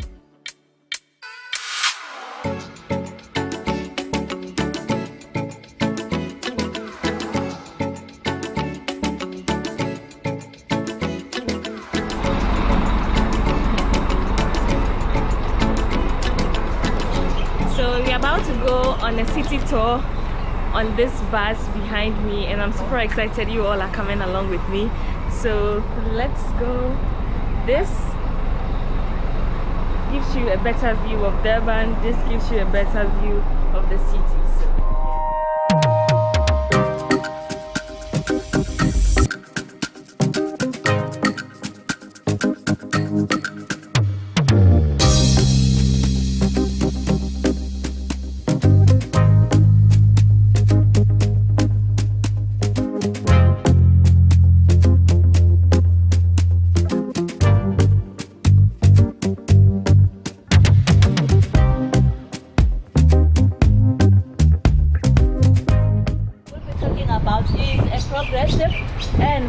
Destination, a city that has a lot to offer in terms of heritage, in terms of destinations, in terms of sites and also experiences. We have 5 tourism regions altogether. The central region is the one that we basically cover in this tour. We are going to be driving the entire central region from the beach to the city center, and also we'll then drive up towards the destination, our bus. They were introduced in 1893 by a farmer and a sugar magnate, Mr. Marshall Campbell, who imported them from Japan. Their full name is Jinrikisha, and this means a man-powered vehicle. We had 2,000 rickshaws once.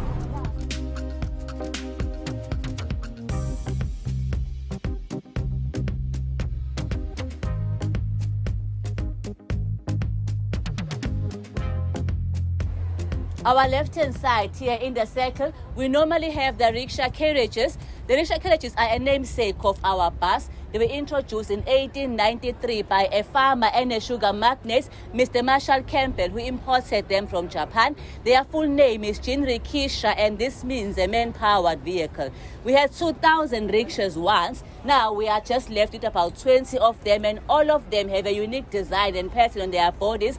They have one thing in common, that will be the horns that are symbolic of the Pule's ancestry, because they are mostly pulled by people of Zulu culture. On our right hand side, we have the rickshaw monument here to celebrate the presence of the rickshaws on our mile. So one thing I've realized is the coast of Durban has like high-rise building, which is really cool. So everywhere you are close to the coast, you can get like amazing views of the Indian Ocean, and also you get to experience Durban, like Durban, because Durban is like the coastal part of South Africa. So yeah, so far so good. It's beautiful out here.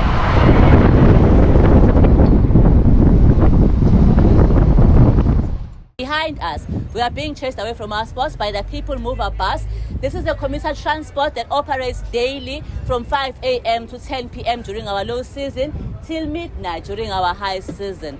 To board the bus, it's important to have a loose change. They charge 6 rand per person for a single trip, 16 rand 50 for many trips that you can fit in.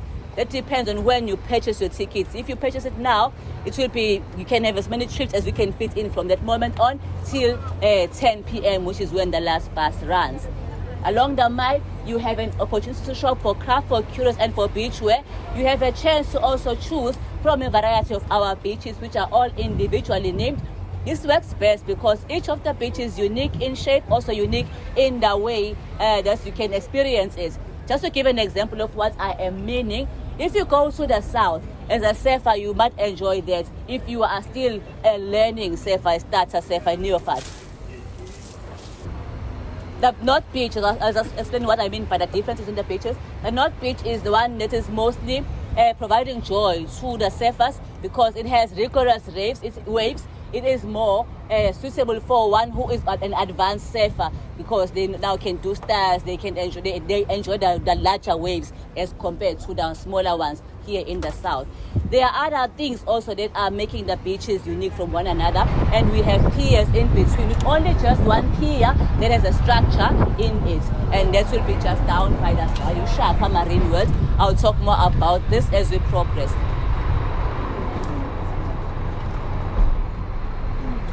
So we are currently here at their residential area, and this is very nice. It's so neat.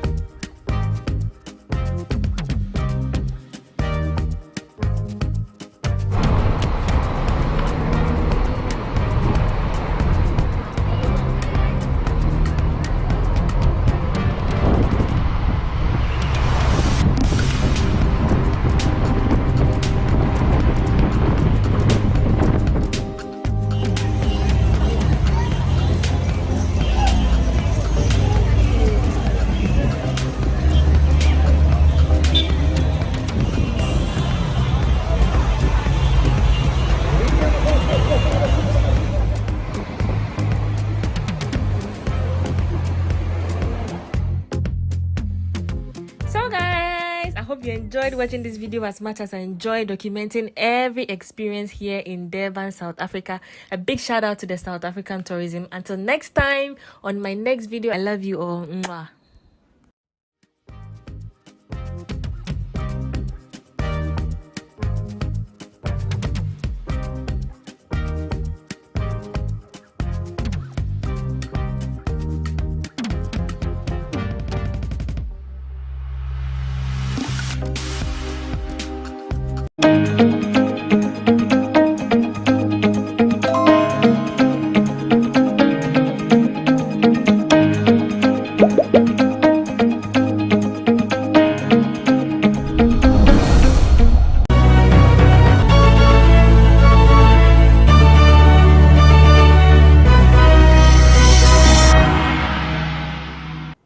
Up on this edition of Bistic, we learn about a technology that helps you learn a local dialect, translate your voice to text, and more, all through an app. We speak with the founder and director of Research of Natural Language Processing Ghana, Dr. Paul Azunre. Don't miss this one. The context of Ghana Natural Language Processing is a way of enabling technology to understand our local languages. We think introducing an app like this ensures that we Ghanaians have a way to learn our language and use it correctly. Language is culture, right? And in the future, probably our entire existence is going to be digital. And if our language have not been digitized, what's going to happen to it? Watch Bistic this and every Friday on GhanaWeb TV.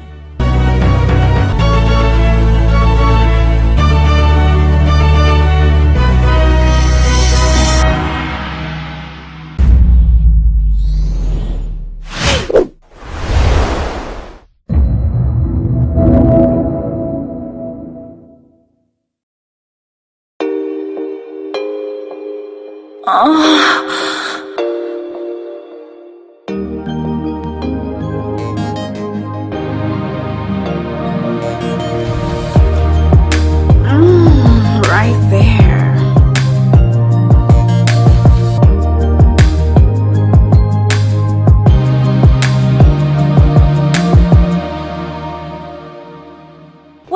what's happening in some circles. Can we say that African men are naturally polygamous? What on earth can influence a man who signed on to a monogamous marriage to now opt for a polygamous one? What discussion should come with such changes? And is it even fair to the first wife? Now let's flip the coin. Why can't most men stand polyandry?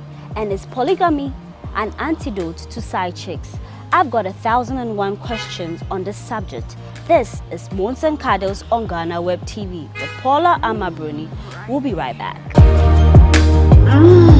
Right there.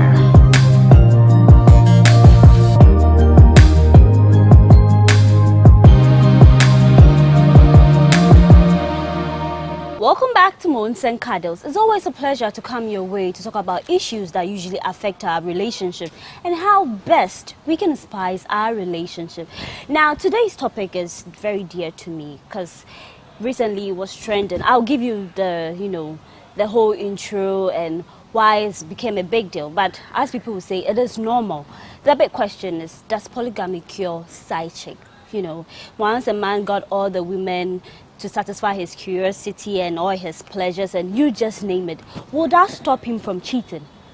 So should women consider, opening up the marriages to the introduction of first, second, third wife if they don't want any wahala with today's side chick, tomorrow's side chick? And are even women open to such conversation?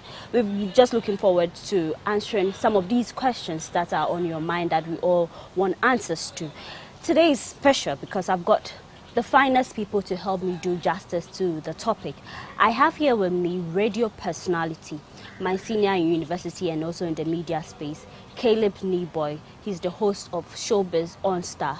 Caleb, you're welcome. Paula, thank you for having me. I'm humbled. It's a pleasure to have you. Anytime. It's been a while, Neboy is controversial. Let me talk to you. Let me even inform you before we start. He will not accept it, or you will accept the time. No, I'm not. We'll live to see. We are not doing this alone. We have here Cecilia Anubani, my favorite actress. Yummy Mommy. Hey. Sissy, you're looking good. Thank you. As always, I try to come in for you. Yeah, you do. And I appreciate that. I appreciate that too. Sissy, today it's a big deal. Yeah. And the women, I know, they are looking forward to us to, defend them and set the record straight. But whilst doing that, we also want to understand the men, know where they are coming from, because two people in a relationship, at some point you have to compromise and all that. That's if the person is deserving. We'll talk about that. Exactly. Now, let's just move on to the conversation. Neboy, you met a woman, you married, and as time goes on, she's like, okay, she wants to introduce another partner into the relationship. I know it's not common in our part of the world. Yeah, I know it's not common in our part of the world. What would be your reaction? Are you even going to second to that? The woman introducing another gentleman to me? Yes, please. No, not to you. Like the whole thing that we've kind of normalized, a man should have side chick and then, take up a first or second wife. If your wife ever comes up with such discussion, how are you going to handle it? Why would she do such a thing? Hey. Are we not in Africa? We're in Africa. Listen, here in Africa, one of our norms is a man having a second wife. Moreover, if you read the Bible, it tells you the number of wives King Solomon had. Even here in Ghana, we've had one of our famous men of God tell us it's 7-1. There was nowhere in the Bible that says a woman should do 2 or 3 more men. No. It is stated clear. And see, because the women are more than the men, it is only proper for a man to say, look, let me just add 1 or 2. It's normal. It's not even a big deal. It will only become a tough thing to do when the man is not financially sound.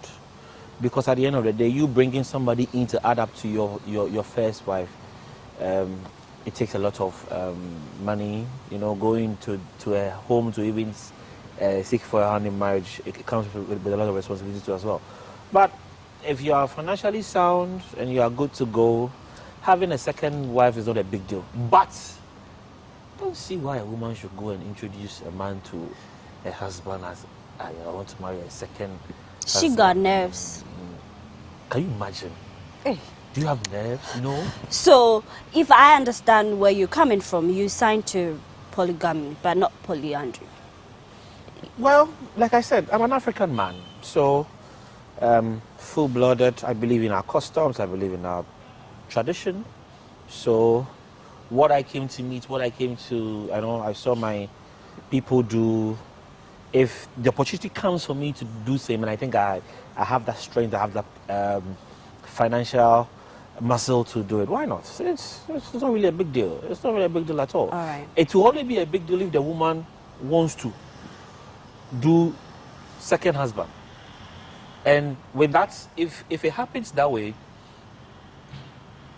she would have to bring the said man to me, her first husband, so the second man will pay the bride price to me.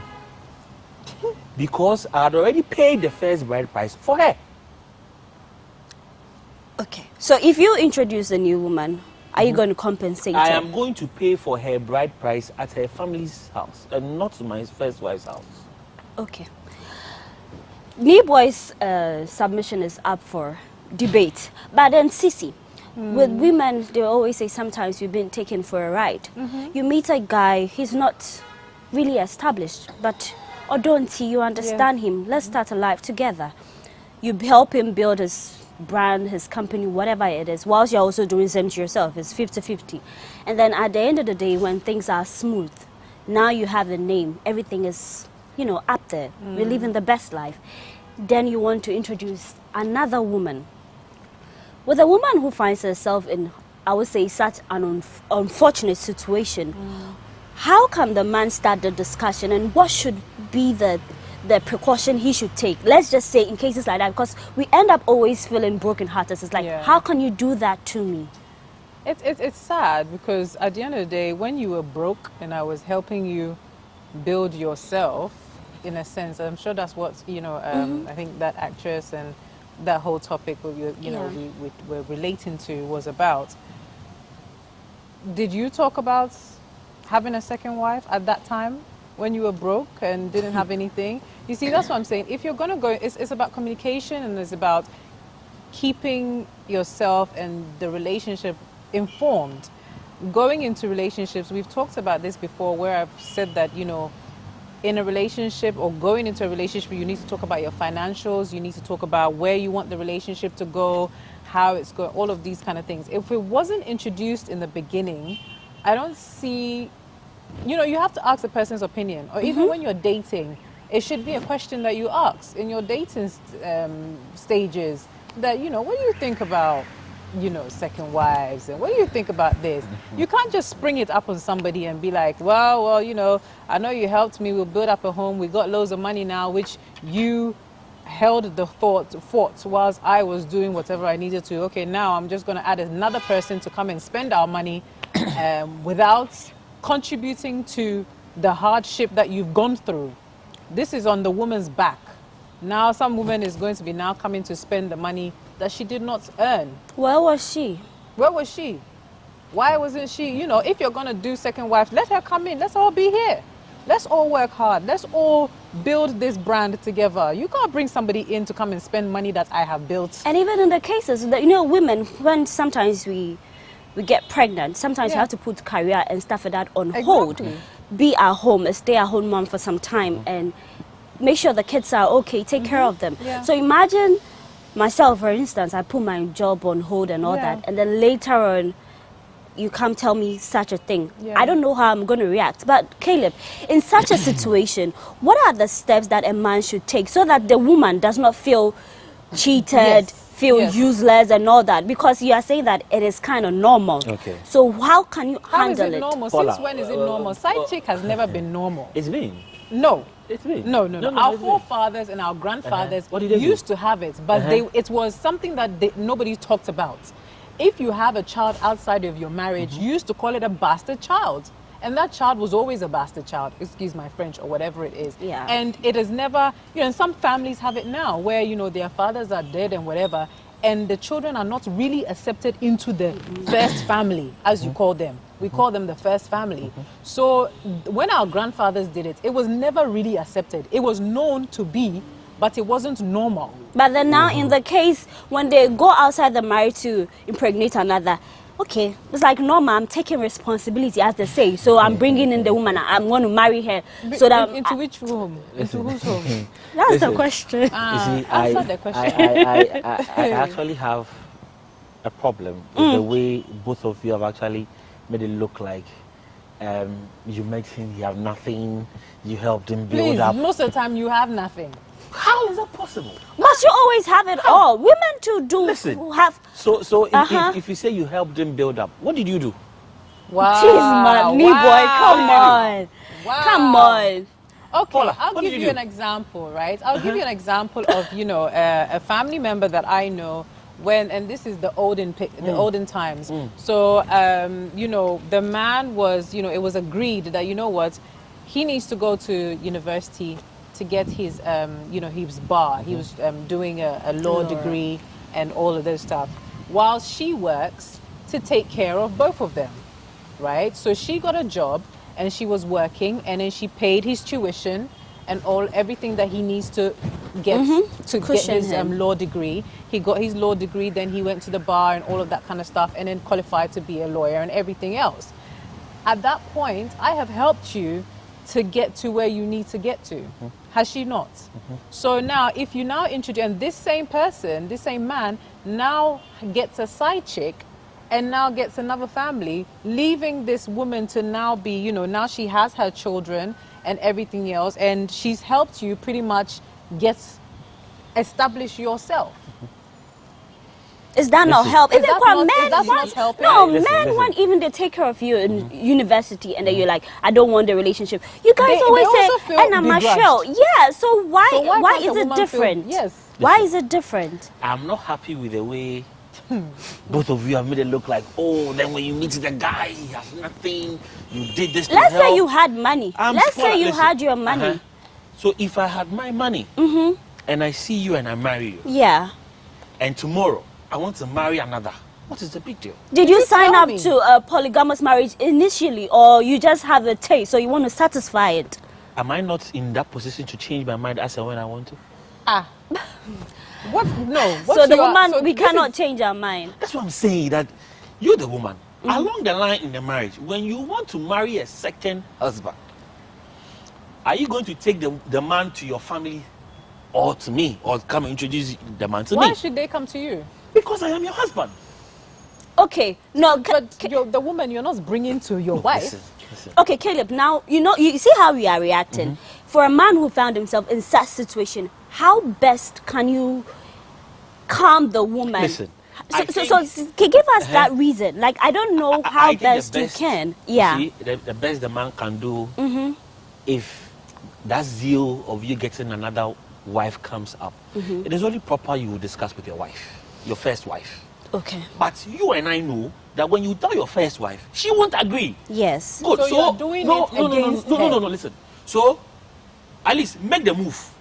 Wow. If you make the move and she doesn't agree, of course you are the man of the house. You have every right. Okay. If only you are financially sound. Okay. That is one caveat we should look at. Okay. We shouldn't make it look like, oh, because the zeal is there, or you want to have another woman, you can just get up and go and marry anybody just like that. So it will be more like a burden on the first wife. No.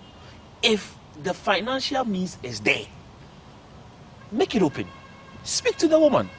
If she agrees, praise God. If she doesn't agree, and you still want to go ahead, look, come on. All right. We are So in the 21st why century. is that? Okay, he has the audacity to say 21st century. Okay, so if you are in the 21st century, why can't the woman also do request that? 21st century things? 21st century women. Good, fine. I'm coming. Yes. I come into your home to marry you, right? Yes. I go through every tradition or every custom that your family requires of me to get you as my wife. Exactly, right? Good. Don't you think if you want to do another man, me, your husband, you should at least put me in a known first Yes. Yes, of course. Good. That's We what will. we're saying. Fine. Uh-huh. But this is the case that I have already paid for your bride price. So what happens to the bride price I've paid? What happened to it? I'll give it back to you. give it Do back- you want Am I it? still not No, your do wife? you want the bride price? Am I still not How your much wife? is the bride price So in the a bride way? price still stands because I'm still your wife. Yes. But I'm bringing another husband who's also going to pay my bride price because at the end of the day, he too, he's coming to be my husband. So I'm still your wife. So the bride price still stands. Listen, are you going to be my wife under my roof, or you are going to be my wife in another man's roof? Just as you guys spend time here, spend time there. We can do it very, No. very nicely. No, I listen. can go to the Listen. salon. I could change my hair for you. You Yes. want braids? We Great. can get braids. The second husband, you want weave? I'm gonna wear 17 inches, 30 inches. I'll do it for you. But boy, You see? wait, African men naturally polygamous. Oh yes, right. Come on. Well, It's not even up. So No, there's none of y'all that's not. Well, you see, this is, like I told you earlier, this is Africa. Do you understand? This is you see, some of these that things is shouldn't not an surprise you. It shouldn't No. surprise you. No, okay, wait. I'm going to be very honest. I cannot imagine the guy I'm marrying with him not ever mentioning anything that got to do with polygamy. Yeah. We are into the marriage, maybe And 5 then- years into it. Yeah, and then now now- he's telling me he's got taste for another woman, so he wants to bring. I'm like, why didn't you? I didn't sign up for that because Yeah. if initially I'm a single woman and then I meet a man and I think I like him and he's already got a wife and I'm thinking, okay, am I ready to be his second wife? That is different. But if I have signed up to a monogamous marriage and then Yeah. along the line you're trying to introduce polygamy to me, I will not take it under Right. no circumstance. Yeah. Listen, And besides, thank God for court marriages. you are. You see, Yeah, thank God for court marriages. I think We you will are- knew you there. No. Exactly. We will knew you Oh, there. No, listen. I think if that is where we would want to go, I'm Yeah. sure at the end of the day, it is you women who will lose this. How? Yeah. How? You lose it. How? Listen, not be every man way won't go sign marriage. Or you don't know. They will not do it. Exactly. No, those men are naturally, that's what they want the police, so that you know it. You know it from the listen, start. he But then won't you- show. He won't show any signs of it from start. Just being in the house, you can put pressure on him to go and go to the court to sign, and he won't do it. After all, he has married you. Okay. Do you understand? Now, me? ladies, you heard what Niboy said. Please opt for it from the beginning. Yes. Because if you do the If you lose customary and guard. if you lose guard, they'll No, show so you I pepper. keep hearing that men will show you. What Men will do stay women your- do? Women. We can show you We too, too, we but can show you. we will go for a quick break. When we come back, Moons and Cuddles continues. Right there.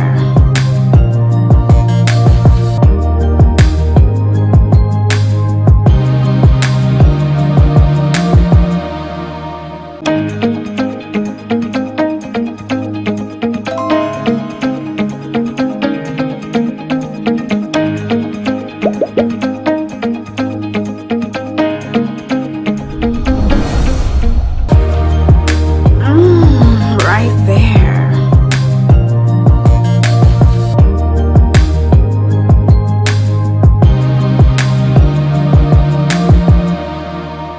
Welcome to Moons and Cuddles on GhanaWeb TV. As I stated earlier, we're discussing or we're trying to understand if polygamy can cure the whole introduction of side chicks and all the things that come with it. And the conversation is already heated.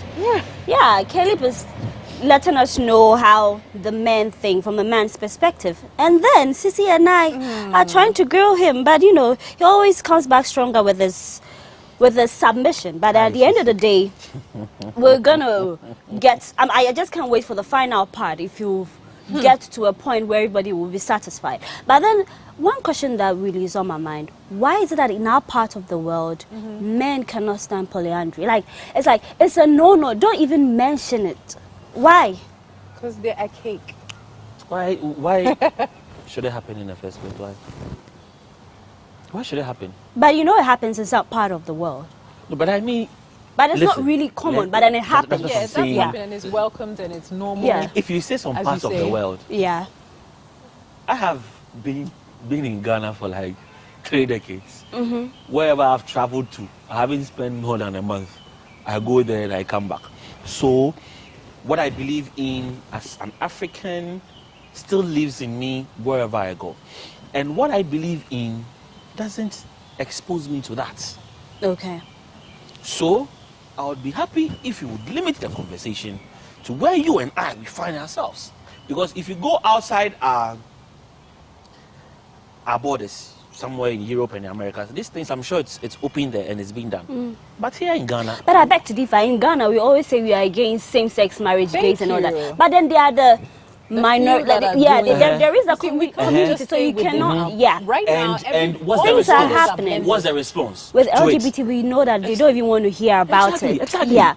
But then, if you talk about... Our customs is key. They are very key, and we can't run away from it. At the end of the day, we have to protect it. Reason, conversations like LGBT or whatever, anytime it comes up into the main light, people have strong way against it, and you cannot blame them. Yeah. We are Africans. But Caleb, you just said 21st century. Are we still going to... You want to move on into, you know, you're saying that within Africa. I don't think we can stay within, because right now, if we look at our young people and everything, people are more sexualized, people are more, you know, now being... but you think... We are not wearing kaba and slits anymore. We are now, you know, having... It's good to have the conversation. You are wearing jeans and hair. I'm wearing kaftan, more African prints. No, not every man is wearing kaftan. We are moving forward. We are blending and cultures now and absorbing the Western world a little bit. I am not saying you shouldn't. And so, okay. But I'm saying at the end of the day, ours should always be supreme. No, it can't be. How are you going to marry these 21st century girls that are now out here, you know, who are very comfortable in their sexuality and comfortable in their bodies and everything, and now you want to come and bring your old-fashioned, it is... you see it as old-fashioned? Yes, it is. It is not something that has evolved, and you have to evolve. So now you are saying 21st century. Why should that not blend into 21st? Only that one should stay, but everything else should not being blend. fair. No. Listen to me. I'm not saying... listen. What I'm trying to tell you Make us understand. Let me hear. Once we are in the 21st century, we've grown. Yes. We've read. Yes. We've learned. Yes. You understand me? In all these things we've done, you and I, we know where we come from. We cannot carry our tradition, whatever, and throw it away because we think we've read. We're westernized. That's it. Okay. You will read, but make sure you modify it into what you know already, or whatever your culture. But you are trying to say that side chick is part of our custom. Oh, that's what you are saying. Are you telling me you don't know this? No, but it's not part of our custom. It's something that has been taboo. Now let me... Where? No, Caleb, Caleb, see, let me come in. One One thing that we usually get it wrong is that, you know, marriage is an institution. It got rules, right? We've normalized cheating. Now, a man takes home a woman, doesn't fear God, takes the vow, I promise to whatever. Women cheat too. Add that one. Women cheat too. Yes. Women cheat, men cheat. Maybe women even do it better, but that's another... There's another conversation. But then it has become normal, because even if a woman, you are going into marriage, sometimes it's really appalling that family will advise you, if in case your husband does something, cheats and then you know, try and come, because it rains everywhere. With you going into a marriage with such mentality, it's just too much. I'm a whole human. I also got feelings. So we shouldn't normalize cheating. And then you see it as a big deal, something you can't even imagine when a woman cheats. But when a man cheats, let's cover it, and you know, it's nothing. Paula, this is what is good for the... What is that saying? What is good for the gander is good for the goose. No. Whatever you said some few seconds ago. Yes. This is what our mothers, our grandmothers, they've done. Listen. What do we want to do? Forget what your grandfathers do. What do you want to do? Let's be the change we want to see. Listen, I'm saying that. Yeah. Do you know there is no pamphlet for marriage? Most of us, when we want to get married, then we go and sit in some pastor's office. They say they are doing counseling. So isn't the Bible a pamphlet for marriage? It is. Yes. Hey. Oh, Caleb. Come on. Bible. Does it not say treat your wife well, this? As the church, just as Christ Does it loved not- the church, you should love your wife. Wife, So- submit to your so, husband. Thank you. So if I love my wife, eventually I want to pick another wife. What's the big deal? The Bible is the Bible against it? No, we are not against. See, that's the thing. What I'm saying is, Yeah. I'm saying If you go into the Bible, men always use that like, where in the Bible? Where Show does me it say where is it that exactly? we cannot take. Yeah, we understand that. But then if you sign up to like the court marriages, that one, there's you should no court respect marriage in the it. Bible. This is court thing. You put it How aside. do you know? Why do we? How do you Why should know? we put it aside? You see, you're interpreting the Bible when it's good Have for you. yeah, that's it. And That's what then me when boys it's not doing. good for you, you're like, oh, it's not in the Bible. I'm saying. How do you know? Were you there? Where? Were you there? I'm trying Did to they let not you have systems and things? So why wouldn't a court marriage be existent in those which times? system made Solomon marry those women? Which system? Which system? Look, the same Bible we are even discussing. Was it Abraham or who? I think Abraham Sarah. married. Exactly. What? Okay. So why are you making it look like, oh, when you marry a second wife, So that's why only a is babe that- for the when babe it- on when Sunday? it comes to before. you guys want to jump for the Bible because the Bible says, hey, but anything else, no, you don't want to jump for the Anything Bible. else like what? Anything else, bring up anything else. Men would anything else would. When it comes to having multiple women, hey, didn't this person? Blah, blah, blah, blah. Paula, Yes. what I'm trying to tell you is, these counselors will go for marriage, nothing.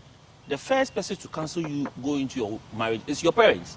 So if your mother tells you that, look, when you are going into marriage and your husband does this, your mother knows what she had gone through or she had experienced. Because she's also sharing it with you. But why has your mother stayed in marriage 10, 20, 30 years? And you will go in and Sunday morning, then you are screaming. So would you sign up for counseling before your marriage? I'm not sure. I would want to speak to my parents Paula. more. In fact, I would intend to use my wife's parents too.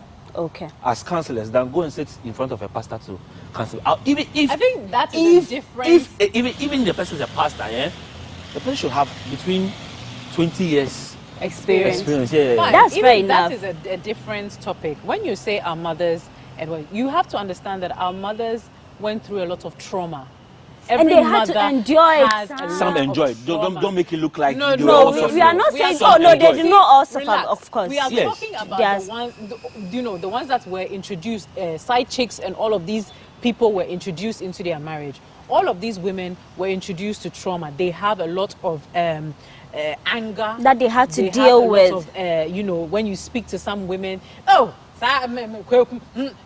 have a lot of regret and a lot of pain that they went through. This is a very painful, and I think we are ignoring the emotional and mental health side of it. Thank you, Sisi. Bringing another woman into a marriage is very emotionally catastrophic for a woman. Draining. You cannot even, you start wondering, where did I go wrong? What could I have done better? But it's no fault of your fault. It's the man who just wants to You didn't do satisfy. anything wrong.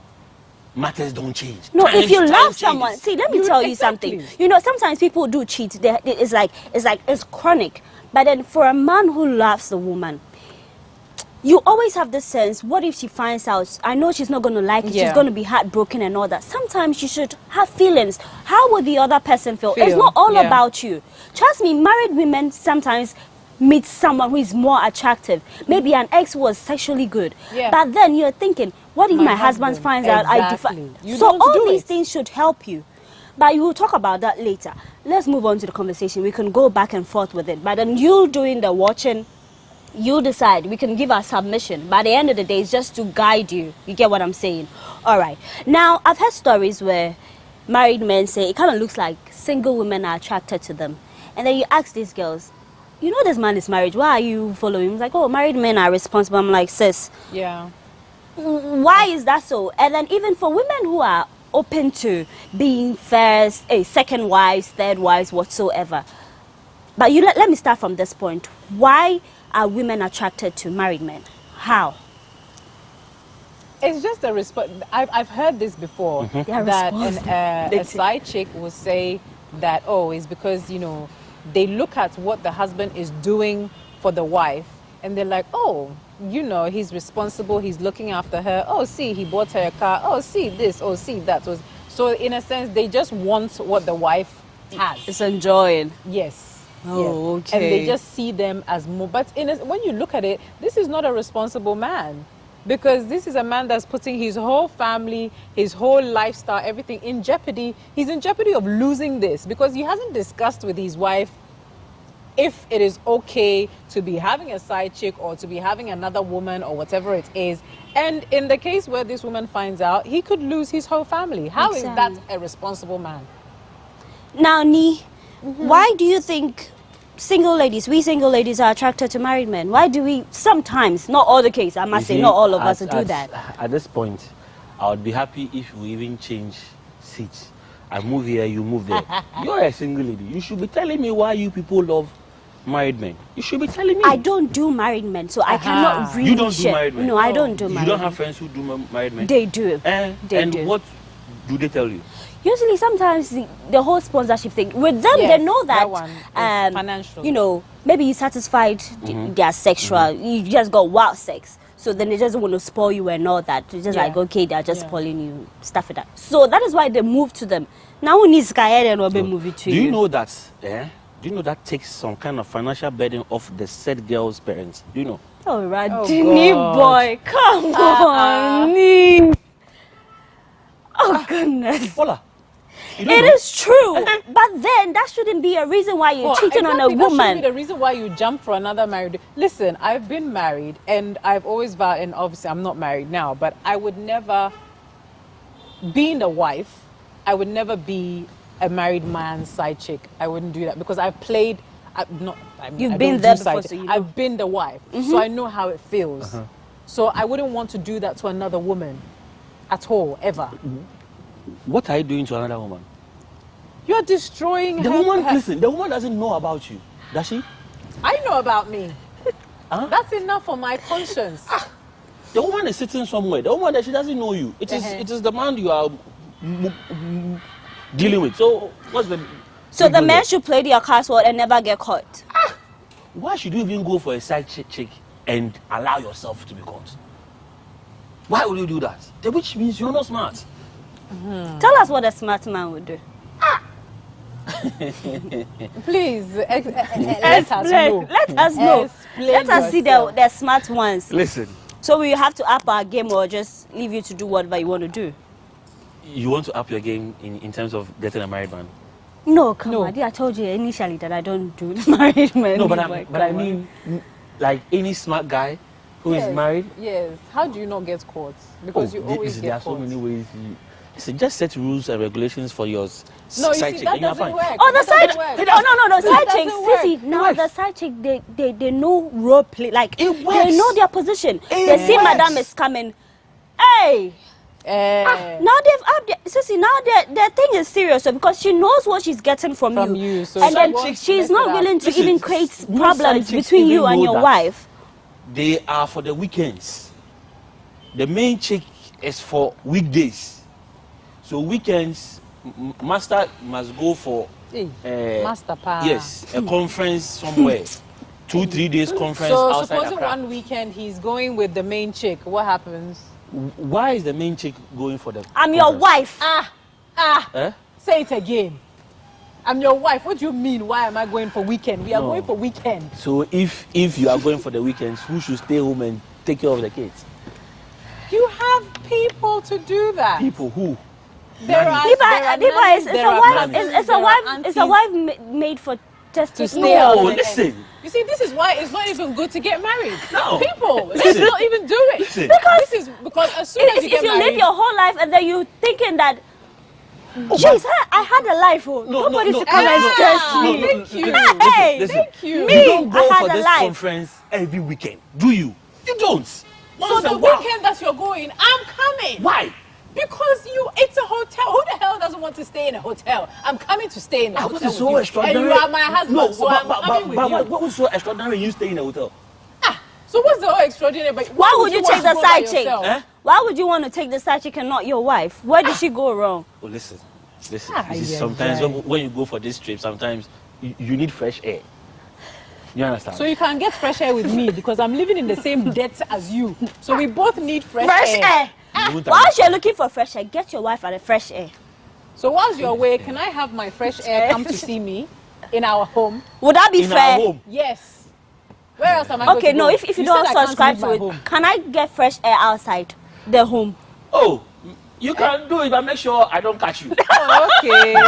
You know, men are always pain. Like a man cannot stand or even think that another woman had sexual intercourse with the wife or a partner. But then for you, we should normalize it and accept it. Yeah, you have to. Me too, I can't think of it. I don't want to think of my husband being pleasured by some other woman. It is something that is like, oh my God. Like, something that is mine, somebody can't come and just take it. No. But you see, No. you've been doing one style for a very long time. Sometimes you How need do to you go know? and upgrade your style outside there. See, it depends on the women you find. As you say, 21st century women, we are not doing a boring. lot. You're not boring. We are not boring. Eh. Look for the right ones, I must say. Anyway, on the back of we not being boring, I would love to take a quick break. When we come back, Mons and Cuddles with Cecilia and Caleb continues. Right there.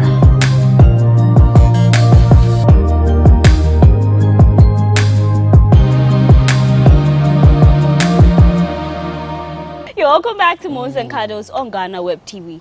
This has actually been one of my most interactive, interesting, controversial discussion I've ever had. All thanks to Caleb Nebo and Cecilia, I must say. This conversation, as I said today, was going to be an eye-opener, and really it is. Now we've gotten to the fun part. It's the mystery box. I've got some questions in here, right? Very interesting, like hot ones, of course, because it comes with a discussion. So if you pick it, you give us honest answer. And then if you pick the sheet with just a blank sheet, you get to ask me any question, because this is like when you go on the show, it's just the host is bombarding you with questions. So I'm going to start with Caleb. Why are you starting with me? Because you're a darling boy who is controversial. Antiara babe.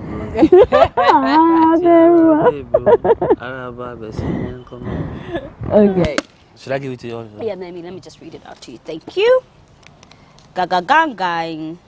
Would you leave your wife of 5 years if you found out they had a side boy? Would I leave her? Yeah, or call for divorce? Yes, I will. See this one. Yes, I will. Why? I have been cheated upon for 5 years. So. No, she didn't say for 5 years. She said, would you leave your wife you have been with for 5 years if you found out maybe she had a side boy for like maybe a couple months of months. Oh, or maybe even years, like whatever it is. Whatever. Even if it's for a day, yes. She has to go. Okay. I was going to ask what if a table turns, but I think we know the answer. Table turns. The marriage continues, Exactly. right? Exactly. Okay. Sissy. Yes. Okay. Please hand it. Hey, Caleb. Just obey Jawari no after all the years. Kepun. That's all. Hey.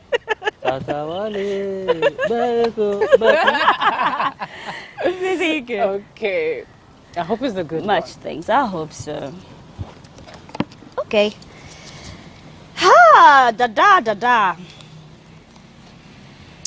Wife to a poor man, seventh wife to a rich man. Which will you choose?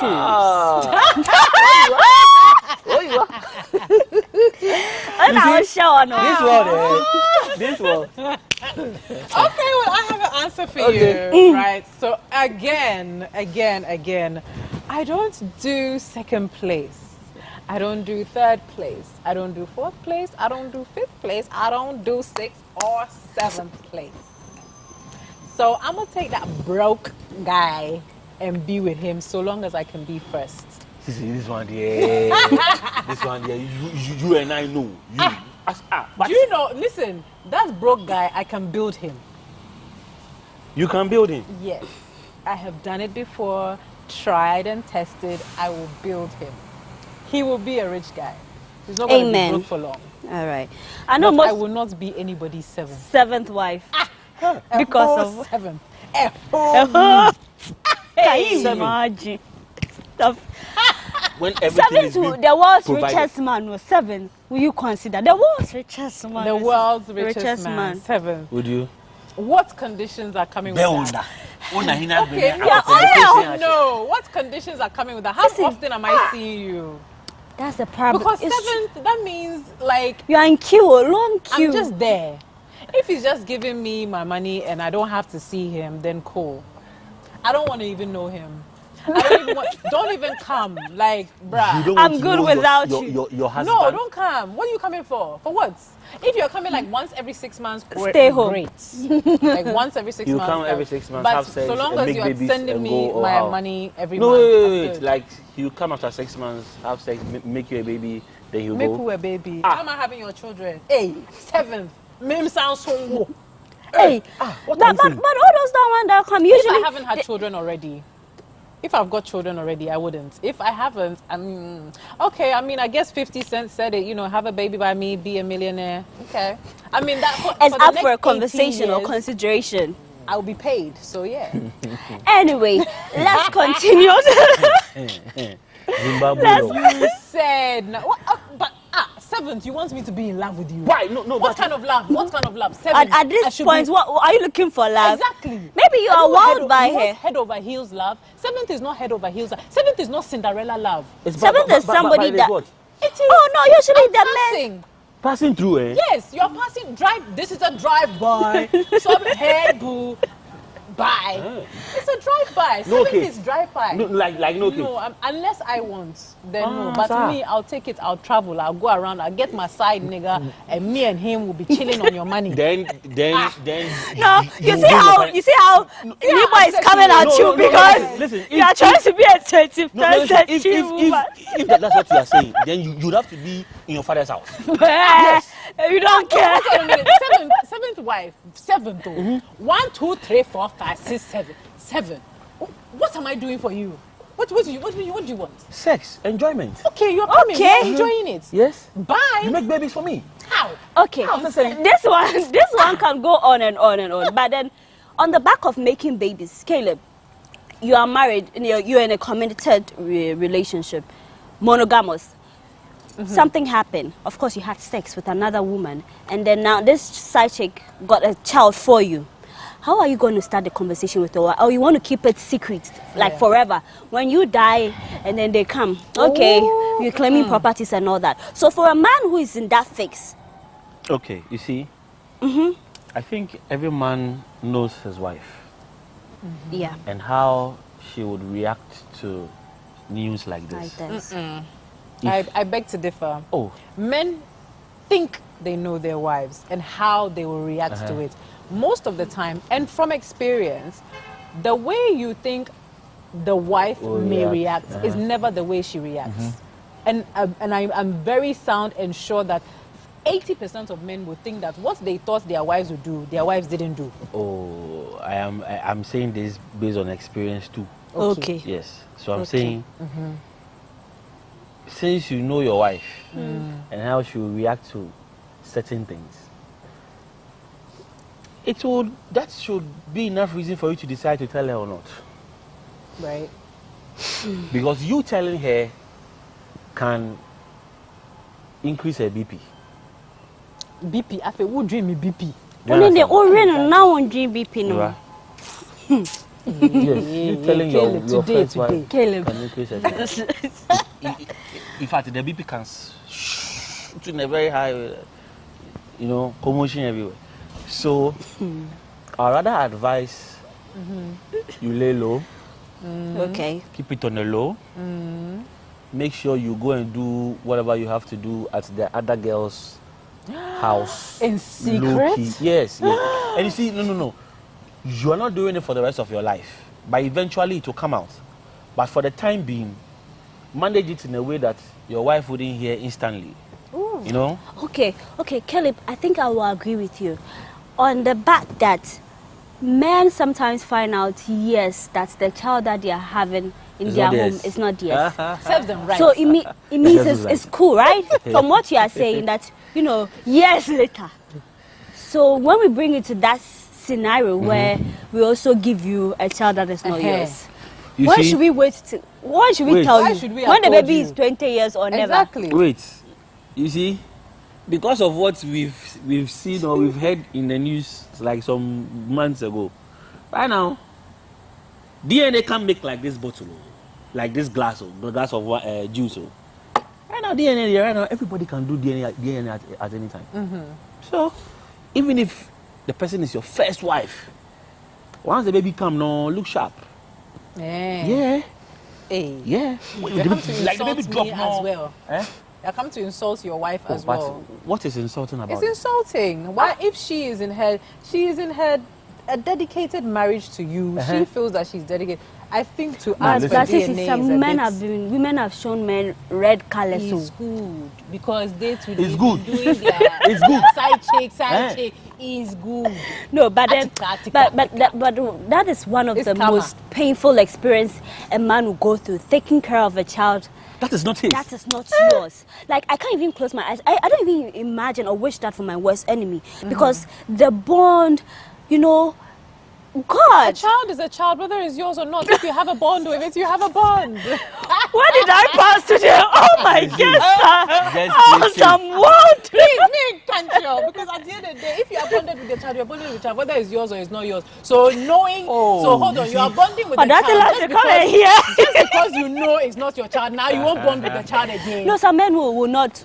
It stops there. That's why we won't tell you. It would tear my eye top. Why? Seriously. But you are bonding with the child. The child is already yours. Why would knowing that is not yours or yours have any implications to why you should not bond with the child? Listen. You're already bonded. The mere fact that I know this kid is mine naturally brings the bond. But after some time and I get to know this is not mine. A bond is built over time. Yeah.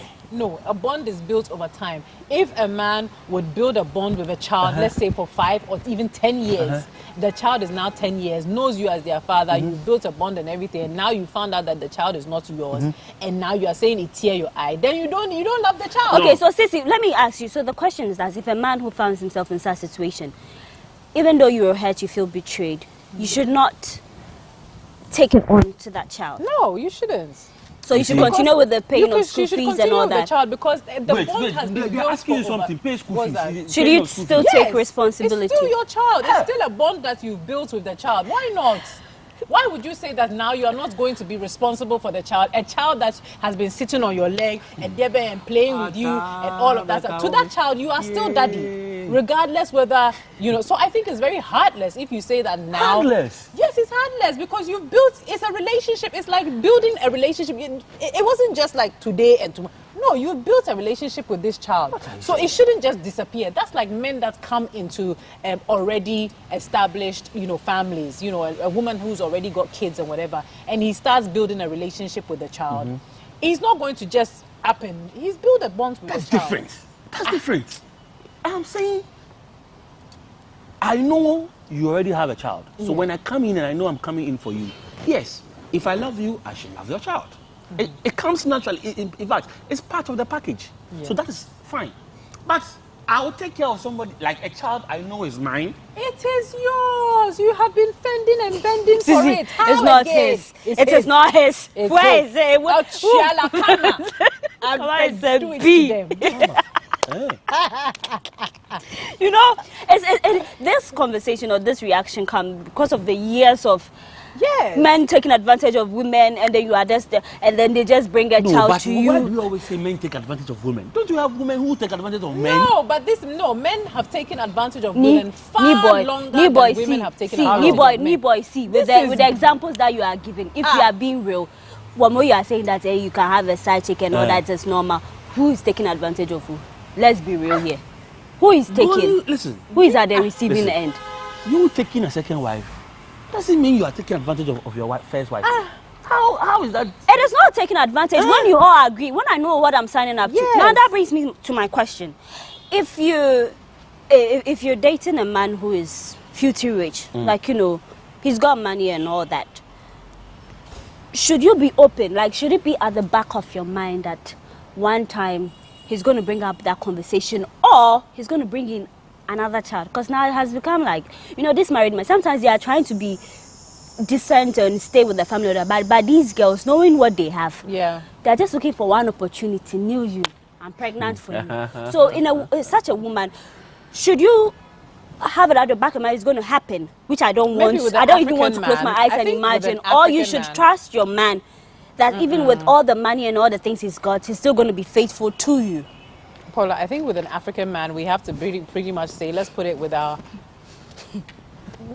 what's it, your mind day, your mind for day, right? For you. Exactly. But I think it is all about the European men. Oh, I'm going to go there because they're not going to come and give you all this wahala. Sister, if you cheat, you know you are losing like big time. Yes, so they're always going to look at. But if you come here and the systems work, if you're cheating and I'm leaving you, I'm walking out with 7 million of your money. Yes. That one, it favors women. Please. It favors. But when you come here, we're always at the losing end. Then you take all your children. You want to leave. Johnny Depp and all this. Look at what he's so you see. Too much reading. She still walked off with 7 million. You've been reading. It's not reading. We are being 21st century women. We are educating ourselves. I get it. On the rubbish we shouldn't take. Okay. Rubbish? Yes. What kind of rubbish is that? Rubbish. Which one is that? It is rubbish. But ladies, side chick is rubbish. Sissy and Caleb, before we wrap up this conversation, in the case where you find yourself in a polygamous marriage, how do you live in harmony? Because Ababeto, let's just say, right? Because I just recently saw a video of Yo Idochi. If I butchered the name, I'm not Nigerian, so please pardon me.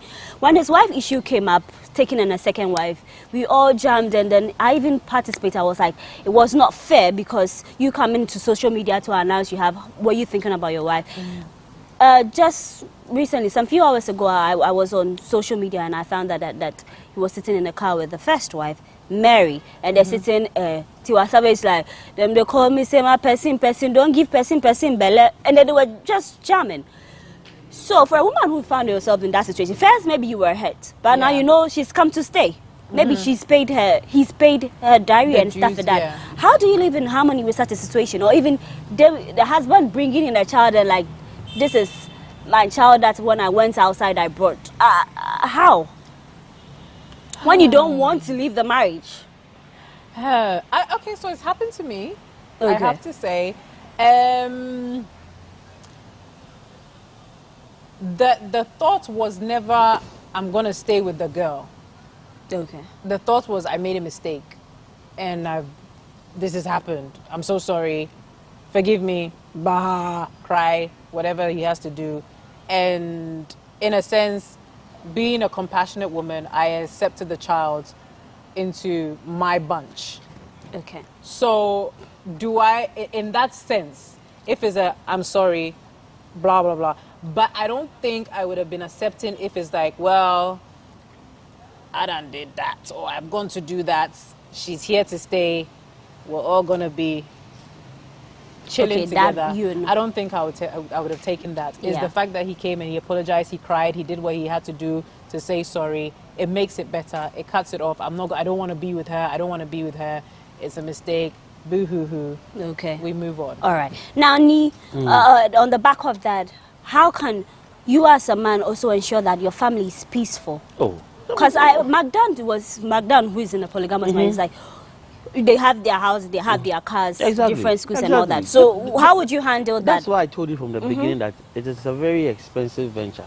Yeah. So if you are financially sound and you want to go into it, cool deal. That's just if you want to have a big mansion and house all of them, cool deal. In the same house. Oh, some do. Oh. No, some do. I didn't say, I said a mansion. A mansion. Both of them, or if it is three, they are there. Everybody has their, then you, the man, you have your own master, whatever. So when you are supposed to go and visit this one for sex, you go there. If you are going here to eat, proper food, you go there. Just really much, isn't it just about sex, though? What? Polygamy. Yes. Isn't it just about sex? Oh. Is it really, do you really want to live with two women? Is it really like the wahala that even one woman will give? You see? Yes. Is it just not about sex? I'm even happy you are saying a wahala, which means yes, women, of course. We are very demanding. You are wahala. Yes. Okay, that's nice. I'm not an easy woman to live with. No, no way at all. But that's not like news. Women can sometimes stress you, but even we have a very nice way of doing it. Yes. So, but I mean, listen. That's something. It's just about sex, isn't it? Listen, isn't it? if a house like this, if the first wife is occupying the top floor, the second wife can be down there, third wife can be somewhere here. Jesus. You, the man, your house is, or your room or apartment is somewhere in there. So how are you going to share the sex timetable? Oh, that's one of the most easiest thing one could ever script. Sex timetable. So in a sense, you're a sex addict there, because supposing that you're having 3 and Monday, Tuesday, I'm on it. Second wife is Thursday, Friday. Like it has to be every day. If you're a rich man, if you're a rich man, how do you even have time for that? No, I'm coming. That's what I'm saying. If you're a rich man, you wouldn't be thinking about sex every day. Maybe once or twice a week. Why are you keeping them? Purpose of what? What's the purpose of it? Then what's the purpose of having all of these wives if it's not about sex? And what is the peace of mind in that? Peace of mind. Yes. There is a lot of peace of mind in that. Really? Yes. In 3 women. If you take everything away, listen. Do you know the kind of financial burden you've taken off these women and their families? Caleb Niboy, Cecilia Anubani, I'm very honored for this conversation. It's been an eye-opener to me. You know, sometimes we're thinking in a woman's perspective, not considering what the men will say and stuff like that. But as I stated earlier, on Moons and Cuddles, we give the submission, we get the finest guests, share the experience, advise you, let you know what's trending in the 21st century. And then you make the decision. But it was an honor to have you on my couch. The pleasure, like, you know, I'm really excited. This conversation really went well. As I said, we're going to shake tables, and mission accomplished. Shake tables. I did today's conversation with Caleb Niboy. He's my senior in the media space, and he's the host of Showbiz on Star. No, but what is this senior? One of the with media, we always say senior. See, it's just normal. Isn't there? And idea is 21st century. It happens all the time. And actress Cecilia Anubani, she's one of the finest actresses we've got. That action movie that you did, is it 10 minutes? Yes. It's out, right? Charlie. Crazy movie. Yeah, she was. I watched it 3 times. Because the first one I wasn't too sure what I was watching, and I had to go back and watch again, and I think I did it for the 3rd time. So for the 3rd time, I think I took a pen and pamphlet with me. I actually took some notes. I shared with Abu. Okay. After I've had good reviews about the movie. I'm yet to watch it, but the title is in there. I'm actually using this platform to actually urge corporate Ghana. Listen, we have the people here. It will go a long way. It will go a long way to for us here in Ghana. If corporate Ghana, you do come support us in the arts, because the talents are here. Look, the kind of action movies you see over there on other foreign platforms, it is being done here. Paula, you should see the movie. It's on my list. Look, it's on my list. The effects alone. Charlie, not be that bushy where they shoot. I'm going to die. I trained for 5 months for that as well. I trained for 5 months doing. I always say I do martial arts anyway, but we did train for 5 months with all of the stunts and everything. Congratulations, Sissy. What's your latest movie? I know there's one in cinemas. So there's Drops of Happiness that's out, and in October there's another one coming from Abu called The Agency. All right. Now, do put on your social media where we can reach you. But so, okay. Ladies first. Ladies first. You see, 21st century man. I appreciate the ladies first. Guys, you can follow me on Instagram at Cecilia Anoban. So it's BARN, not the full Barnier, so just Barn. On Instagram. Twitter is the same. Facebook is the CAB Barn. Yeah. So, but come to me on Instagram, and then you can get all of the others as well. Caleb. Facebook, Instagram, Twitter. Yeah. Caleb Niboy. Especially so when you go on Instagram, you should look out for the disappointed DJ. You would you see the come up. DJ. That is my handle. I do everything. I'm also a food blogger. I love food bazaar. Invite us to eat. Thank you very much for coming on set today. It was good having you, and I hope and viewers too. We wish to have you back sometime soon. All right. You know, my name is Paulina Dedao Poku. It's always a pleasure coming your way. And as I said, the motto for this year is we're going to spice up our relationship, yeah. Unless those who don't want to be kept, we just leave them, just let them be. But then the ones that we are in and we want to save, we're going to do the things right, because we've just been hearing stories and all that. Your relationship can be different, sis or brother. Thanks for doing the watching. You can follow me on social media, Paula Amabruni. Let's get interactive. See you sometime soon.